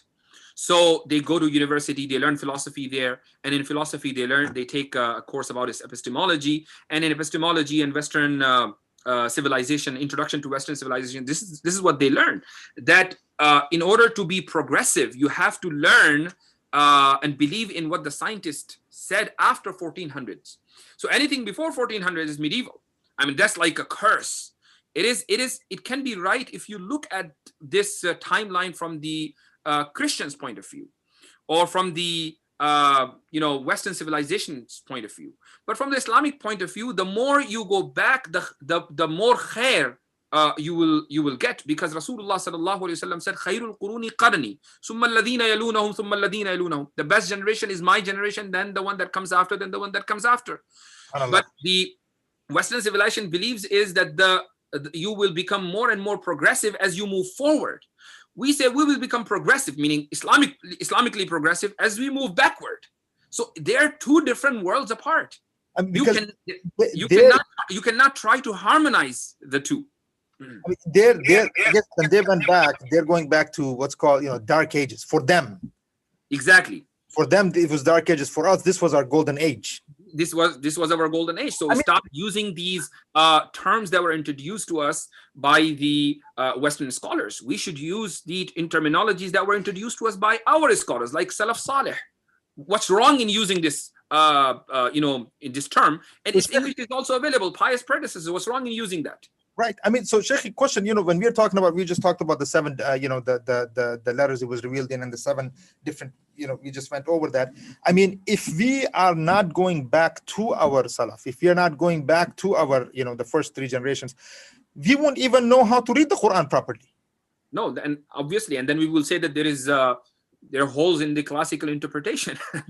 Then we will make these types of, statements that there are holes in the classical interpretation of this hadith. There's no holes in this classical interpretation. I explained it, and I don't see any problem.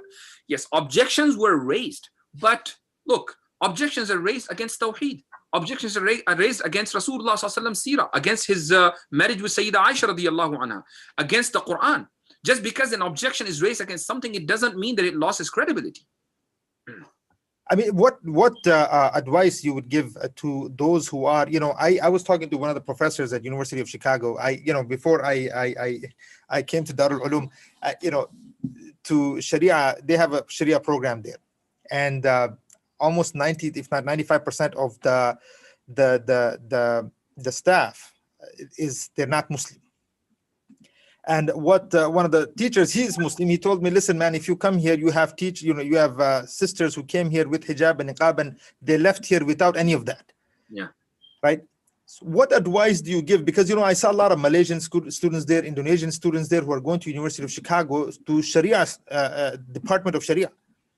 They have a whole Islamic studies program. I mean, and there are some that might be watching this. What do you advise them? Just so from a scholarly perspective. If you are not well grounded in the Sharia through the traditional and classical route, never go there to learn Sharia, because they're not there to learn Sharia. They're there to create doubts about the Sharia. So if you are well grounded in the Sharia and you learn your Islamic studies from ulama, from scholars, and you have gained firm knowledge. Now you go to any university, University of Chicago or anywhere else, you learn their doubts, and then you will be able to respond to those doubts. How would you learn their doubts if you don't go and talk to them? So if that's the purpose, go there. But if the purpose is to learn the Sharia, how can you learn something from people who don't have it? Nah, I mean, to the point that if you looked at some of the programs, I don't want, again, I want to name the scholars, but I don't want to at the same time.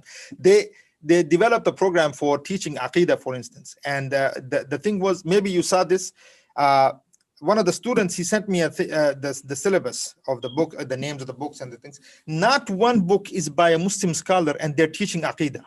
Exactly. And the question that was asked to the teacher who's teaching this, that how come you're going to teach us Aqidah, but not one book is what the answer was? That supposedly we don't have enough references to, supposedly the Western epistemology has much more, can you address that? Being a scholar and our scholarship.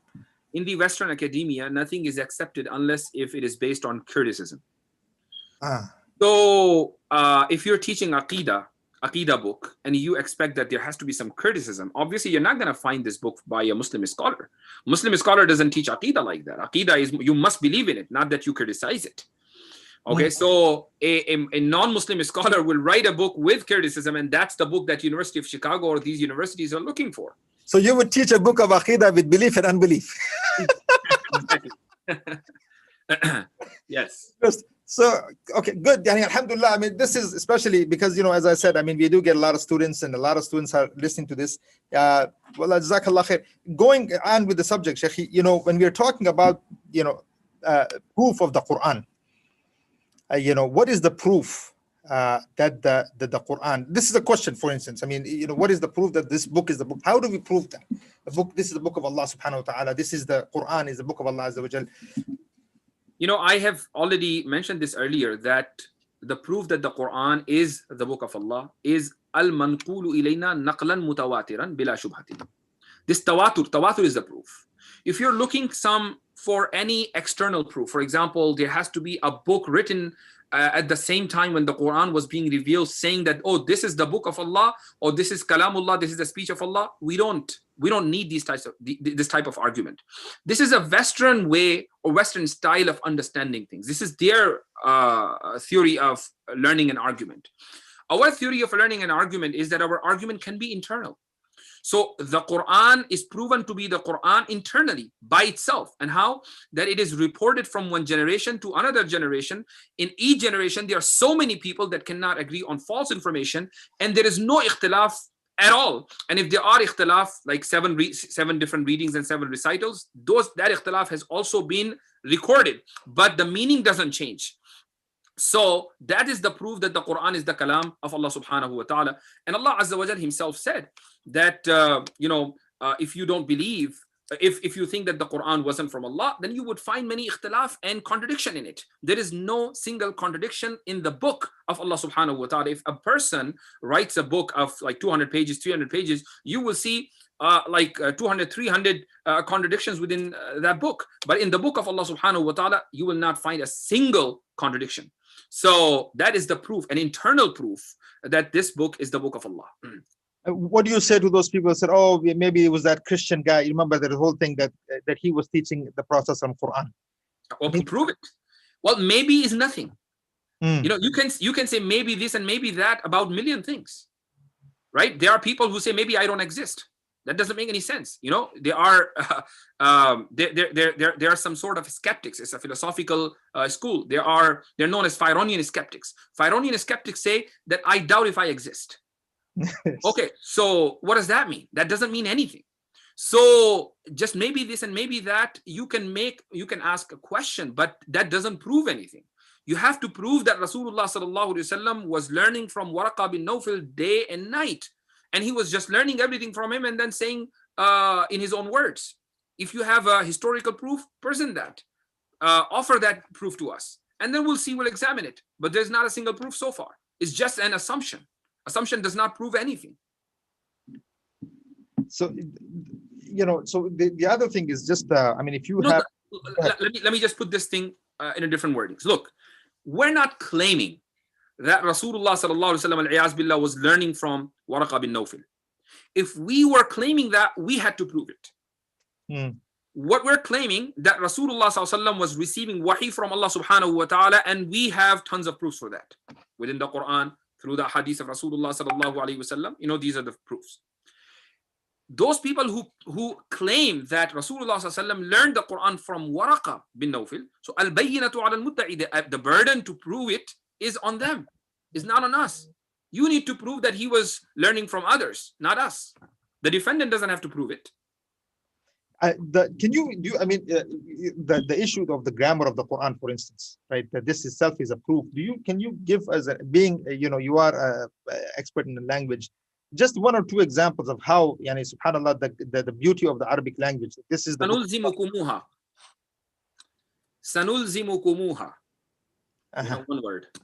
So you have seen for jumla, for istiqbal, and then nulzimu is mudare, then you have one damir for maf'ul, then you have second damir, the second maf'ul, one word.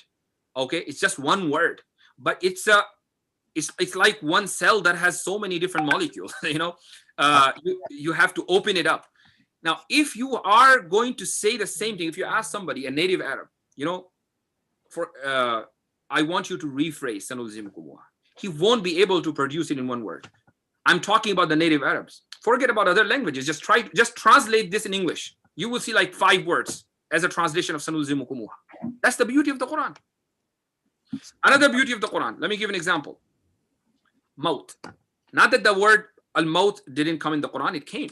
But Allah subhanahu wa ta'ala, out of 24 words for death, Allah chose one word and he introduced it in the Quran. This word was never used before the Quran in the Arabic literature.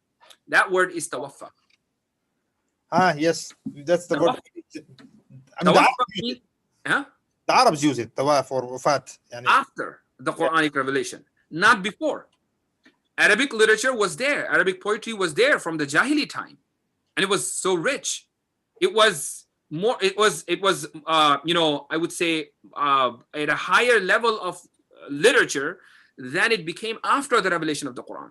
Before the revelation of the Quran, the Arabic poetry, it's unbeatable. The poets who came after the revelation of the Quran were not able to produce their poetry parallel or equivalent to that poetry which was before the Quran. In that poetry or in that literature, you will not find the word tawaffa in the meaning of death. And why? That is because the word tawaffa reflects the Islamic and the Quranic belief, because we believe in the resurrection. Death, maut, you can say, well, if somebody dies, he's not going to come back to life. He's dead, he's dead. But tawaffa means to receive. Allah subhanahu wa ta'ala received his soul. And if he has received his soul, he has it, he can also return it. When you receive something, you can also return it. Now, this beautiful word was introduced by Allah subhanahu wa ta'ala in the Quran. It didn't exist in the Arabic literature at all in this meaning. So that's the i'jaz, al-i'jaz al-lughawi. So the beauty of the language itself. The beauty of the language itself is the is a proof. Is a proof. A lot of people ask a question. They said, whenever we ask you guys questions regarding the Quran, you say, well, the grammar of the Quran, we learn grammar by the Quran. Yeah. Right. So how is that fair? Because then anytime we say anything to challenge the Quran, you will say, well, we have to go back to the Quran.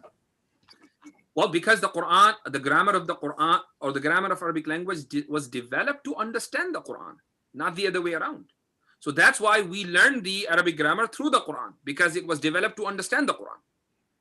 It wasn't developed to understand the Arabic poetry. You understand what I'm saying? So if, let's say, there is a piece of Arabic poetry which contradicts the grammar of the Quran, the Arabic language, you reject that piece of poetry. You reject that couplet, and you say, well, this poet is wrong. He was not a perfect poet. But if there is an ayah of the Quran which contradicts a grammatical rule, apparently, then you say that the grammar is wrong, or the understanding of this grammatical rule is wrong, because the Arabic grammar was introduced and developed to understand the Quran. So the Arabic grammar is tabi' and the Quran is matbu'. It follows, and the Quran has to be followed. It's not the other way. It's not that the grammar was developed first and then the Quran was revealed. So the Quran sets the limits. The Quran sets the limits. So if there is any, first of all, there is none, but if there is any contradiction between the Arabic grammar and the Quran, you reject the Arabic grammar, not the Quran. Because that is the tabi', that is what is followed. Yes. So I mean, did the Sahaba, I mean, understand that clearly the moment the Quran was being revealed? Did they say that, okay, I mean, I guess that's where the part was, that they were shocked that the Quran, there could be revelation like this. Of course. Why they were shocked? Because they were not familiar with the terms, because the terms were not developed. But they knew how to speak a sentence without any grammatical error. They just knew it. They had no way or means to express it. They could not. I mean, if you, for example, I mean, you have some experience or exposure of Arabic language. If I give you a sentence, for instance, ضرب زيد بكرا, you can say, well, ضرب is فعل, زيد is فاعل, بكرا is مفعول, and all together is جملة فعلية خبرية and all that, right? So if a person knows Arabic grammar, he can point out and he can identify the grammatical position of each word in a sentence. Sahaba were not able to do that. But they knew that ضرب زيد بكرا has to be ضرب زيد بكرا. It cannot be ضرب زيدا بكرا. You understand what I'm saying? It cannot be ضرب زيدا بكرا زيدا. It has to be زيدون because it is fa'il. So this was the natural way. This is the way it was just a natural way, you can say an intuitive knowledge. Intuition. This is, and Noam Chomsky, which is a very famous linguistic thinker and linguistic, he says that there is a universal grammar that we know out of intuition. So this is what we're talking about, that without knowing the terms, you just know how to say the sentence properly. Yes, I mean, natural language, anyone who speaks the language, even if they don't know the grammar. Exactly. That's with every language. Right. There's a question that says, we were talking about this earlier too. I guess, do they still exist? How do we reconcile? I guess we were talking about this, but let's say, there was nothing that was abrogated, right? When we talk about the 7 recitals. Okay. Well, in 7 recitals, I said the 6th one. The synonyms were. Yeah. By Allah Azza wa Jal. By Allah Azza wa Jal. During Al-Ardatul Akhira, the last presentation. Okay, so in this, it came down, okay, what can be read, what cannot be read, how it can be read. Right. Okay, so this is meaning, again, this is wahi to the Prophet Sallallahu Alaihi Wasallam. Exactly. Right. So this is okay, because this was another confusion people had, that what does that mean? I mean, so again, we're not talking about the recitations, we're talking about the synonyms, how they were placed. Only the synonyms, many synonyms were abrogated during the time of Rasulullah sallallahu alaihi wasallam. Some were not, and we know which one. So here, hold on, let me read that question one more time. Okay. All right, got it. I mean, they just ask, they would just want an example, if you don't mind, just one more time. The example, I'm sorry. The synonym of the 6th example, just one more time. فَتَبَيَّنُوا فَتَثَبَّتُوا. All right, so فَتَثَبَّتُوا is not there. Right, it's not there. فَتَبَيَّنُوا is there. Yes. But this ayah can also be recited as فَتَثَبَّتُوا. And if you remove the diacritical marks and the dots, you can recite this as فَتَبَيَّنُوا and or فَتَثَبَّتُوا, either way. And we know that Rasulullah ﷺ kept it. Okay, and how do we know that? Because of the Sahaba radiallahu anhum were reciting like this. Some of the Sahaba, not all of them. So that's how we know. So there's a following up question here, is that, okay, when we do tafsir, there are a lot of people who may not understand this, may not have this understanding. And now people are doing tafsir, and they're doing things without this type of understanding. What can you address that issue? I mean, of tafsir, and who has the right to do tafsir, and what is tafsir? A good question. And mashallah, in many masajid in America, in almost around the world, we see different halaqat, tafsiri halaqat. And in some masajid, what they do, for example, the leader of the halaqa, he would just pick a book of tafsir, whatever, Tafsir bin Kathir or whichever book. And then he will read from that book to the audience, and everybody will follow. If this is what they're doing, mashallah, no problem with that, because they stick to a book. They're not actually, so the leader of the halaqah, the leader of the circle, he's not doing the tafsir, he's reading a tafsir. There's no problem with that. If this is the setup, then ahlan wa sahlan, mashallah, tabarakallah, and this is how it should be in every masjid. But if the leader of the halaqah is actually doing the tafsir, or somebody is doing tafsir online, then he should have at least 5 things. Number 1, he must have the knowledge of the entire Quran, because he's doing the tafsir of the Quran, and many times an ayah of the Quran is explained by another ayah of the Quran. So if you don't know the entire Quran, then how would you know that this ayah was not or was explained by Allah subhanahu wa ta'ala at a different place? Imagine you know only the tafsir of Surah Al-Fatiha. In Surah Al-Fatiha, Allah subhanahu wa ta'ala says, "An'amta alayhim, ghayr al-maghdubi alayhim wal-dallin." But you don't know that Allah Azza wa Jal himself explained who are mun'am alayhim. أولئك الذين أنعم الله عليهم من النبيين والصديقين والشهداء والصالحين in the 5th juz. So Allah Azza wa Jal himself explained that these are the people, الشهداء الأنبياء الصالحين الصديقين. They're the one that Allah has His blessings upon. So if you only know the tafsir of Surah Al-Fatiha and you don't know the tafsir of Surah Al-Nisa or Surah Al-Ma'idah, you're not going to understand this. So the knowledge of the entire Quran, the knowledge of all the ahadith related to the tafsir of the Quran and related to those rulings that were addressed by Allah subhanahu wa ta'ala in the Quran. For example, in Surah Al-Ma'idah, there are so many rulings. Rulings related to wudu. Ya ayyuhalladhina amanu idha qumtum ila as-salati faghsilu wujuhakum wa aydiyakum ila al-marafiq. So if we don't know the ahadith related to this ayah, how in the world we will understand this ayah? So ahadith related to the ayat of rulings, as well as ayat of ahadith related to other ayats, they're not related to the rulings, are also important for the mufassir, for a mufassir to know. So that's number 2. Number 3, the statements of Sahaba radiyallahu anhum related to the interpretation of the Quran. Through their statements, we learn, this ayah has a particular reason or cause of revelation. Not that the ayah is limited to that cause of revelation, but we can understand the timeline and the background of the ayah in order to have a better understanding. So that's why Aqwalu Sahaba, the statement, Sabab al-Nuzul, yes. So Aqwalu Sahaba, the statements of Sahaba radiyallahu anhum, knowledge of these statements is also very important. And then the 4th thing is Aqwalu Tabi'in, the statements of Tabi'in, because Tabi'in were the students of Sahaba radiyallahu anhum. Through them we learn what the Sahaba said. Many times a Tabi'i simply just makes a statement without referring it to the Sahabi. So for example, you will see Al-Aswad ibn Yazid, who's a student of Abdullah bin Mas'ud radiyallahu an, saying something, or Hasan Basri saying something. And Hasan Basri, for instance, learned it from 5 Sahaba, from Ibn Abbas radiyallahu anhu. Ikrimah saying something from Ibn Abbas radiyallahu anhu without mentioning his name. But how does he know? He knew it because his teacher Abdullah bin Abbas radiyallahu anhu taught him. He's just not mentioning the name of his teacher. So that's why aqwal of tabi'in, meaning those people, those ulama who were trained by the Sahaba, their statements about the interpretation of the Quran, they're also very important. And lastly, the language, Lughatul Arab. You have to have proper command on Arabic grammar, Nahu and Sarf and Balagha and all that.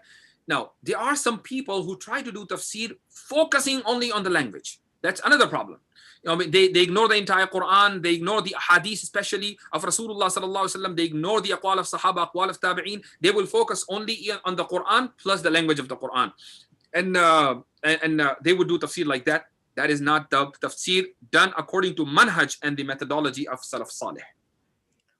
These are the 5. So you mentioned knowledge, you mentioned the rulings, understanding of the rulings, and first of all, entire Quran, not just parts of the Quran. And then you were talking about the rulings, asbab al-nuzul, or aqwal, and then aqwal al-tabi'in, and then language itself, grammar. So all of this has to be known. This is the conditions for being able to do tafsir. This is the primary. I mean, this is how you start. This is how you take a start. I mean, this is not like when you gain full command over it. Now at least you know these basic things. Okay, we can tolerate you as a leader of the halaqah. But if you don't know, or if you know like out of these 5 things only 2 things or 1 thing or none of these things, then this type of mufassir should not be tolerated and should not be allowed in any masjid or in any halaqah. I mean, also, Sheikh, a question came in, a lot of the times people are taking, sometimes, we find somebody will come and say a rare opinion, by one person, for instance, and then they will use that and make it look like this was the understanding of, and this was the ijma', for instance. I mean, can you discuss that a little bit? Sometimes this is another thing, because, to try to, like you said originally, that, many times people are trying to somehow fit in the Western narrative. Yeah. So They're the one actually, if the motive is to trying to harmonize between the Western values and the Islamic values, so they look for the nawadir, the rarest of the rare opinions. And there is a qawl, I think it is associated to Imam Awza'i rahimahullah. Imam Awza'i rahimahullah said, "Man akhadha bi nawadir al-ulama'i faqad halaka." One who follows and hunts the rare opinion of the ulama, faqad halaka. He destroyed himself and he destroys others, the iman of others. Because in every concept you have multiple opinions. When it's not like the scholars in the past, they were al-iyaz billah, misled or misguided, and that's why they were just throwing up everything. No. Many times we have ikhtilaf about a concept because people or scholars would have different suggestions, and they would say, can this opinion work? Can that opinion work? Can the third opinion work? And they would accept then after that the best of all the opinions. But the other opinions also existed and were recorded just to let the audience know the historical development. Now you go back in history and you pick one opinion of some scholar that he himself never followed, and you say, look, if I follow this opinion, we can easily harmonize between the Western values and the Islamic values. And you give tafsir and a 1-hour-long lecture on it, and everybody claps and everybody is so happy. Wow, mashallah, we're now progressive Muslims. That is wrong. So you mentioned another critical progressive Muslims. So let's go there. That's something else that you can think of. But there's some questions that are coming up. Let me ask this question. Can you? What is it says here? I'm going to ask questions too while we go. Some of the questions that are coming from, it says here, elaborate on the challenge of, so far, Mike, can we bring this up a little closer to me, please? Jazakallah khair. It says, elaborate on the challenge of the Quran to make chapter like it.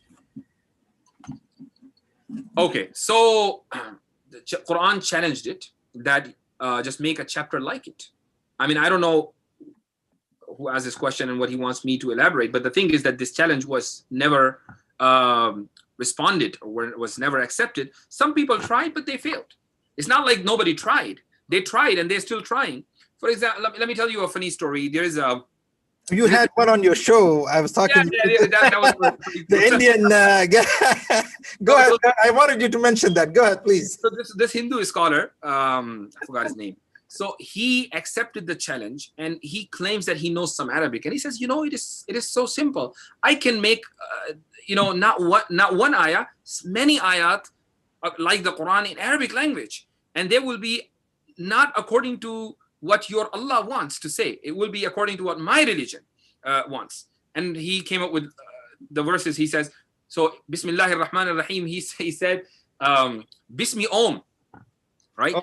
Bismi Om, and he added the similar words, Ar-Rahman Ar-Rahim, Bismi Om Ar-Rahman Ar-Rahim. And then after that, he just changed. So he was committing the crime of plagiarism throughout his response to the Quranic challenge. And I told him, I made a video against him, and I said, look, Bismi is from Bismillahir Rahmanir Rahim. Ar-Rahman is from Tasmiyah. Ar-Rahim is from Tasmiyah. All you did is you omitted the word Allah and you replace it by the word Om. That's not how you respond.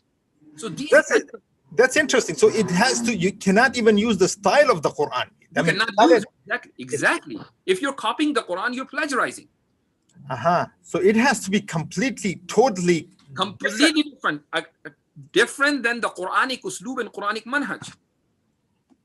So even okay. So part of the challenge, like Musaylama Kadhab. So he came up with this funny verse, and he says, you know, al-filu mal-filu wa ma adraka mal-fil. Now he was copying the Quranic manhaj as al-qari'atu mal-qari'a wa ma adraka mal-qari'a, right? And it's full of content. Allah subhanahu wa ta'ala is directing people's attention to al-qari'a, which is the day of judgment. Now, if you're saying al-filu mal-fil, why would you need to direct people's attention to the elephant? I mean, what's the point? So this is an example of how some people responded to the Quran. So let me. All right. So that's the first. Can we put the? I need to read the question. Yeah. Okay. Number 2. It says, isn't the proof that the Quran is mutawatir is also that all ayats are found on authentic hadith? All ayat are found on authentic hadith. What is that? I guess mutawatir is that what they mean?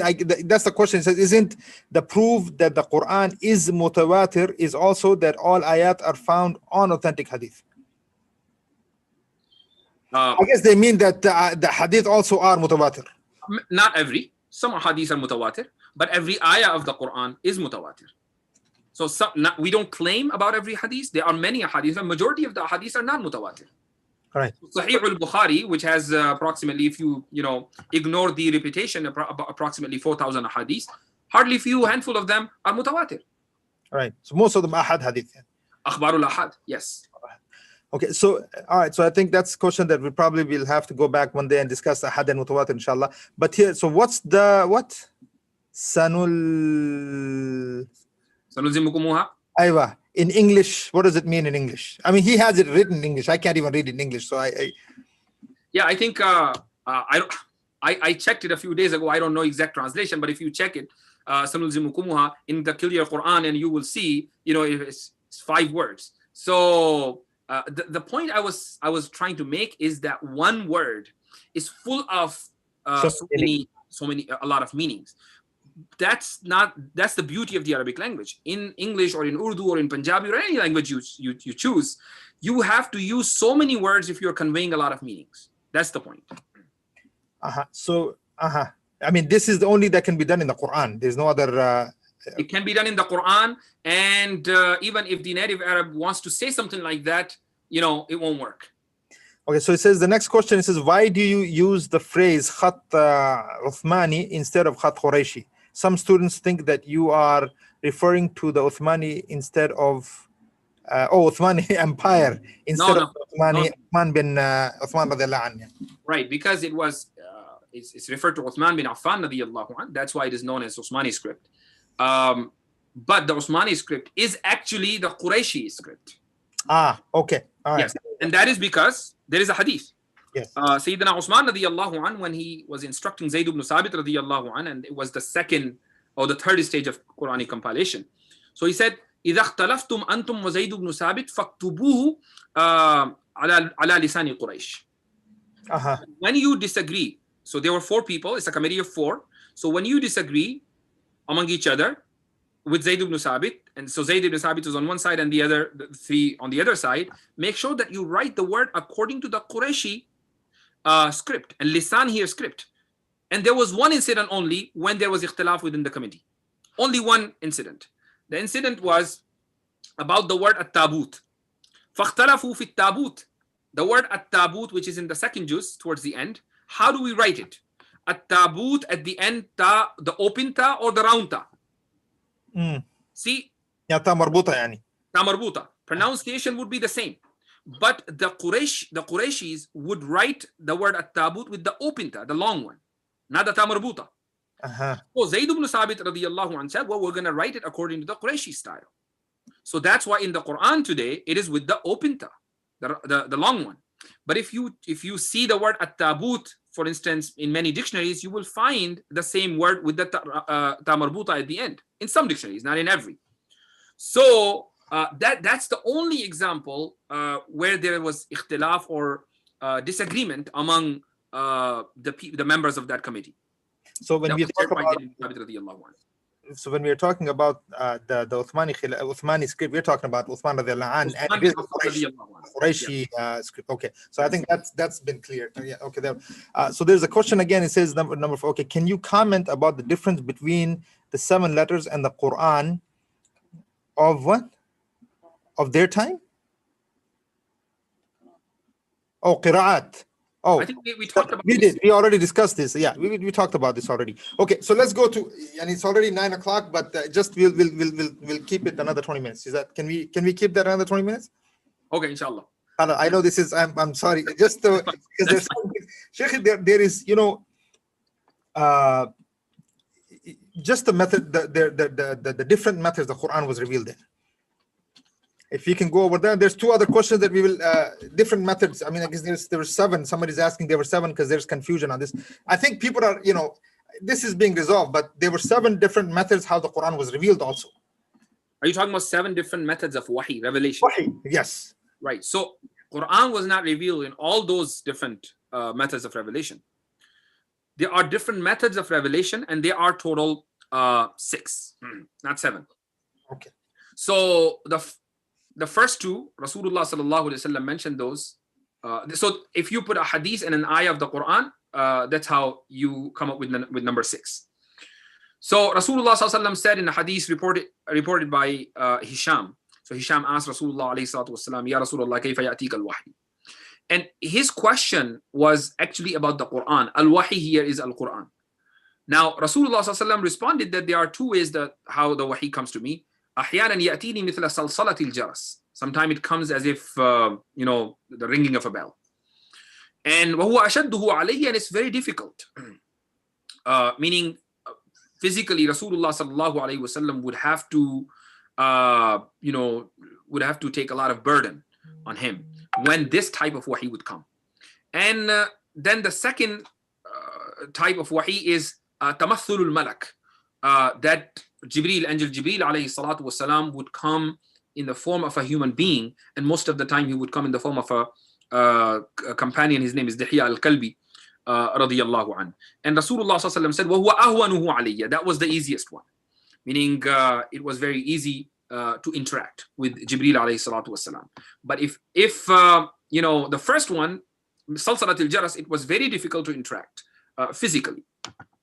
So the Quran was revealed according to these 2 methods, Salsalat al-Jaras and Tamathulul Malak. And most of the ayat were in the form of the first, which is Salsalat al-Jaras.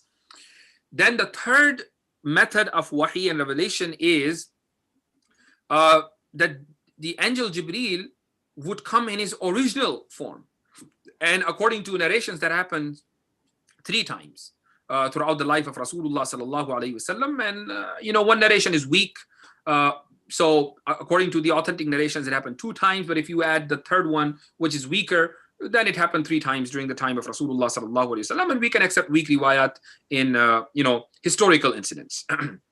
Then the 4th method of revelation is a ru'ya sadiqa, true dreams. So Rasulullah sallallahu alaihi wasallam would see something in his dream, and it would happen in the same exact manner next day. Ar-ru'ya sadiqa, that continued for 6 months before he received the first revelation, Iqra bismi rabbika alladhi khalaq. And then from time to time he would see true dreams. And then number 5 is direct conversation with Allah subhanahu wa ta'ala. Al-kalamu ma'Allah, just like it happened to Musa alayhi salatu wasalam. According to some mufassirin, some muhaddithin, it happened to Rasulullah sallallahu alaihi wasallam also once in Mi'raj.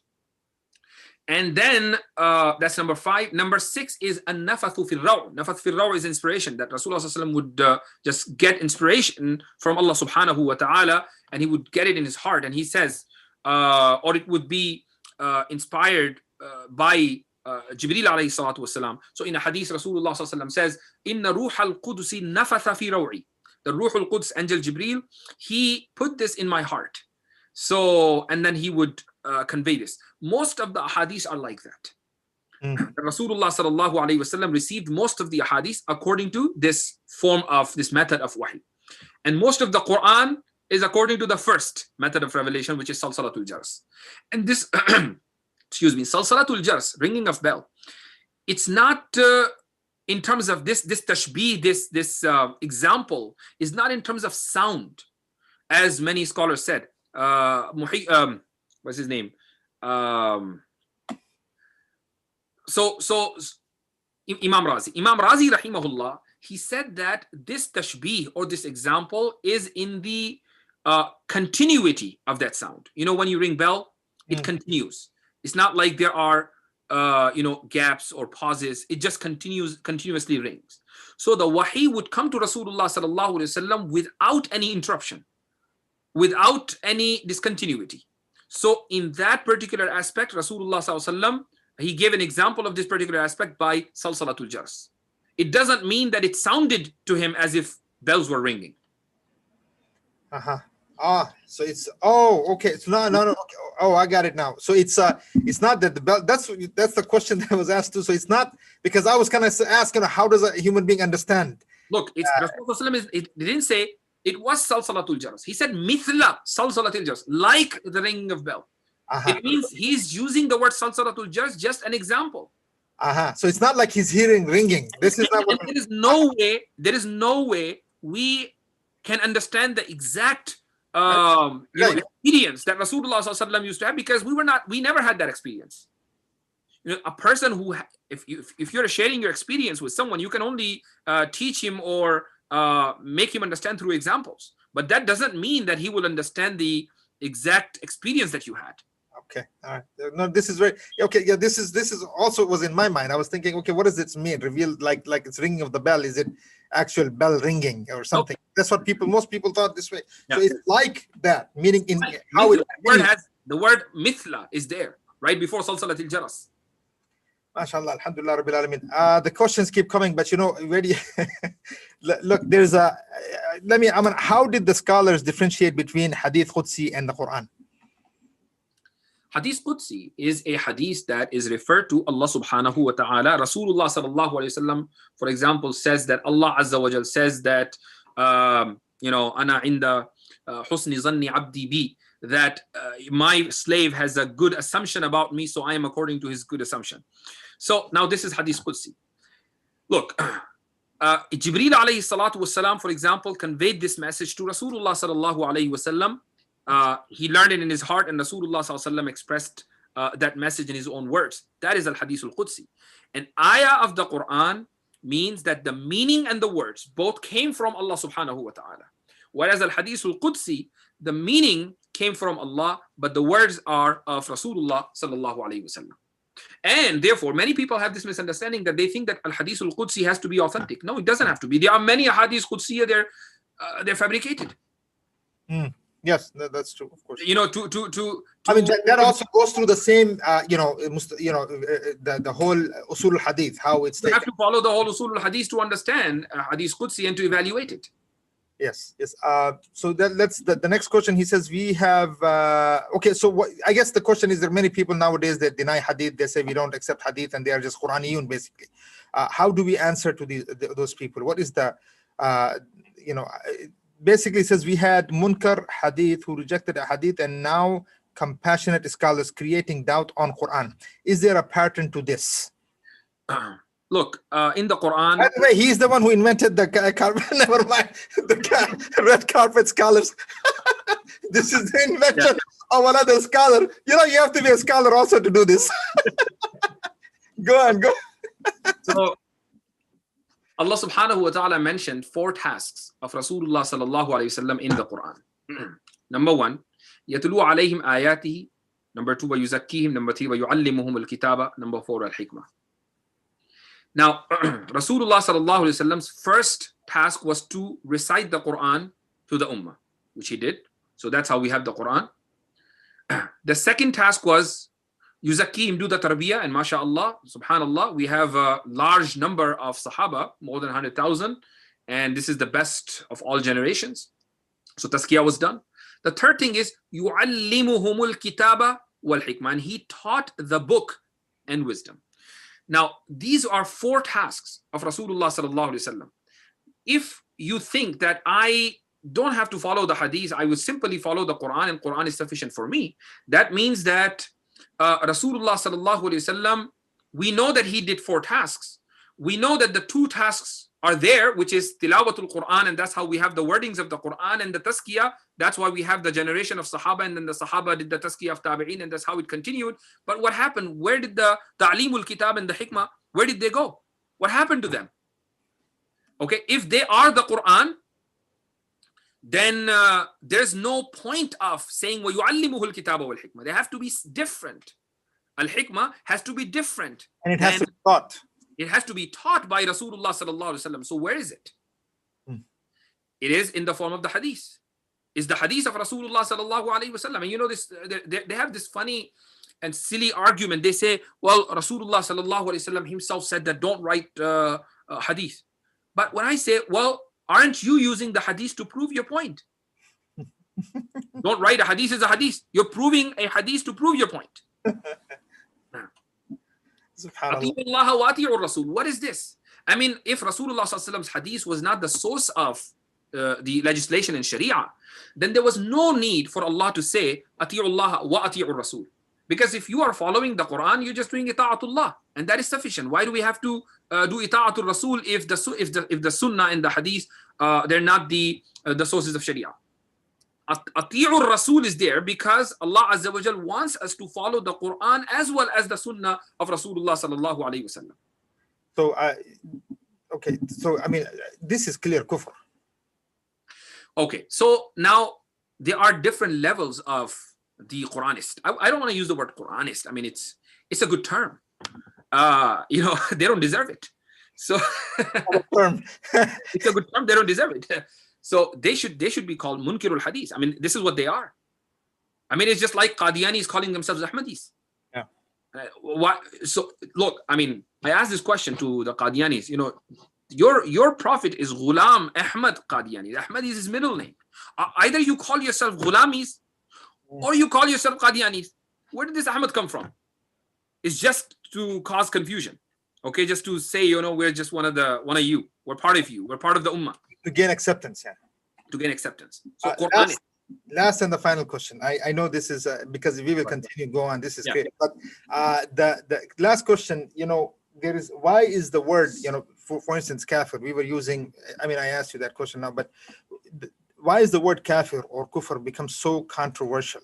You know, meaning Allah subhanahu wa ta'ala uses it. Allah Azza wa Jal asks us to call the kafir kafir. Why is this becoming in today such a controversial term, or is being made to seem as a controversial?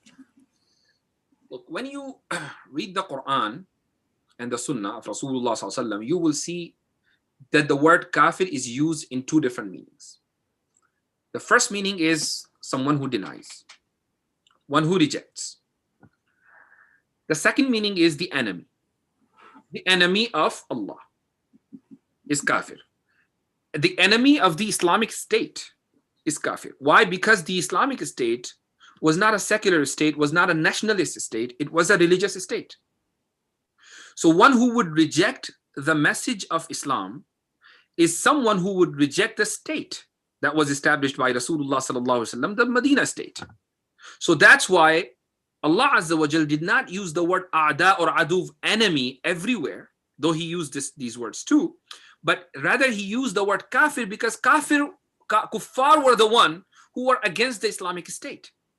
And because they were against the state, Allah subhanahu wa ta'ala allowed Rasulullah sallallahu alaihi wasallam that in order to protect and save your state, you have a right and you have permission to get engaged in war if it is necessary. But the word kafir is used in that context. Now, when some people read the Quran and they think, oh, Allah is saying that kill the kuffar or kill the mushrikeen, they think that kill all the kuffar and all the mushrikeen in the world, wherever they're found. That is not right. It has to be understood in that context. Okay. Another meaning of the kafir is if that was the case, we would not have so many non-Muslims living in the Islamic State. Exactly. Another thing is that kafir, which means to reject, in that meaning, Allah subhanahu wa ta'ala used this word for Ibrahim alayhi salatu wasalam. Okay, in Surah Al-Mumtahina, Allah Azza wa Jal says, قَدْ كَفَرْنَا بِكُمْ وَبَدَا بَيْنَنَا وَبَيْنَكُمُ الْعَدَاوَةُ وَالْبَغْضَاءُ. Say, Ibrahim, that قَدْ كَفَرْنَا بِكُمْ. We deny your path. We deny your faith. So it was Ibrahim who's saying kafarna, we are kafir of your religion. So one Hindu scholar asked me this question in one of the debates, and he says, you call us kafir. I said, no problem, you can call us kafir too. We are kafir according to your religion, you're kafir according to our religion. What's wrong? Simple as that. Subhanallah. So inshallah, wallah, jazakallah khair, Shaykh. Inshallah, of course, this will not be the first one. This and it's not going to be the last one. Inshallah, there is so many things. There's so many questions coming in. We just can't take all of those. But inshallah, first of all, thank you so much. Jazakallah khair, Shaykh. May Allah subhanahu wa ta'ala preserve you, protect you, and raise your rank in the dunya and the akhirah, and continue to use you for the benefit of this ummah, inshallah. And just an advice, if you have maybe just less than 10 seconds, an advice to the Muslims, especially to the Muslim youth, that why they need to learn they need the deen of Allah subhanahu wa ta'ala, their responsibility to the deen of Allah azza wa jal. And before we finish, inshallah, my simple advice to the youth is that stop paying attention to different people who are trying to explain and interpret the Quran and Sunnah without having prior knowledge, and stop listening to the arguments made against the Quran and against Islam if you do not have proper knowledge. If you're well grounded in Islam, in the Sharia, then no problem, you can watch all those people. But if you think that you have shallow knowledge or you have very little knowledge, then those people are out there to snatch your iman, and make sure that you keep an eye on them. Just stay away from them. Allah jazakallah khair. Jazakallah khair, Shaykhi. Inshallah, we will be in touch again, and we will be counting on you for much more, this knowledge, discussions on knowledge, inshallah. And again, Darul Ulum, the Shaykh, obviously, he's the head director of Darul Ulum. Those who are interested, Darul Ulum Online. Darul Ulum Online. If you can put, if we can put that link on there, we'll put that link on there. Those who are students, I seriously encourage students who want to learn, who want to, get in contact with authentic knowledge, scholars, students of knowledge, and be able to learn. Please contact. You get in contact with me if you want, or with the Sheikh directly. Darul Ulum Online. Get into classes. Get your children to get into these classes, because at the end of the day, our iman is at stake. If we don't do this work, we are going to lose it. So again, Darul Ulum Online, there is that site. They're going to put that up right now, inshallah.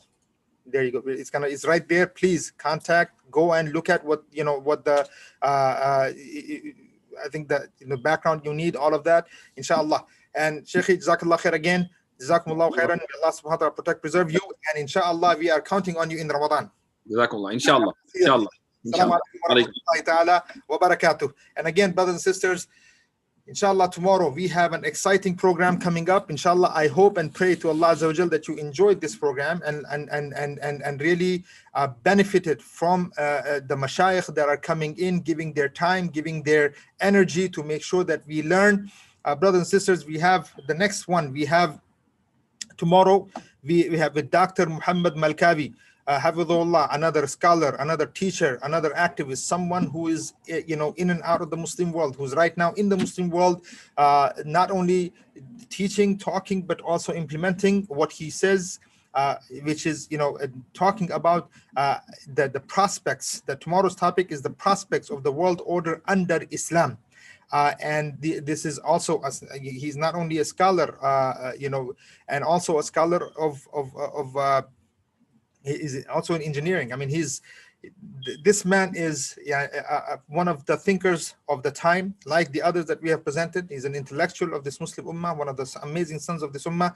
Please tune in tomorrow at 5 o'clock sharp. We're going to begin. The topics tomorrow are Dr. Muhammad Malkavi on the prospects of the world order under Islam. Then we will have medical crisis within the minority community by Sister Zakiya, and secularization of the Muslim minds by Daniel Haqiqat Joe. I always have the toughest time, saying his last name.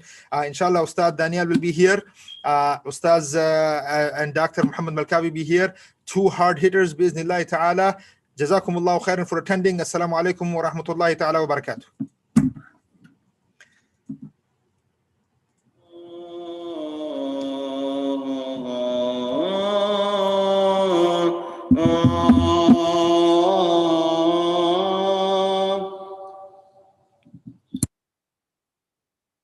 مصطفى منبع للصفا سيد الأنبياء مشعل في الوفاء كان في عطفه لليتامى تفاء مصطفى منبع للصفا سيد الأنبياء مشعل في الوفاء كان في عطفه لليتامى تفاء حن قلبي له فاض شوقا إليه ليس أرجو سوى شربة من يدي الصلاة عليه والسلام عليه للسماء ارتقى فأتى بالنقى وغدا وجهه نيرا مشرقا كان من عفوه حين حان اللقاء قال فلتذهبوا أنتم الطلقاء مصطفى منبع للصفا سيد الأنبياء مشعل في الوفاء كان في عطفه لليتامى تفاء حن قلبي له فاض شوقا إليه ليس أرجو سوى شربة من يديه الصلاة عليه والسلام عليه كان في هديه منهجا وسطا كان تسعده بسمة البساطا سيد في الكرم قمة في العطاء مصطفى منبع للصفا سيد الأنبياء مشعل في الوفاء كان في عطفه لليتامى تفاء